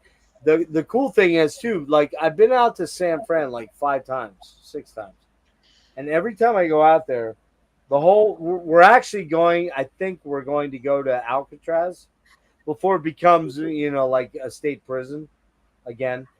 Again, yeah. Again. And we're gonna go over to Marin, and I've never gotten over across the Golden Gate for Marin, so I'm kind of stoked about that. There's a couple of Sausalitos over there, and some of the cool little towns, and I want to do that. So I'm really. I can't believe I'm going back there 5 months later. Like, it's kind of like, what the hell? But I have to say, like, For those of you that have not been to California, especially NorCal and that Big Sur and that area, Santa Cruz, it's just, I've been several times. It's nice. it's fucking amazing. It's beautiful. It's like, It's also crazy. it's God's California's country. fucking crazy. Yeah, it's God's country. So That's what they call the east side of Toledo. Yeah. It's not. God's never. Try to get you some that. Dungeness crab while you're there too. Good what's stuff. that, Jimmy? I said try to get you some Dungeness crab while you're there. What's that? Dungeness crab. It's Oh, big ass Dungeness. crab. Yeah. Dungeness. Yeah. Sorry. Yeah. Dungeness crab. Yeah. Oh man, I fucking love seafood, so I'm all about it. We're gonna go to Berkeley. We're gonna go to Amoeba and Rasputin. And this time, last time I was at Rasputin, it was kind of weird because we were in a rush. And this time, I think we're gonna do like a bit of a vlog thing from the 2 music stores. So kind of stoked for that. I don't think I'm going to be spending a ton of money, but who knows? What we got here? I bet the workers were super confused. Yeah. Why do you say that, Russell? Try to do that. You just got to do it, man. You got to get on a fucking plane and go. I think he's talking about that in Oregon, Oh, which I don't know. I figured there'd be fests out there. Well, no, that Northwest Terror Fest is in Seattle, I think. Seattle. I went to Amoeba in LA and Hollywood, and it was fucking Amazing. awesome. I bought Oh my god! so I dropped much $500 at Amoeba in Hollywood. Crazy. Yeah, like I had a fucking stack. Mostly CDs, but a lot of vinyl there. Back when vinyl was not cool. In fact, I got the Analord, which is Aphex Twins kind of alter ego. I got all Analord. Anal Lord, yes. I know you like that, Nick. The Anal Lord. Well, if you're gonna lord over something, I grabbed all but one, which they didn't have. I sold all those things for $500 a couple years later. I kind of wish I had not done that, but I had to survive. I periodically I had get to survive. I had to live. So, I would love to be. What's that? What's that? Man? Second Avenue Records, dude. Anybody been there? Yes. Yeah. The black metal selection is fucking dank. But eventually I do want to make my way out. Or they moved recently to like a different location, but still on Second Avenue. Well, actually, I want to go. If I live long enough, if I'm able to do it, I want to go hang out with John Halm in Portland and hit a bunch of record stores. I don't know if it's going to happen. We'll see. But I do think we would have a fucking blast. And I've always wanted to get to Portland, but I just don't know if it'll happen. It's a cool town, man. Yeah, it's funny. Like, we didn't get a lot of time, Jimmy, to run around Denver, but I could tell. I just could tell it was like that kind of cool town.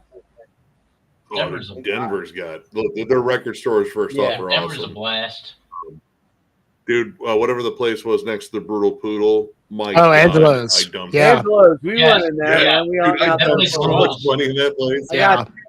And then the one over by the university. That's Twist and Shout. Dude, that fucking place amazing. Cool. Yeah. Rules. They had a legit hardcore section, like they had hardcore separated from metals. Like no place does this unless they actually give a shit. Yeah, they have a whole like their vinyl, like they have a whole like section of hardcore on vinyl next to the metal stuff. Jimmy, we went there right before We I did. left, right? Right before I took you to the airport, we went Yeah, there. and I got Mort by Blut aus Nord. I Yeah, got you got that Fortress CD too. what's that? You got that Fortress CD. Got that Fortress CD. Yeah. What's that called, man? The one with the Themes for the Rebellion. Oh Yeah. my god, dude! Dude. That album rules so hard. Oh, that's Oh my god, it's so good. fucking essential. And all of it, you know, we didn't even spend that much time there. We may have been there for an hour at most, if that.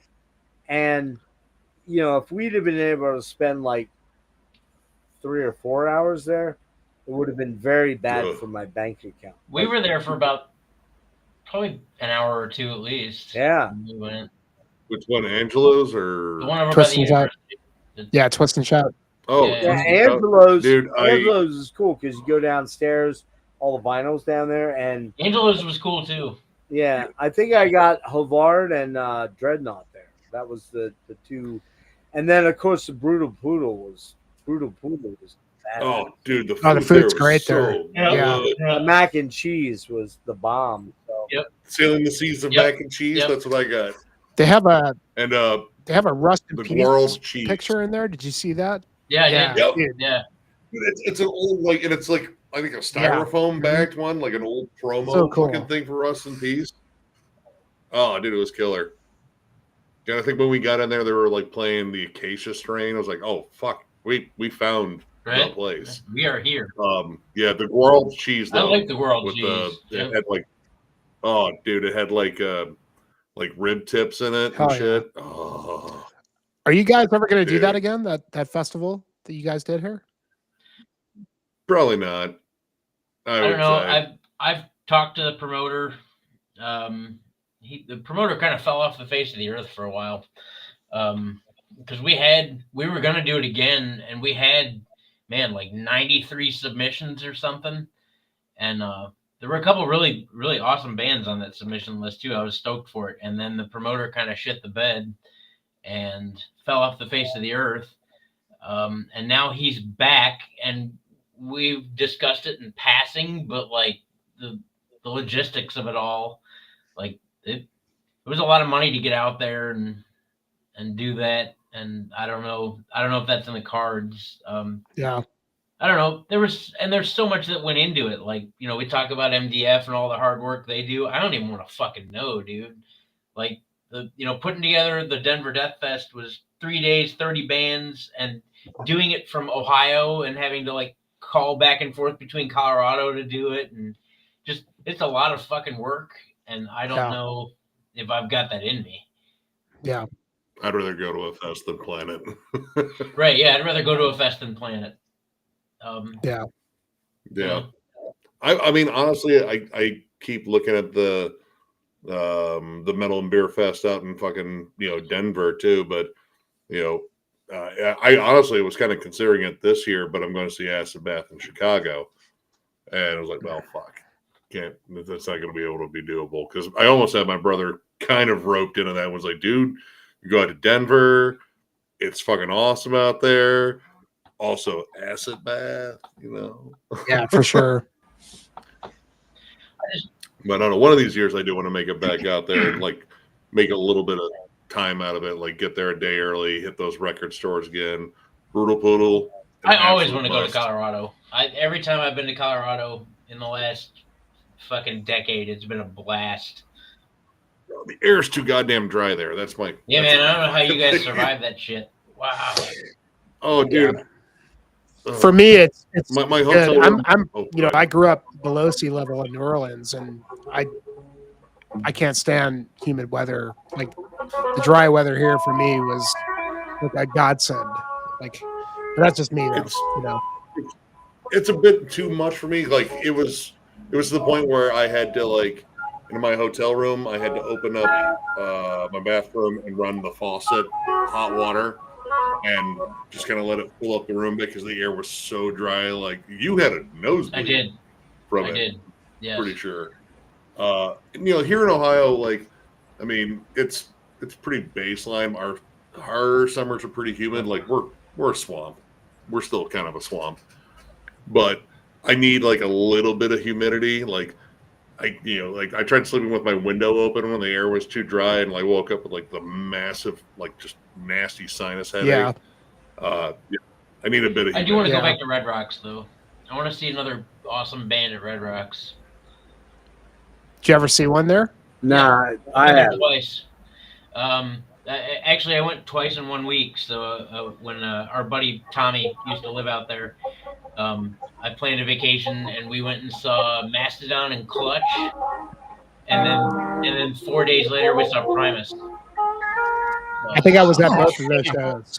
Actually, yeah. It was 2015. So I love Primus. I man. saw- I can't I wait do for the too. next one. Oh, I'm yeah, a gigantic Primus fan. Have you guys watched any of the drum derby stuff? Dude, Joe's been watching them. Shred. He's been watching them like crazy. I'm fucking so stoked on the new Uh, drummer, man. He's great. I am too. Well, they're playing Philly the first night of Death Fest, so I can't catch them. But what's weird? The Primus What's Live. weird is I've seen Primus like 3 times, mainly opening for Rush of all weird things. Way back, It's like way your back, favorite band. like on Sailing the Seas of Cheese. I've seen Primus Google 12 that. times. Yeah. Really? Yep. Me too. Around Yep. there. I mean, Yep. dude, John, you got to go watch Only that ones. last drum derby that they did when they tell the new drummer that he's got the gig. I've seen it. I saw it. Oh, you saw it? Yeah, Oh, I saw man. it with Joe or Shred. I saw it with him the other night. Yeah, dude, it's fucking sweet. I mean, I pretty much like cried myself because it was Yeah, so beautiful, yeah. Yep, I watched it. Yeah, man, what an honor that would be just to do anyway, just to jam with fucking Wes and Laura. And, I love that they picked the underdog, the Yep. guy that wasn't known, Yep. It's like, and he was like pretty much perfect. For the band. internet drummer. Yep. Yeah. Yeah, when I heard his drum takes because Joe was playing them in the background, and it was like, dude, you could have told me this was her. Yeah. Like He nailed it. He's got like that Nailed that shit. that And still brought a nuance. little bit of his own flavor to the table, and that's man. And I love her, but my favorite drummer in Primus was still probably Brain. Brain was just a beast. He was. Yeah, That Brain's dude. good, but I don't know. Herb, I like Herb the best. Tim Alexander for me, like that's Yeah, Herb is, Herb's fun. yeah. But I really dug Jay Lane, man. I thought he was great too. Yeah. I mean, they all had like their own I mean, kind if you're playing for Primus, you're a fucking beast. I mean, 100%. Yeah. no doubt. Dude, I mean, Green Naga Lane fucking That's ruled on that. Oh, dude, Yeah, that's Jay Lane on crushed fucking Green Yeah. Dog-eyed. Yeah, I love Jay that Lane. Yeah, I album. do too. Yeah, Jay Lane was fucking killer on that. So what's your favorite Primus album then, Jimmy? I'm probably gonna go with Pork Soda, Really? but like, just because it's like the heaviest. I just love the heaviness. I love the dude. Like, if you listen to that record on vinyl, Mhm. it's just so fucking like amazing production. Yeah. Like, Yeah. and it's like really weird and like I don't know. I think that's why I like it the most. It's their heaviest. But dude, any day I could tell you,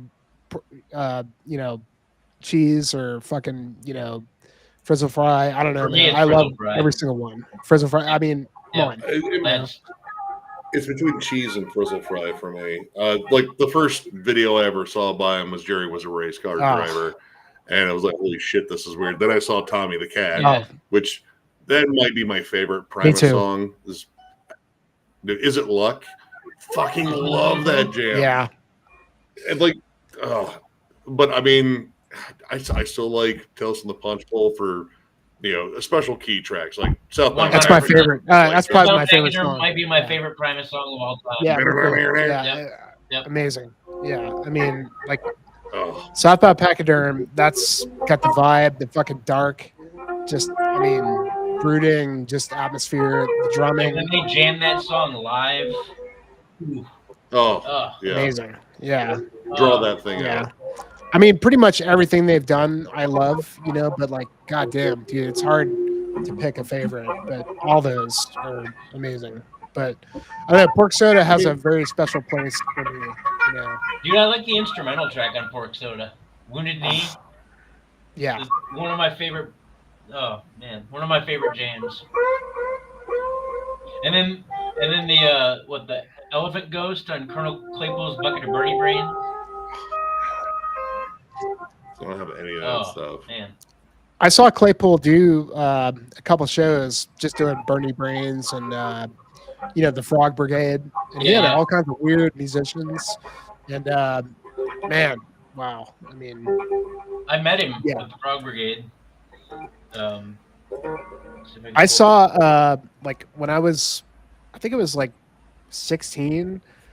I went and I saw the Rollins Band, Sausage, and Helmet. I could see it so well. Oh shit! I still have yet to see Helmet live. It was like one of those big influential bands for me as a teenager. Just Meantime is Meantime. That's all I need to say. I love that album. But yeah, Primus just occupied such weird territory. Like it was trippy, it was entertaining on like a humorous level. Like there was no one. There still really isn't anyone like Primus. They're That's just Primus' this shtick. weird- If you didn't like Primus before, you probably still won't. Yeah, and their fucking chant is Primus sucks. I remember when I went to see them, my fucking stepdad at the time was getting pissed. Like everyone's yelling Primus sucks. Like, no, it's an inside Oh, joke. joke. I was hoping Yeah. I really didn't have to explain Jimmy, it. did you see him Primus in 3D? I did. Yeah. I did too. That Amazing. was fucking amazing. Yeah. That's one of my favorite Primus shows ever. I think I've seen like every Primus tour like for the last like at least 10 years. Like my wife likes Primus too. Yeah. Like that was like one of the bands that me and her like really jived on. I think I've seen like I don't know so many tours at this point, but like I'm sure like John, you and Tyler can appreciate the fact that that's a drummer's band, dude. You know, it's all about. I mean, like of course the bass playing, but the drumming is paramount. You know, Yes. I mean, It's Herb is goddamn. You know, all the drummers are amazing. Seeing Primus live changed my life. Like as a musician, as a drummer, I first saw Primus. It was November 11th, 2001.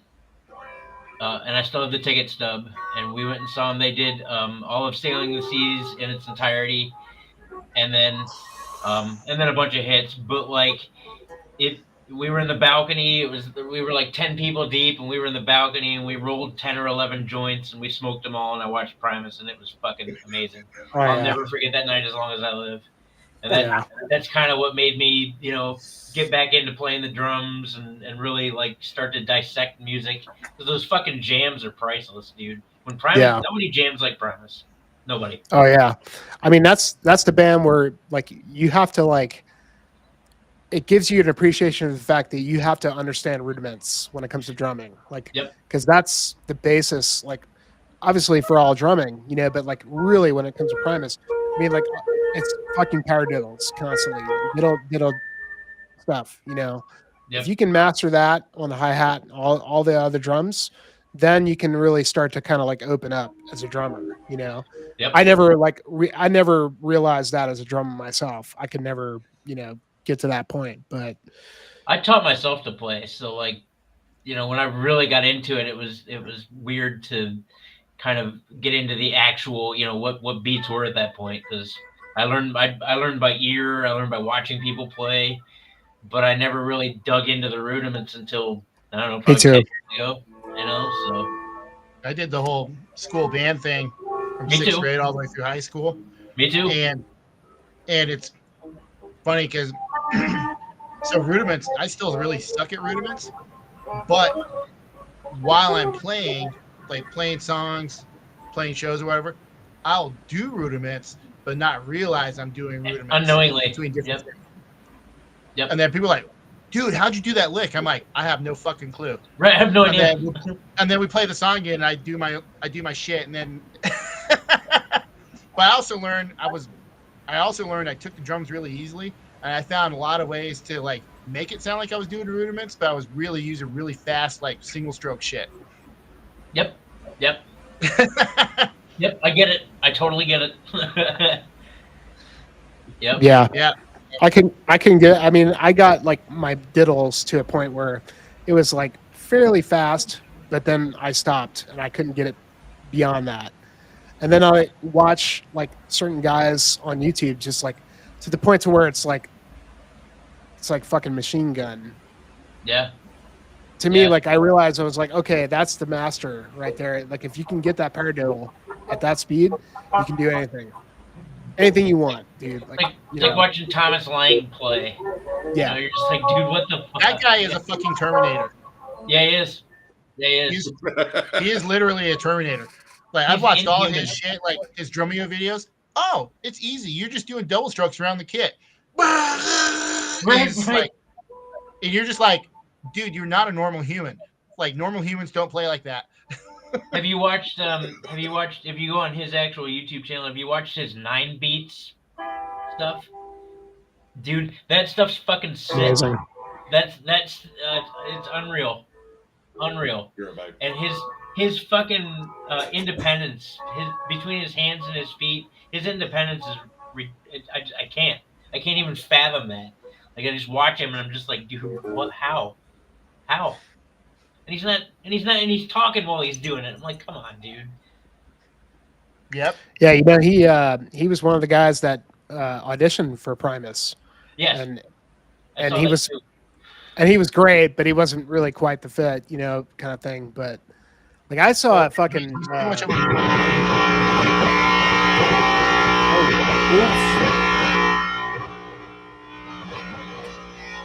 Sorry. Yeah, that's what happens when you put your guitar up next to an amp.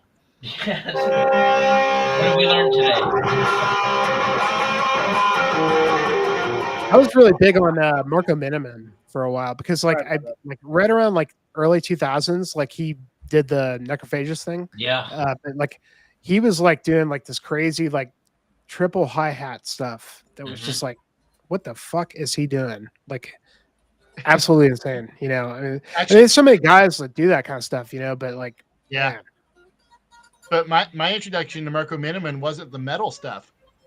And when I saw that he was doing the they're like, yeah, Marco Miniman, it's with Necrophagus. And I'm like, he's a jazz drummer. What the fuck are you talking about? I know. And Yeah. And then I watched him go to town on some metal shit. I'm like, oh, no, he's just the dude. Like he's just that dude. Oh, I saw him do a clinic in Denver, like right before he did the Necrophagus gig, and he was doing like all his jazz stuff, and then it was just him and at a club, and like everybody was like just watching him, and then all of a sudden he was like, okay, this is going to be completely different, and then he put a Necrophagus song on, and he was doing the blast beats, and I mean like his blast beats was like his arms were just like not he wasn't doing the fingers, he was just like fucking like just going at it like really hard, and it still fucking like sounded perfect. It was just like fuck, that dude could do any of that stuff. Then he ended up drumming for Steven Wilson, which was wild. Oh, and he did a beautiful job at that. I like his work in the Aristocrats. He's great in. God, I saw them play once too, and man, that was something. Yeah, I've seen Guthrie Govan solo. I've seen him on a solo tour, but I haven't seen him with the Aristocrats. Oh man, you saw him solo? Yeah. Like he was just playing by himself, or what? In Detroit, he was doing like a clinic or what? Yeah, I'll have to go back and look, but it wasn't a clinic, but he was doing. He was there. It was a solo gig. I don't know what the fuck it was, but it was in Detroit. That guy's a fucking monster, Guthrie Govan. I mean, yes, he is. Dude, all those guys. Insane. Yeah, all three of them. If you ever have the chance to see the Aristocrats, just amazing. Yeah, they were on insane. tour. They were on tour a couple weeks ago here locally, and the date conflicted with something I already had planned. They did just do a little tour because I remember Joe and I talking about it. Yeah. Oh my god, dude! Like 3 of the most sick players you'll ever run into, like Guthrie and fucking Brian Beller. Brian Beller's an amazing bassist. I hate those guys. They're just too good. Too good. Amazing. No, I've been very thankful as a drummer, like doing what I do, and I've played in all sorts of different projects, and I keep getting invited to do shit. So I'm not. Have you? Yeah. You got stuff going on? I got the all rock thing going on, and I have a couple of black metal projects that are hitting me up to do some remote recording for them. Nice. Nice. So, do it. I'm planning on. I'm going to. Good. Good. Can't wait to hear it, brother. The alt rock thing, it's on its second phase of mixing for the album that we just did. So I'm pretty excited. I mean, it's think of it like all your best like late 90s, early 2000s, like that heavy alt rock shit. That's basically what this is. All right. But it's fucking fun, dude. I mean, I hammered out 10 songs in like 4 hours tracking and like, Nice. you know, with punch ins and like retakes and everything else. And they thought I was going to be an all day thing. And I was like, I did my homework. I listened to the songs. I had them mapped out. I mean, awesome. So, get in there and rock your shit. Super fucking cool. So I guess, you know, we're getting to the 2 o'clock mark, and I said I was going to stop. Oh, right on.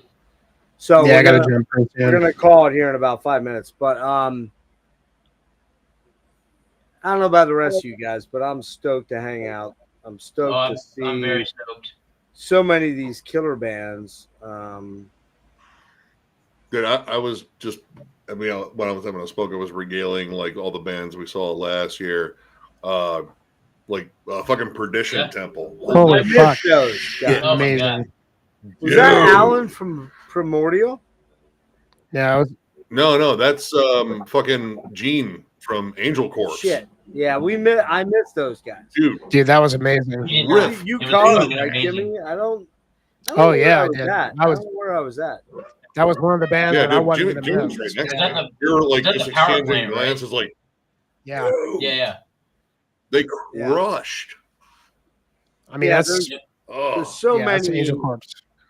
You know, we're all caught up in the big bands, but there's so many undercard bands that deserve attention and deserve focus that you know, we tried to give as many as we could some attention tonight. So Nick and I saw We saw 42 bands last year. 42 bands. 42. That's the benchmark. Dude, I mean, did you get to catch Fossilization? Oh yeah, I missed them last year. Oh, I love them. Oh my I love God. them. in fact, that's right when That I met was up with you gross. guys. Like Yep. I just Yep. fucking Yeah. walked in and he wasn't there yet. We were watching that band. That was the first band I saw that whole Yep. fest, and they were fucking great. Yeah. Dude, like just dense. Like it was so you felt the sound. It was awesome.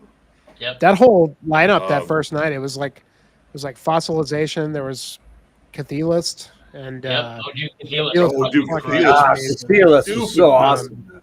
What's that There new was, band he's got going on? Do you know the name of it? The bass-driven band? No, No, I've heard rumblings though that there might be a sequel to that awesome Cathedalist album. Nah, it's very much in the vein of Necromantia, the bass-led Grease band. oh shit, what is that? I know what you're talking about. Forget. Yeah, but it's Phil kind of doing his weirdness. Now, I was down in Philly last Saturday, and I saw him post about Philly, and I'm like, dude, are you in Philly, bro? He's like, yeah. I'm like, you're tracking Worm, right? And he's like, actually mixing Worm. So that means we're close to a Worm release. Probably summer, late summer for Worm. I'm down. I mean, that last EP was so damn good. But that split they did with Dreamland Ending, man, dude, that was a hell of a yeah, ride. that whole thing, it's fucking great. That Yeah, they got a great sound, and you know, having Phil on board for that's really been pretty critical, I think. You know, I do flat out fucking play. Cathelis was definitely one of my favorite sets Yeah. from last year. I snagged a shirt for that one too. Esoteric. Jim and I were Oh. down there on the floor watching that. We were like, what the fuck? Yeah, so it's our. Oh yeah, the Cathelist, man, that was amazing. So good. Arcturus was huge for me last year too. Yeah. I mean, that's probably one of my favorite sets. Huge fan. I think we were shopping Uh, during that point. We were doing I have to say, I found that band, Jimmy. Which one? is that the Zycredius. name? okay. It's Egregious. Yeah. Yeah, Mhm. it's basically that. Yeah, like you said, the Necromantia Verathron type black metal, but it's lead bass with like shredding solos and everything, and it's fucking nasty. Oh, Nice. I do need to get some more Verathron in my collection. Man, like, the one album like went over I was pretty love fun. playing guitar, but when I pick up a bass and I start going fucking crazy finger style, there's nothing matches it. It's like, it's the coolest shit when you're up there doing like funk runs, but metal runs. They're like, ah. So good stuff. But all right. By the way, listen. Tyler, I'm definitely going to be there for Gates of Ishtar for you, brother. Fuck yeah. Yeah. So I think I'm going to be hanging out with you for Cripple Bastards too. Like the Oh, yeah. logistics thing, it makes sense. I mean, I don't want to, take away your Paradise. And if we're gonna drag Jeff to one grindcore set, I think eat that's my gotta be the fuck, one. they say. He's not gonna go to that one. No, he's got to go. He's got to go. Come on, Jeff. It'll be fun. It'll be fun. But And by the way, Jeff, when we go to Soundgarden, I'm buying Are you a you? grindcore. What are you album. buying? What are you buying? Oh yeah. I don't know which one. I'm gonna find something. Listen, I'm all for free music. So you buy me anything you want, I'll be receptive. I guarantee you he's gonna love Okay, General cool. Surgery for Yep. sure. Because that's Oh, gonna be fucking General's- amazing. Dude, it's got Carcass in Yeah. it. Yeah. It's more Symphony as Carcass, but yeah, it's I Carcass. have those first two carcass. Of course I Yeah. Hey guys, Dude, Symphony's that rules. I love first that. album- real quick, guys. In the private chat, I put a link to that Zycredius Oh, cool. album I saw on it. Bandcamp. Yeah. I've got it open. Oh, cool. Yeah, listen to that shit, and keep in mind that everything you hear is bass guitar. Man, that's a really cool logo too. Yeah. That's neat. Oh wow. But yeah, so man, like I have a lot coming up. Like I got a lot to get through over the next Yeah, you 7 need to get days. some sleep. Huh? You need to get some sleep. Yeah, I got to crash so I can Yeah. get up for Emperor tomorrow. But like, there's nothing. The weird thing is, and I know you guys know this, but there's nothing more intensely exciting than getting stoked for a show, right? Oh yeah. Like when you're getting I stoked for a have show, it written down on a Yep. calendar. a show that you've been like eyeing for 3 or 4 or 6 months or whatever, when that night or couple days before starts to hit, you're like, man, like the adrenaline starts going. I'm already at that point. Yeah, me too. Yeah. I'm picking my shirts. Yep. Picking my shirts, getting my laundry together. Like I'm ready. I brought my Dying Fetus shirt to every MDF fest, so that one's got to go. It's like my lucky shirt now. But the whole trip of doing these shows and the fests and the hangs, life does not get better. It just doesn't, right? I mean, it might get a little better if you're getting laid by like some supreme, Jennifer what's Aniston. that? Jennifer Aniston, yeah.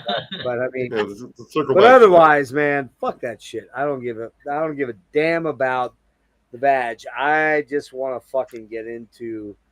And I mean, like in all seriousness, man, when you're at a show and those riffs are fucking crushing or they're pummeling, and you're like, does it really get any cooler than that? me maybe drunkenly growling all the lyrics that I can remember from Cause of Death while Obituary fucking plays that amazing album. I am going to growl right along to fucking Chop in Half. Fucking bet on it. That'll be fun. I can't wait to see it. So yeah, any closing? We'll go around the horn quick. Any closing remarks, Jimmy? Can't wait to see you guys, man. It's gonna be a blast. Yep, agreed. I can't wait to I'm see gonna you have guys either. I'm stoked. some gifts for you the guys. I think you'll appreciate, hopefully. But it's gonna be very, very nice. All I right, guarantee it. You know, I can't wait for the killer fucking food. That Oh, too. Dude. My fat ass needs some good food. Like I just need it. Like I have to have it. So Abbey Burger, we're definitely doing Abbey Burger. I mean, come on. Yes. Because I've been down there like 4 times since we went. Like, Oh, nice. Yeah, it's kind of we have to do it. It's right there by the Sound Garden right. too. Like you can just walk yeah, park on the cobblestone exactly. roads. And we gotta do the breakfast place. I can't remember the name of it. Do you remember, Jimmy? it's like blue something, Blue but it looks Moon, amazing. maybe, or something, yeah. Blue We gotta go something. there. We gotta go there for decadence of pancakes and French toast, man. I want a 17-egg Exactly. omelet. Exactly. You get what I'm saying? Exactly. I'm gonna drop those egg farts all throughout the fucking fest. Ah, dude. man. And It's then gonna be all over Facebook. Who's farting? Like it's the guy with the long hair that looks like Jesus. which guy's that? I wonder who you're talking about. What? No, I don't know. I don't know anyone that looks like Jesus. The good Not thing you. for all you guys is you're with this right here. And this is I mean, come on, man. It's fucking sexy as fuck. Let's be honest, right? You know? Oh, yeah, I don't think you want us to be too honest. Look at the time.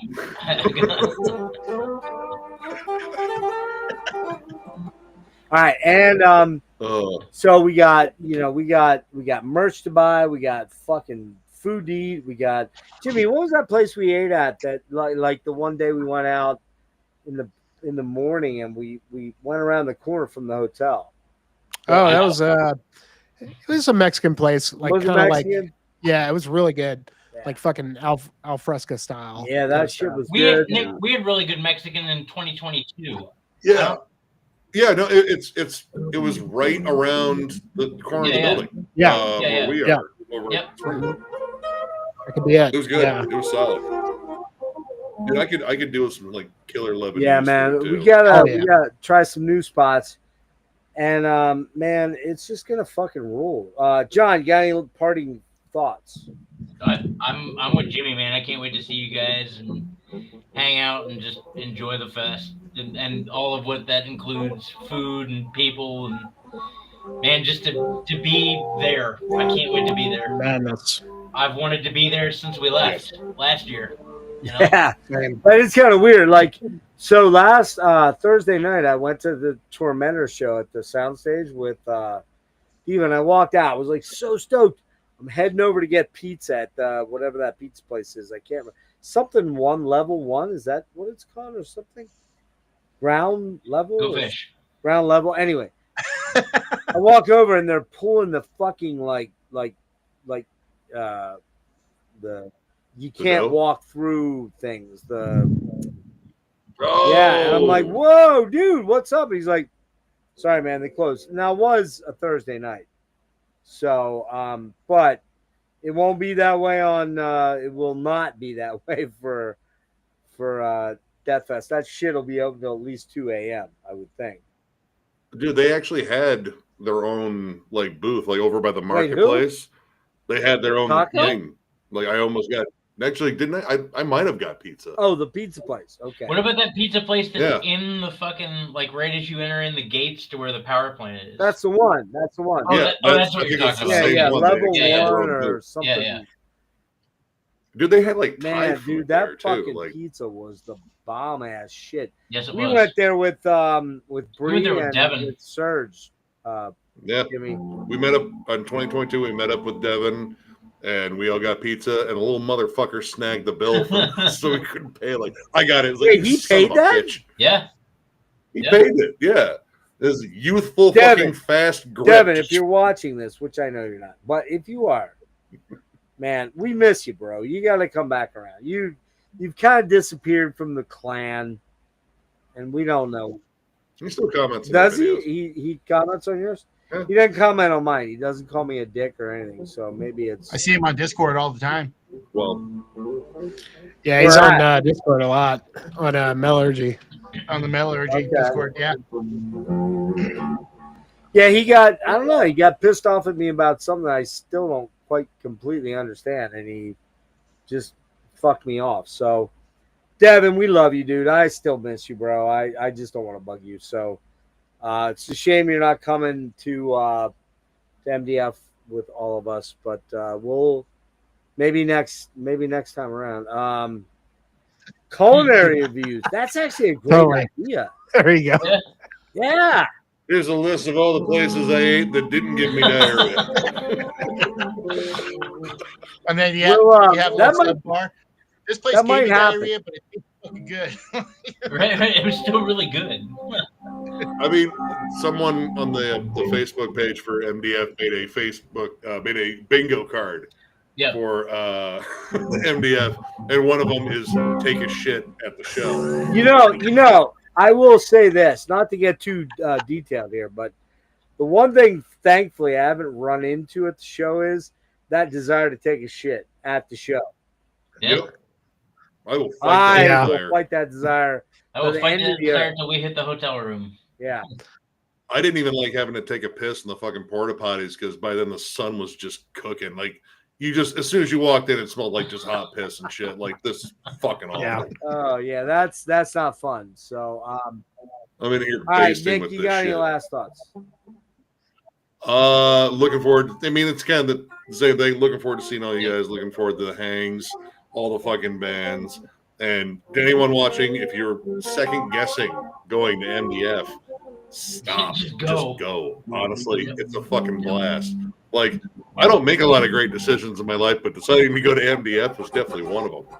Yeah. It's been a blast every time I come back with tons of stories, and I mean. Yeah, it's just awesome. Like this is like metal camaraderie. It's fucking It's cool. the best. It's the best. Do it. And yeah, looking forward to fucking hanging Yeah. out and all that shit. It's gonna be fucking great. Unfortunately I need to do it.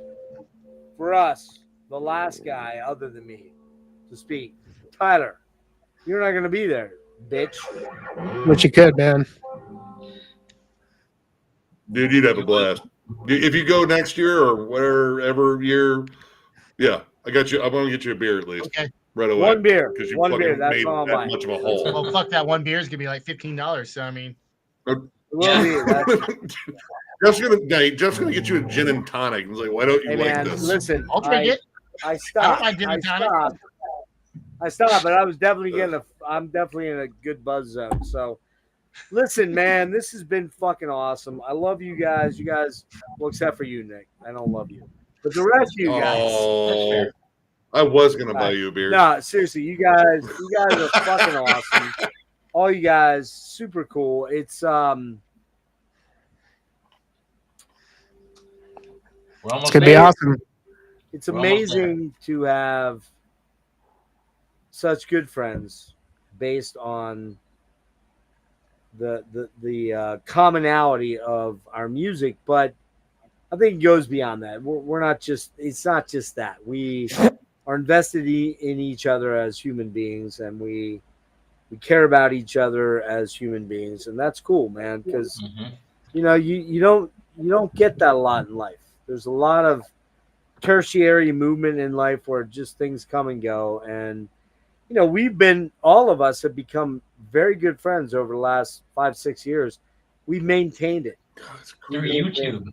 Through the Great. internet. Which is Weird. weird as fuck. I'm It's originally weird trying as to fuck. piss off all of It you. really is weird as fuck. It's kind of gay. I don't know, but I'm totally Moderately. good with gay, and I think it's awesome that Gay is good. gay is good. Just wait, Jimmy. Just wait. That's gonna be Oh, like no. the banner on your hotel door. It It is is good, and that might explain the smell. Yeah. So Now we're gonna have a fucking kick-ass time, and Yes.